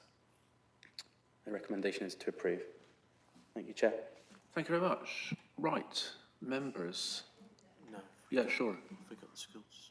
Yeah, okay. Just Katie's going to shut the window, that's all. Yeah, sorry, Toby. I had lost track. You're right. Speakers. So first up is Danny. You've got 3 minutes to speak, Danny. So just let Katie sit back down again and then we'll start. What's that, you? Yeah, I've come on behalf of Danny as a school governor. We're balancing work and who can be in the room at the moment today, but that was notified this morning. There's an image also that we asked if we could have up, I think, which is meant to be on screen. Let's get that first then. Okay. Is that the one? Is that right? Yeah, that's great. Yep. Thank you. Okay, when you're ready then, Danny. So I speak on behalf of the governors at Newnancroft Primary School. When setting condition 7, the inspector was clear that preserving the teaching conditions of Newnancroft Primary School was key. While daytime is the least sensitive period for domestic properties, for a school it is the most sensitive period, and on a daily basis. The most noise-generative activities must be scheduled for times that will reduce the impact on teaching conditions. This has not been done and is in direct opposition to the text and the spirit of the Code of Practice for Noise and Vibration Control, British Standard 5228.7.3, and on which the noise and vibration assessment was based. The school requested that levels of noise in teaching spaces as a result of construction be considered, but this was dismissed by the planning officer, point 10.18, in the officer's report. The school's request relates to protecting teaching conditions. Research has shown that both teachers and children, and especially the most educationally vulnerable, suffer as noise increases above 35 decibels. Several sources were quoted in our proof of evidence in the inquiry, and Mr. Gray and Mr. Walther will be familiar with them. The school cannot know what the impact within the classrooms and outdoor teaching spaces will be during construction due to a lack of modelling. However, if there are impacts on the children's education, then the proposals will have failed to protect the teaching conditions at the school, and additional remedial measures must be required. The planning officer discusses trigger levels in 10.14. The school will become aware immediately when noise is harming the children's education, regardless of the trigger and alert levels. We are therefore less dependent on real-time access to this data than we will be for air pollution, which is invisible. The school will require real-time air quality data to protect the children, and this must be discussed at the call-in for Condition 8. The school requested effective hoarding with a minimum height of 2.4 metres adjacent to our reception outdoor classroom, and are disappointed to see that this has not been formally agreed to in the noise and vibration assessment. The committee can clearly see through this image the proximity of our children's learning space to construction, and there are 3 reasons why this must be required prior to discharge of this condition. Firstly, there is likely to be some benefit from noise attenuation, especially when Block A is being rebuilt adjacent to the boundary. Secondly, in terms of safeguarding, we must protect our children from construction workers working at height in close proximity to the children. And thirdly, as a further barrier to air pollution coming from the development site into the children's outdoor classrooms, which we asked to be considered in more detail at the call-in for Condition 8. The planning officer implies in his report at 10.17 that breaches of agreed noise levels will not be permitted to interfere with teaching. We consider the tone and spirit of this response to indicate that the teaching conditions of the school will not be sacrificial to the development, and in the event of problems, we would like confirmation that we can rely on the support of the officers involved in ensuring that this is indeed the case. Thank you. Thank you very much. Councillor Clough, you've got unlimited time to speak. You have unlimited time to speak. Thank you. I'm grateful to the committee for the opportunity to set out our concerns over the proposed discharge of Condition 7. I'm speaking in my capacity as a ward councillor, but also to note that I'm also a governor at the school. Members will recall when concerns over the conditions for this development was previously brought to the committee on February the 5th for Condition 3 phasing. Members decided to accept that it could be viewed as a single-phase development, but concluded that the construction programme was not adequate, particularly as it included asbestos removal in the middle of the school term in July. Councillor Thornborough was particularly clear in setting out what will be expected in terms of timetable, and that, as such, any schedule would be clear when the various types of contractor would be on site, and any of the various interlinking dependencies. It was agreed by Jane Roddens that because we are only doing this in one phase, that we expect all information in one go in one lump sum. It was clear from the points made by the members that they felt it would be advisable if local councillors ensured that any conditions which might give cause for concern in the community or for the school should be called in for review by the committee. In my call-in on 11th of February for Conditions 7 and 8, I reiterated my understanding of what I'd heard of the committee, in particular about the need for a detailed timetable showing the interlinking of activities and dependencies. To date, this timetable has not been provided. So we are no further forward. For example, we do not know exactly when asbestos removal will take place, or when the demolitions will occur or the concrete slab be broken up. The nearest we can get to any timing information is in the noise consultant's, SRL's, report, where there is a copy of the school's holiday schedule which has been downloaded from the school's website. This is not sufficient. Turning to the specifics of Condition 7, the need for background noise level in classrooms to be no higher than 35 decibels has been rejected by Environmental Health, even though this 35 decibel limit is referred to in several academic papers provided during the inquiry, and is also referred to in the Design Code Acoustic Bulletin 93. But that is referring to a classroom situation with presumably windows closed. But the problem is more serious than that. The reception class doesn't operate locked down inside a classroom.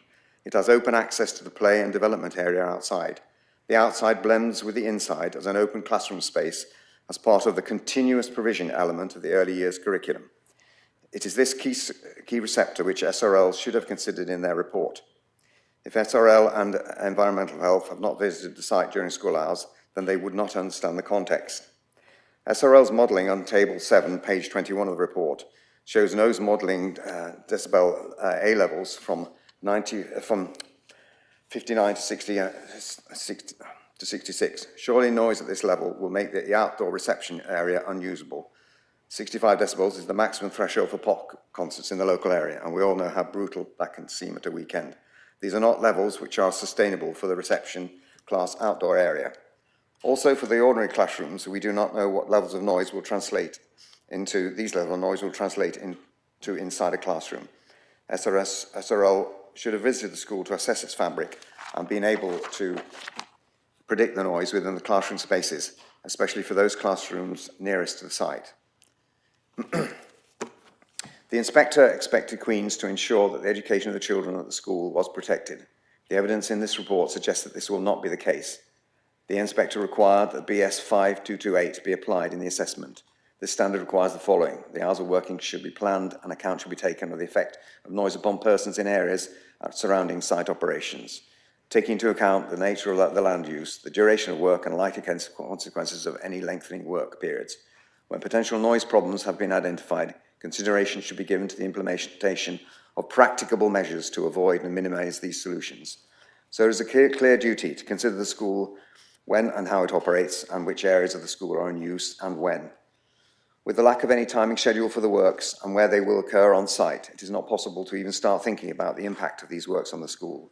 I would therefore ask the committee does not approve this condition today, but ask, 1, Morgan Sindel as a contractor to provide a proper detailed timetable of the works, to ask SLR and Environmental Health to visit the school's outdoor reception area during the school day and all the adjacent classrooms to review the fabric of the building and the glazing of the windows.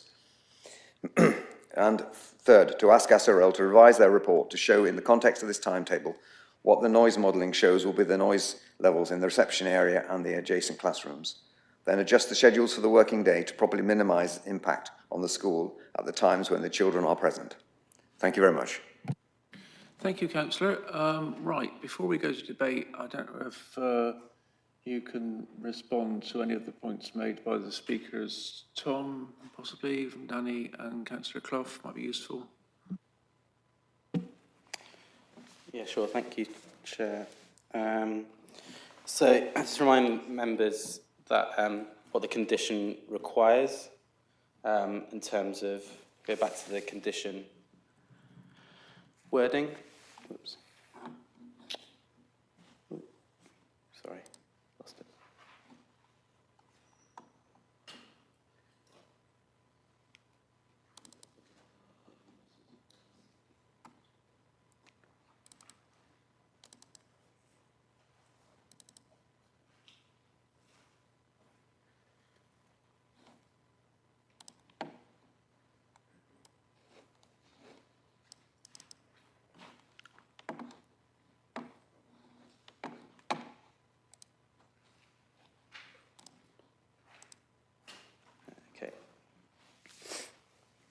So the condition requires an assessment be in accordance with the provisions of the British Standard Guidance 5228:2009 plus A1 2014 Code of Practice for noise and vibration on construction and open sites, and include details of piling and mitigation / monitoring measures to protect local residents and primary school.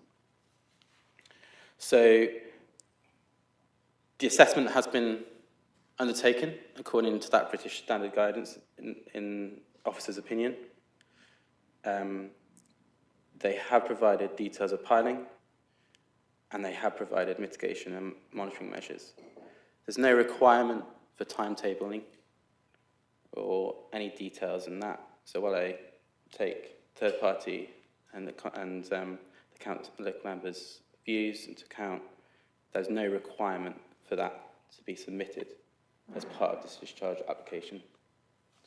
In terms of decibel reading at the classroom, the 35 decibels, I think I'm going to refer to Ben Wolfer, who's on the call in terms of those technical aspects. Ben, are you able to answer that question, please?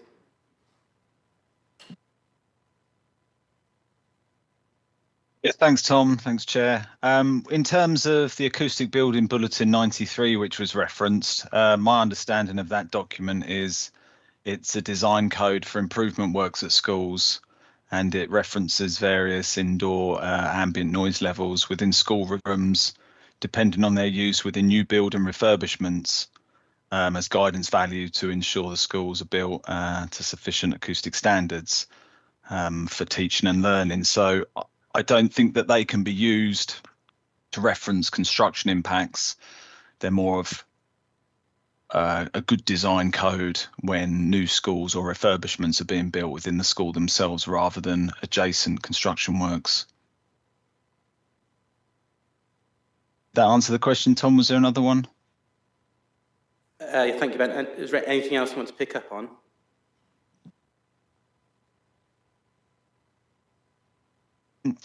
In terms of the impact, you know, you're right in saying that we did review the report, and we were content with the contents of the report in the terms of the impact, the mitigation measures, the triggers that were looked at, and the agreement from the contractors via their acousticians that additional mitigation would be put in place if those limits were exceeded.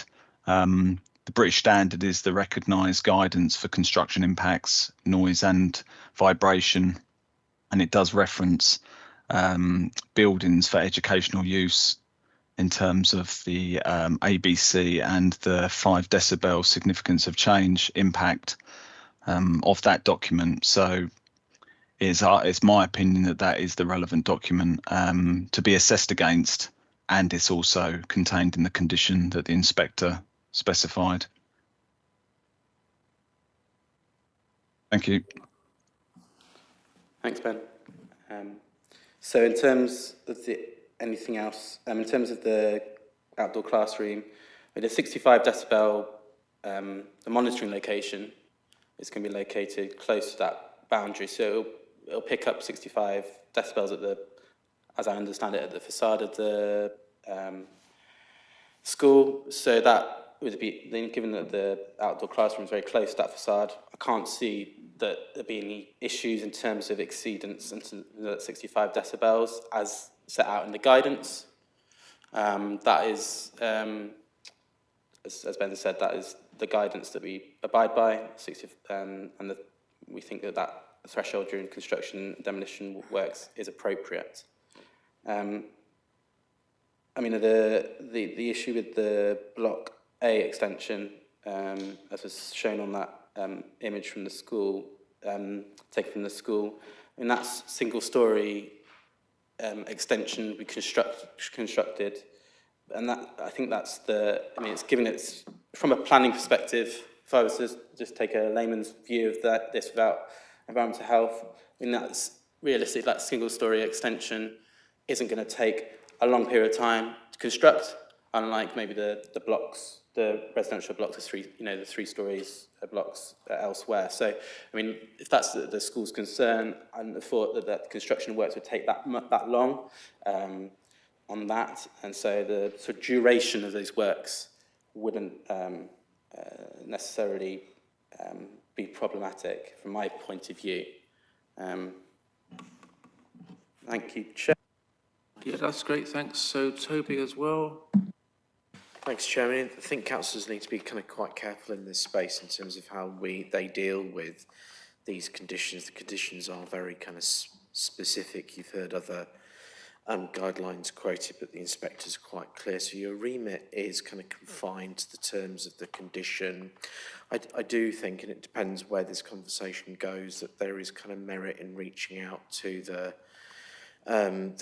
college to see if we can get a better interface with the potential contractor and the school to try and kind of mend some of the relations. It's notable that the applicants aren't here today. It would be useful if they were. They could probably provide some assurance. So I've taken it upon myself to kind of reach out to the agents already, and I'll follow that up after this meeting. But it's just, you know, we have our expert here in terms of Ben Walther. He has assessed the application against that British standard, and he's advising you that the submission is acceptable. It is very largely a technical exercise here, but I think there are some other things outside of this condition that could well be done to help trying to smooth this process. Thank you. Thanks, Toby. Right, just before you do go to debate, sorry to hold you up. I think it's just worth making clear what the decibel range is and how it works, just so everyone's fully aware, including residents listening in. So that what sort of scale it is, how that works, and what a number means relative to another number, higher or lower. That might be useful just to put on the table. Thanks, Chair. Ben, are you able to take that on, please? Yeah, thank you, Chair Tom. It's a difficult one to explain. The noise levels that are given, and certainly the triggers that are given, are based over a working day. So there will be peaks and troughs of those figures, but when it's averaged out over a working day, as the standard recognises that construction has high and low periods, and that's another mitigation measure that the contractors will be able to implement. They can have on-off periods. Some sites where they're doing particularly noisy activities will have an hour of work and then an hour off to help bring those average levels down. But to try and give an understanding of what 65 decibels sounds like is quite difficult to explain, especially in an outdoor environment. Certainly, groups of children together playing in a playground would probably exceed that at a certain distance. When we have assessments done in pub beer gardens, elevated voices from groups of people can reach 70, 75 decibels. But again, that's a relatively short period of time, and we're talking about 10 hours for a construction working day. So it's difficult to put an actual figure on it. But it's just, the basic terms are that the nature of the work construction is noisy, and it will be down to the mitigation measures put in place by the applicant and on guidance from their acousticians to ensure that those limits are complied with. And there are plenty of mitigation measures that are available, and I'm sure that if they are exceeded, that they will be made to comply with that through their monitoring. But I can't really add much more than that, other than it's not an unusual noise level.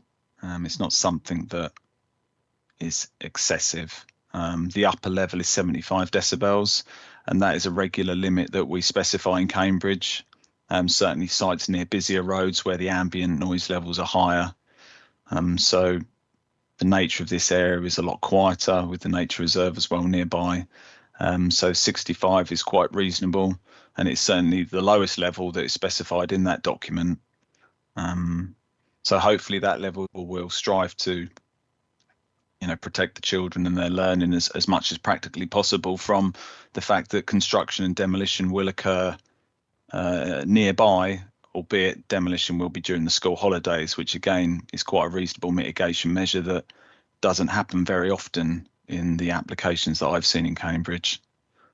Thank you. Okay, Tom? You done? Yep. So that's useful. The other bit I was just hoping to sort of get clear is it's a logarithmic scale, so that a higher number is quite a lot more than a lower number in actual noise terms. That was the bit I was trying to get on the table. I think we probably all were aware of that, though, councillors, but just to be clear. So, and also it was mentioned there, just to pull that up, so the noise of a school playground, which can be higher than 65, in fact, is probably not pertinent here today, because I think the objector and the councillor would be more interested in the noise in a classroom, which will be lower than that. That will be the teaching environment, won't it? So just to be clear. Councillors, any yes, Councillor Thornborough.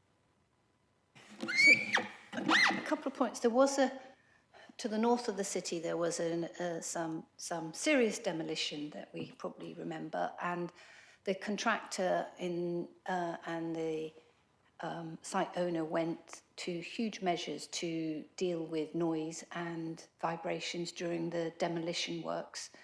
And they actually had held public forums where the contractor got the demolition contractor along specifically to talk about how the demolition would take place depending on the type of construction and dismantling, and also picked up could actually sit and listen to the concerns of the residents and the people working nearby. And so with demolition is you can't, to protect the workers, you can't be working for the safe working conditions. You can't be in a certain level of noise and vibrations. You have to have breaks after certain periods. So the residents actually, they worked so well with the residents, and they changed when they were working almost day by, with the residents to minimise the disruption to the residents. And I think I agree with you, Toby, about I think there seems to be a lack of really coming together to resolve these, and there needs to be a confidence gained in this process by a level of effort, which is, I think, reasonable to expect. And I hope hope after what you've said that can come forward. I also think that another thing about demolition is about the muck-away lorries, and that hasn't been brought up, but there could be a huge number of muck-away lorries which are going past residential buildings, and I wondered if that shouldn't be taken into account. I don't know where they would go, but lorries can cause vibrations and noise as they go by, and actually can damage buildings if it's not carefully done as well. So I want to know about the muck-away lorry and how that's been planned. And really, I really feel that this discussion and working upfront with the school is imperative, and I believe that's what was the intention of the conditions that have been put in place. So I hope that we can get to a better place. Thank you. Councillor Bennett. Thank you, Chair. At the moment, I feel I'm in the position where I can't determine the impact on the school and residents of work. So, for example, I know that my local primary school doesn't just close during school holidays, it's running holiday clubs and other activities, and I can see that the public speaker is nodding to this. So while I can see that it's helpful to have the noisiest aspects of construction during school holidays, that doesn't necessarily mitigate the impact on the school fully. Also, again, while it's helpful to have the noisier aspects during school holidays, then, as Councillor Thornborough has said, that's not the only aspect of the construction programme that takes place. It's not all going to be demolished and rebuilt during the summer holidays. I think it's a reasonable inference there's going to be some work during term time. It seems to me that schools are asking for some very basic information about what's happening when that hasn't been provided. And in that case, I don't really see how we can discharge the position, because it says that consultation will take place with Newnan Croft Primary School, and it seems very clear that very little consultation and no good and constructive consultation has taken place. Thank you.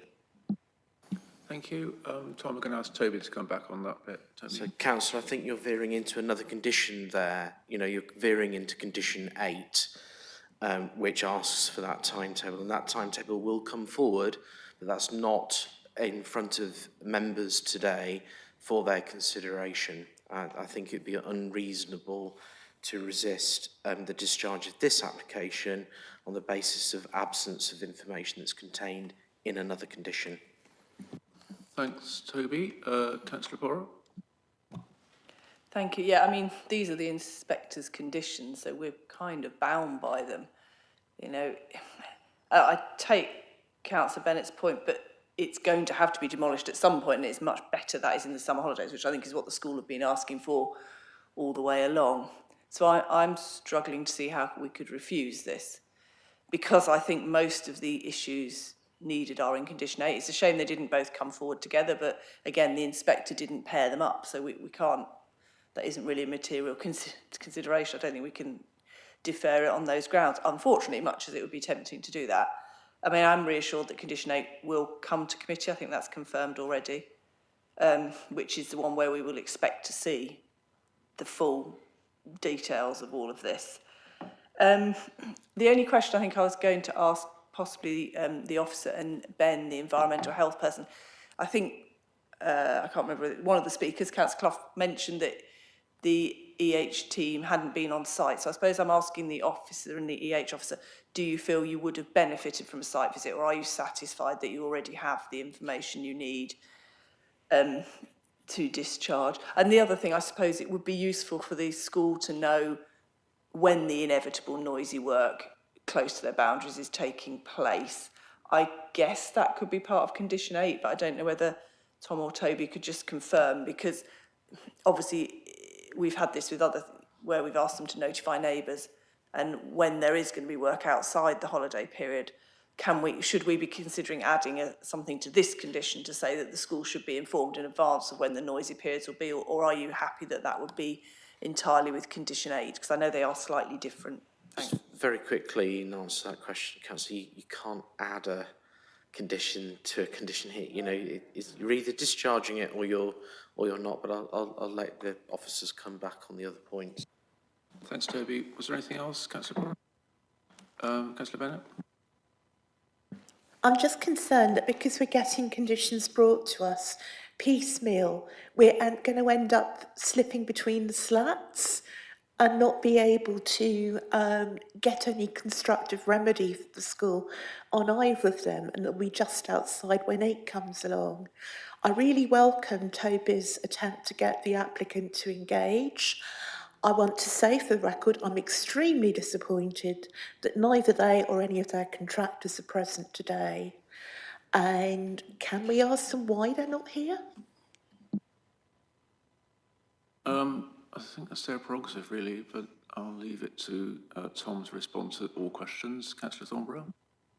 I'm just wondering, Toby, would it be, I don't want to suggest a deferral, but it would seem better use of all of our time and really to try and understand all the processes, to try group some of the conditions and maybe have a briefing of it, so that the technical details that we're trying to come to grips with, we can have a bit more time to do that. And then, but sometimes it seems like some of the conditions are fairly linked, and I don't know why we couldn't just deal with more than one at a time, really. I think wouldn't that not be more effective? I mean, it might be more effective, Councillor, but an applicant's got a right to put in a singular application to discharge one condition, and obviously they are trying to manage risk in this process as well. I'm sure there's a certain amount of kind of issue that they've taken with how long it took them to kind of get permission in the first place through an inquiry. So there is, there's a delay factor. They will need to appoint a contractor. I do think these kind of matters are best solved outside of committee, where we can try and mend relations, particularly with the schools that they're going to be most affected. And if we can get the kind of contractor, the college officers round a table at school to talk through some of the school's main concerns and some of the thinking that the contractors have got around kind of timetable before that submission is finalised and crystallised and comes to committee, all the better. But in terms of your strict application of how to judge this application, you are confined to its terms, singular application, completely unreasonable to defer on the basis that we'd need to kind of group it together with, say, condition 8. Thanks, Toby. Councillor Todd Jones. Yes, thank you, Chair, and thank you, Toby. I think that's a very reasonable response. It seems to me that the efforts are being made to consult, to bring the parties together, to provide as much information as possible is totally what we should be doing, and I do appreciate the efforts there. And it seems to me that the technical information that's been provided certainly satisfies me, and most importantly of all is that during the process of demolition in particular, the ongoing monitoring and checking of noise levels, which can be, I imagine, paused at any time if they're challenged and reassessed, is, I would have thought to me, sufficient check and balances for this to go ahead. Thank you. Right, back to you then, Tom. Just one final question from me is, will noise monitoring be recorded and made available, either available or FOIable to anyone who wants to investigate what the noise actually was recorded as?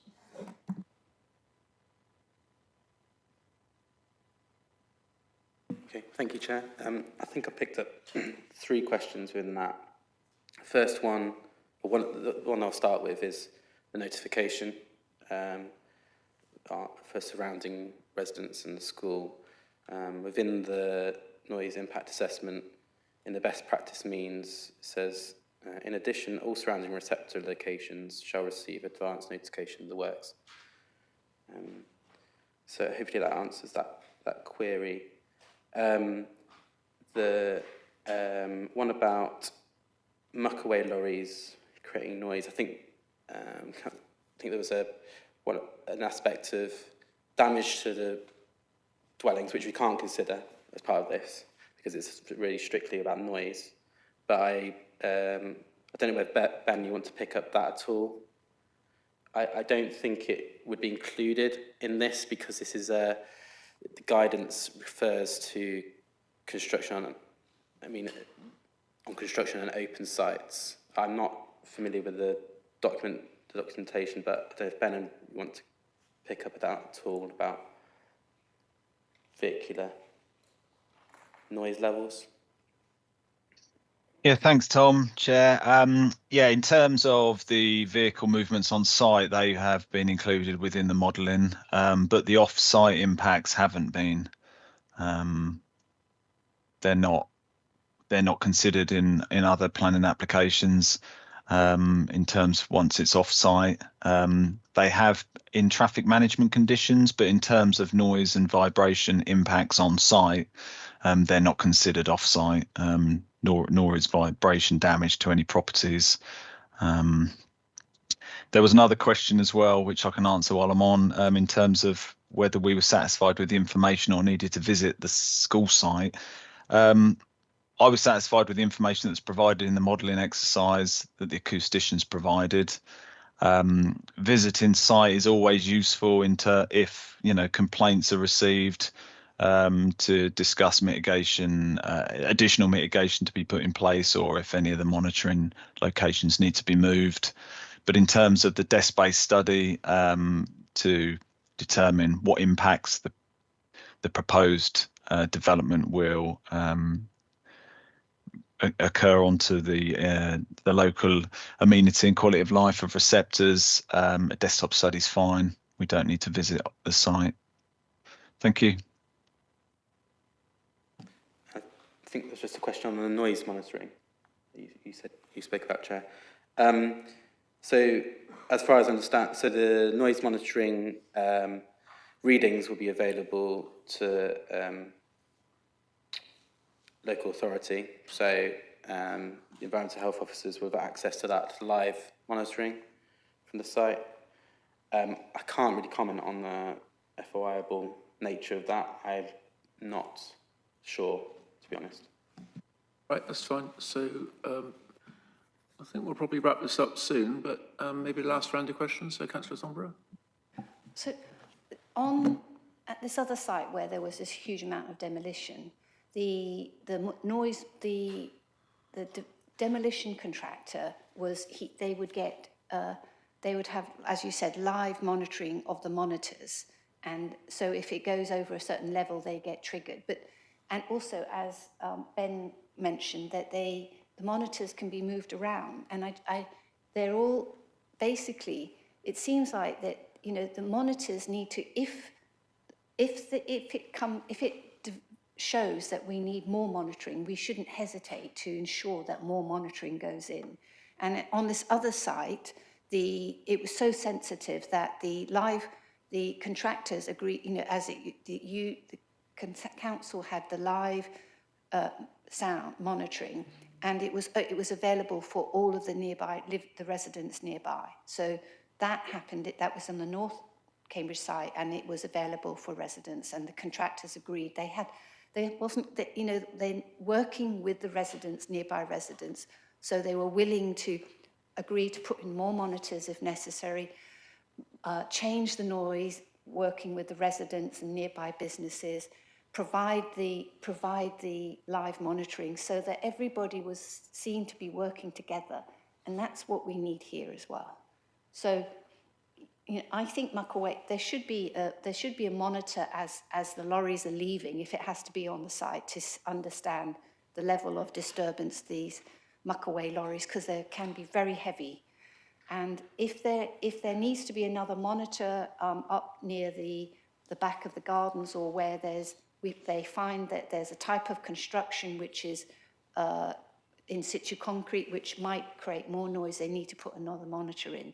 And I just think that just needs to be there, so there's confidence in this going forward with us as working to ensure there's as least disruption as possible. And things that will happen on site, and they might need to pause and adjust things, but that's the level of confidence. And I think it goes back to what Toby was saying about sitting down and ensuring they're all working to the same objective, which is a smooth running site and happy businesses and residents. Yeah. Yep, thanks very much, Councillor. Councillor Bennett. This is just a very quick question, Chair, which is that we all know that building works quite often take longer than they're expected to do. So I just wanted to ask, what happens if the noisy phases of the work are not completed during the holiday period? Perhaps because of some delay. Presumably they're just going to be carrying on into term time. They're not going to stop and wait for 6 weeks. Right, thank you. Tom. Thank you, Chair. Yeah, to Councillor Bennett's point about demolition, it's in the condition 8, it restricts demolition works to school holidays only. So they need to comply with that. If they don't comply, then there's a compliance matter, because it is not complied with that condition requirement.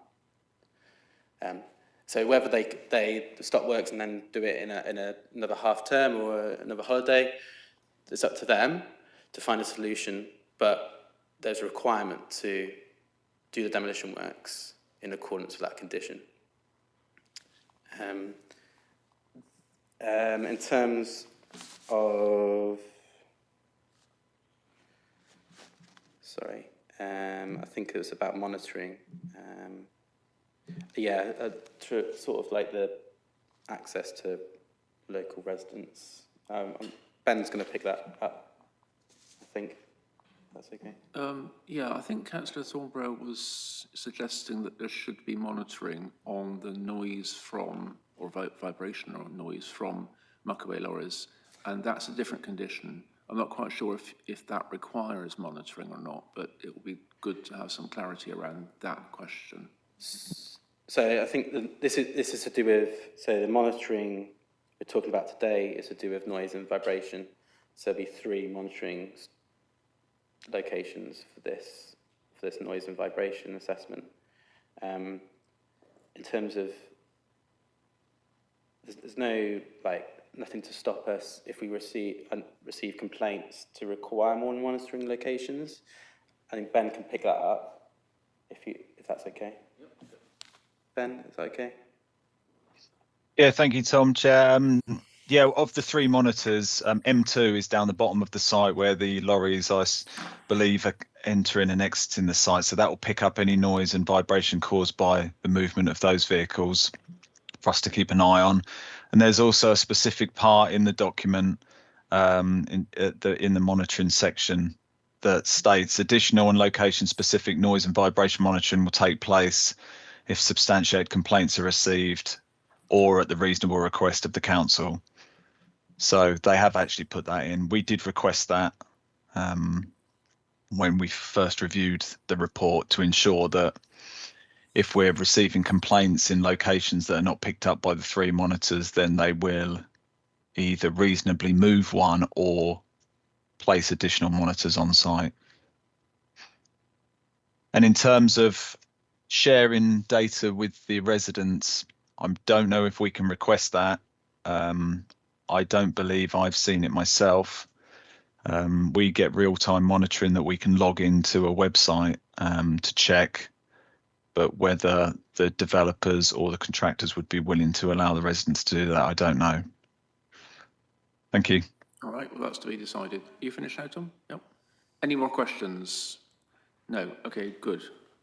Right, recommendation then, please, Toby. Thanks, Chair. So that's on page 79 of the report. It is for approval of the following details: the demolition, construction, noise and vibration assessment dated the 21st of March 2025 with the reference number in brackets. Thanks, Toby. So the recommendation is approval. All those in favour of that recommendation? For support the recommendation. Against? 1 against. Okay, so the item is approved. Thank you very much. Thanks to the speakers. And that's the end of the items. We've got appeals information, item 12. Oh, no, hang on. Yeah, appeals information. So, Toby, do you want to go through that? The only kind of update is there was a case, and Tom, stay there if you can, because I'm going to refer to you in a minute.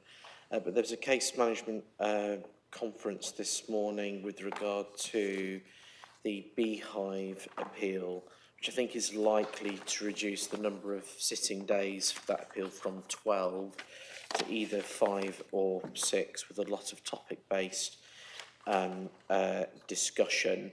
I will ask the case officer, Andrew Martin, to send round a note following that for members' information. And then the other big appeal of note that has been received is for the Anstey Hall site. Tom, was there anything you wanted to say in relation to that appeal? Thanks, Toby.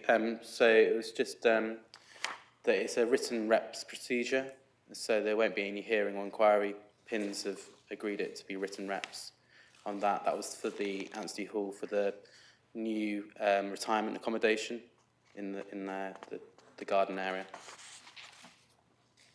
Thank you. That's it. Yeah. Okay, so any questions on that or any other things in that document? Councillor Bennett.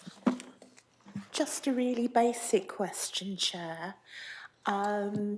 Do we know where the Beehive appeal is going to be and whether, here in the chamber, and is it going to be hybrid or is it going to be in person only? I think that would have been determined today, sort of form part of the update note, whether it's hybrid or not. If it is hybrid, we're going to have to bring in some just kind of additional support to make sure it runs appropriately, but that's at the inspector's request.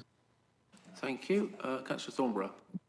Is there any information about the appeal for the single new dwelling at the back of adjacent to the Adams Road Bird Sanctuary? I was speaking to the planning agent about that a couple of weeks ago because I was interested in the outcome of that. I think we're expecting it shortly, but I haven't seen that outcome yet, but hopefully soon. Okay, that's that then. So last item is item 13, the compliance report. So do we have an officer to... Yes, Chris, you're there, aren't you? So do you want to present that then, please, Chris? Good afternoon, Chair. Just a quick report really this time. Just to let committee know that last year in total the team received 696 referrals and across the Greater Cambridge area, and from the beginning of January to the 1st of March, we'd received 122 referrals for this year. And we currently have around 550 open cases, and at the time of the report there was about 195 of those within Cambridge City. Last time members asked me to check about the details of the investigations being sent electronically on the weekly lists. I have double checked that with our admin team, and the reports are there.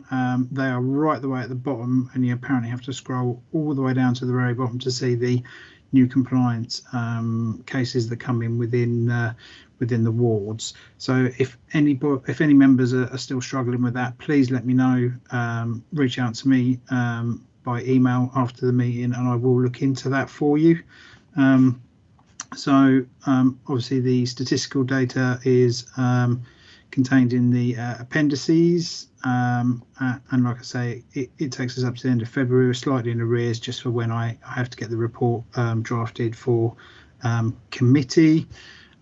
Just to update on staffing, Lydia Green has now formally left us, and I don't know whether committee have been updated, but she now has a full-time role within the development management teams. Also, just a reminder to members that if there's any specific cases they want an update on or have involvement in, to either come to myself or the two principal compliance officers, which are noted in the report, if you're having problems with updates or that there are issues, and we will look into that for you or get the officer to get in contact with you. And that is my update for this time, Chair. Yep, thank you. Any questions, anyone? Councillor Thornborough. Chris, thank you very much, and it's really interesting is to understand the whole scale of what you're dealing with, because there's pretty big numbers there. I don't know whether it would be possible for the city to pull out the number of compliance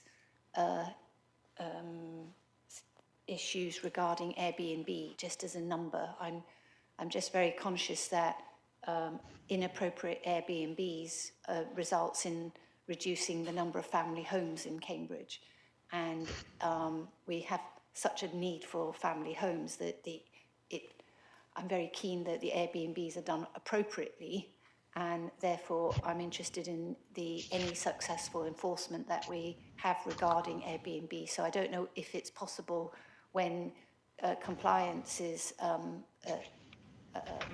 registered, whether it would be difficult or simple to note it as an Airbnb issue or a short-term let, that we could understand the scale of that. Then thank you. Yeah, Chris? Thanks for that. Yes, I am in the process of making some amendments which members will see in the next report in terms of reporting to drill down on specifics. So the types of investigations we're carrying out, the reasons for closure as well are being changed, and you will see the reasons for closure in forthcoming reports, so that we can be more specific about whether planning permission had already been granted for something, or whether something was permitted development, or if we've granted retrospective planning permission in relation to a breach of planning control. So we're giving more information around that.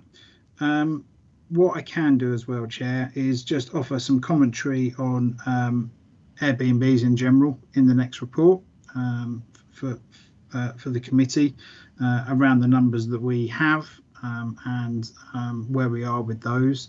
I'm happy to do that as a kind of additional point in the next report. Yep, thank you. Councillor Pora. Yeah, absolutely agree about the Airbnbs, particularly in the new emerging local plan. I think we're hoping to take a robust approach, so evidence about issues would be really useful to start collecting. And I think we mentioned to Toby earlier I've forgotten which lane it was that hadn't been done. In the second application this morning, where we have a S106 that hasn't been enforced to resurface the road. Was it Anglers, something like that. Anyway, my brain's... Angels Lane, I think. Yeah, I can't really talk about specifics cases. Happy to have conversations outside of the committee. What I can say is in general about compliance actions, whereby if a developer ceases to trade, it can be very difficult to take enforcement action because there's nobody to actually take action against until new landowners or new persons who have an interest in the land come forward, and at that point it's trying to work out the expediency of taking action against them for the failure of a developer to carry out works. So that's just a very, very general reply. Toby did contact me about that during lunch, and I'm happy to provide a full reply on that specific site after the meeting. Thanks, that'd be good. Okay, Councillor Bennett. I just wanted to say that 996 cases seems an enormous caseload for what is actually a relatively small city, and I think your team should be commended on the hard work they're doing. It's 196 open cases. But in terms of the caseloads, as I said, with the reporting, we'll be able to give you a better idea of the kind of work we are doing as a team, and to give you a better understanding of the kind of issues and problems we kind of face as a team, and the kind of compliance matters we're trying to resolve. Okay, thank you. No more. So I think I speak for us all, Chris, when I say, thanks very much to you and your team doing really good work. Obviously, it's difficult, but challenging work, but it's really necessary. So thank you very much. Thank you. Thank you, Chair.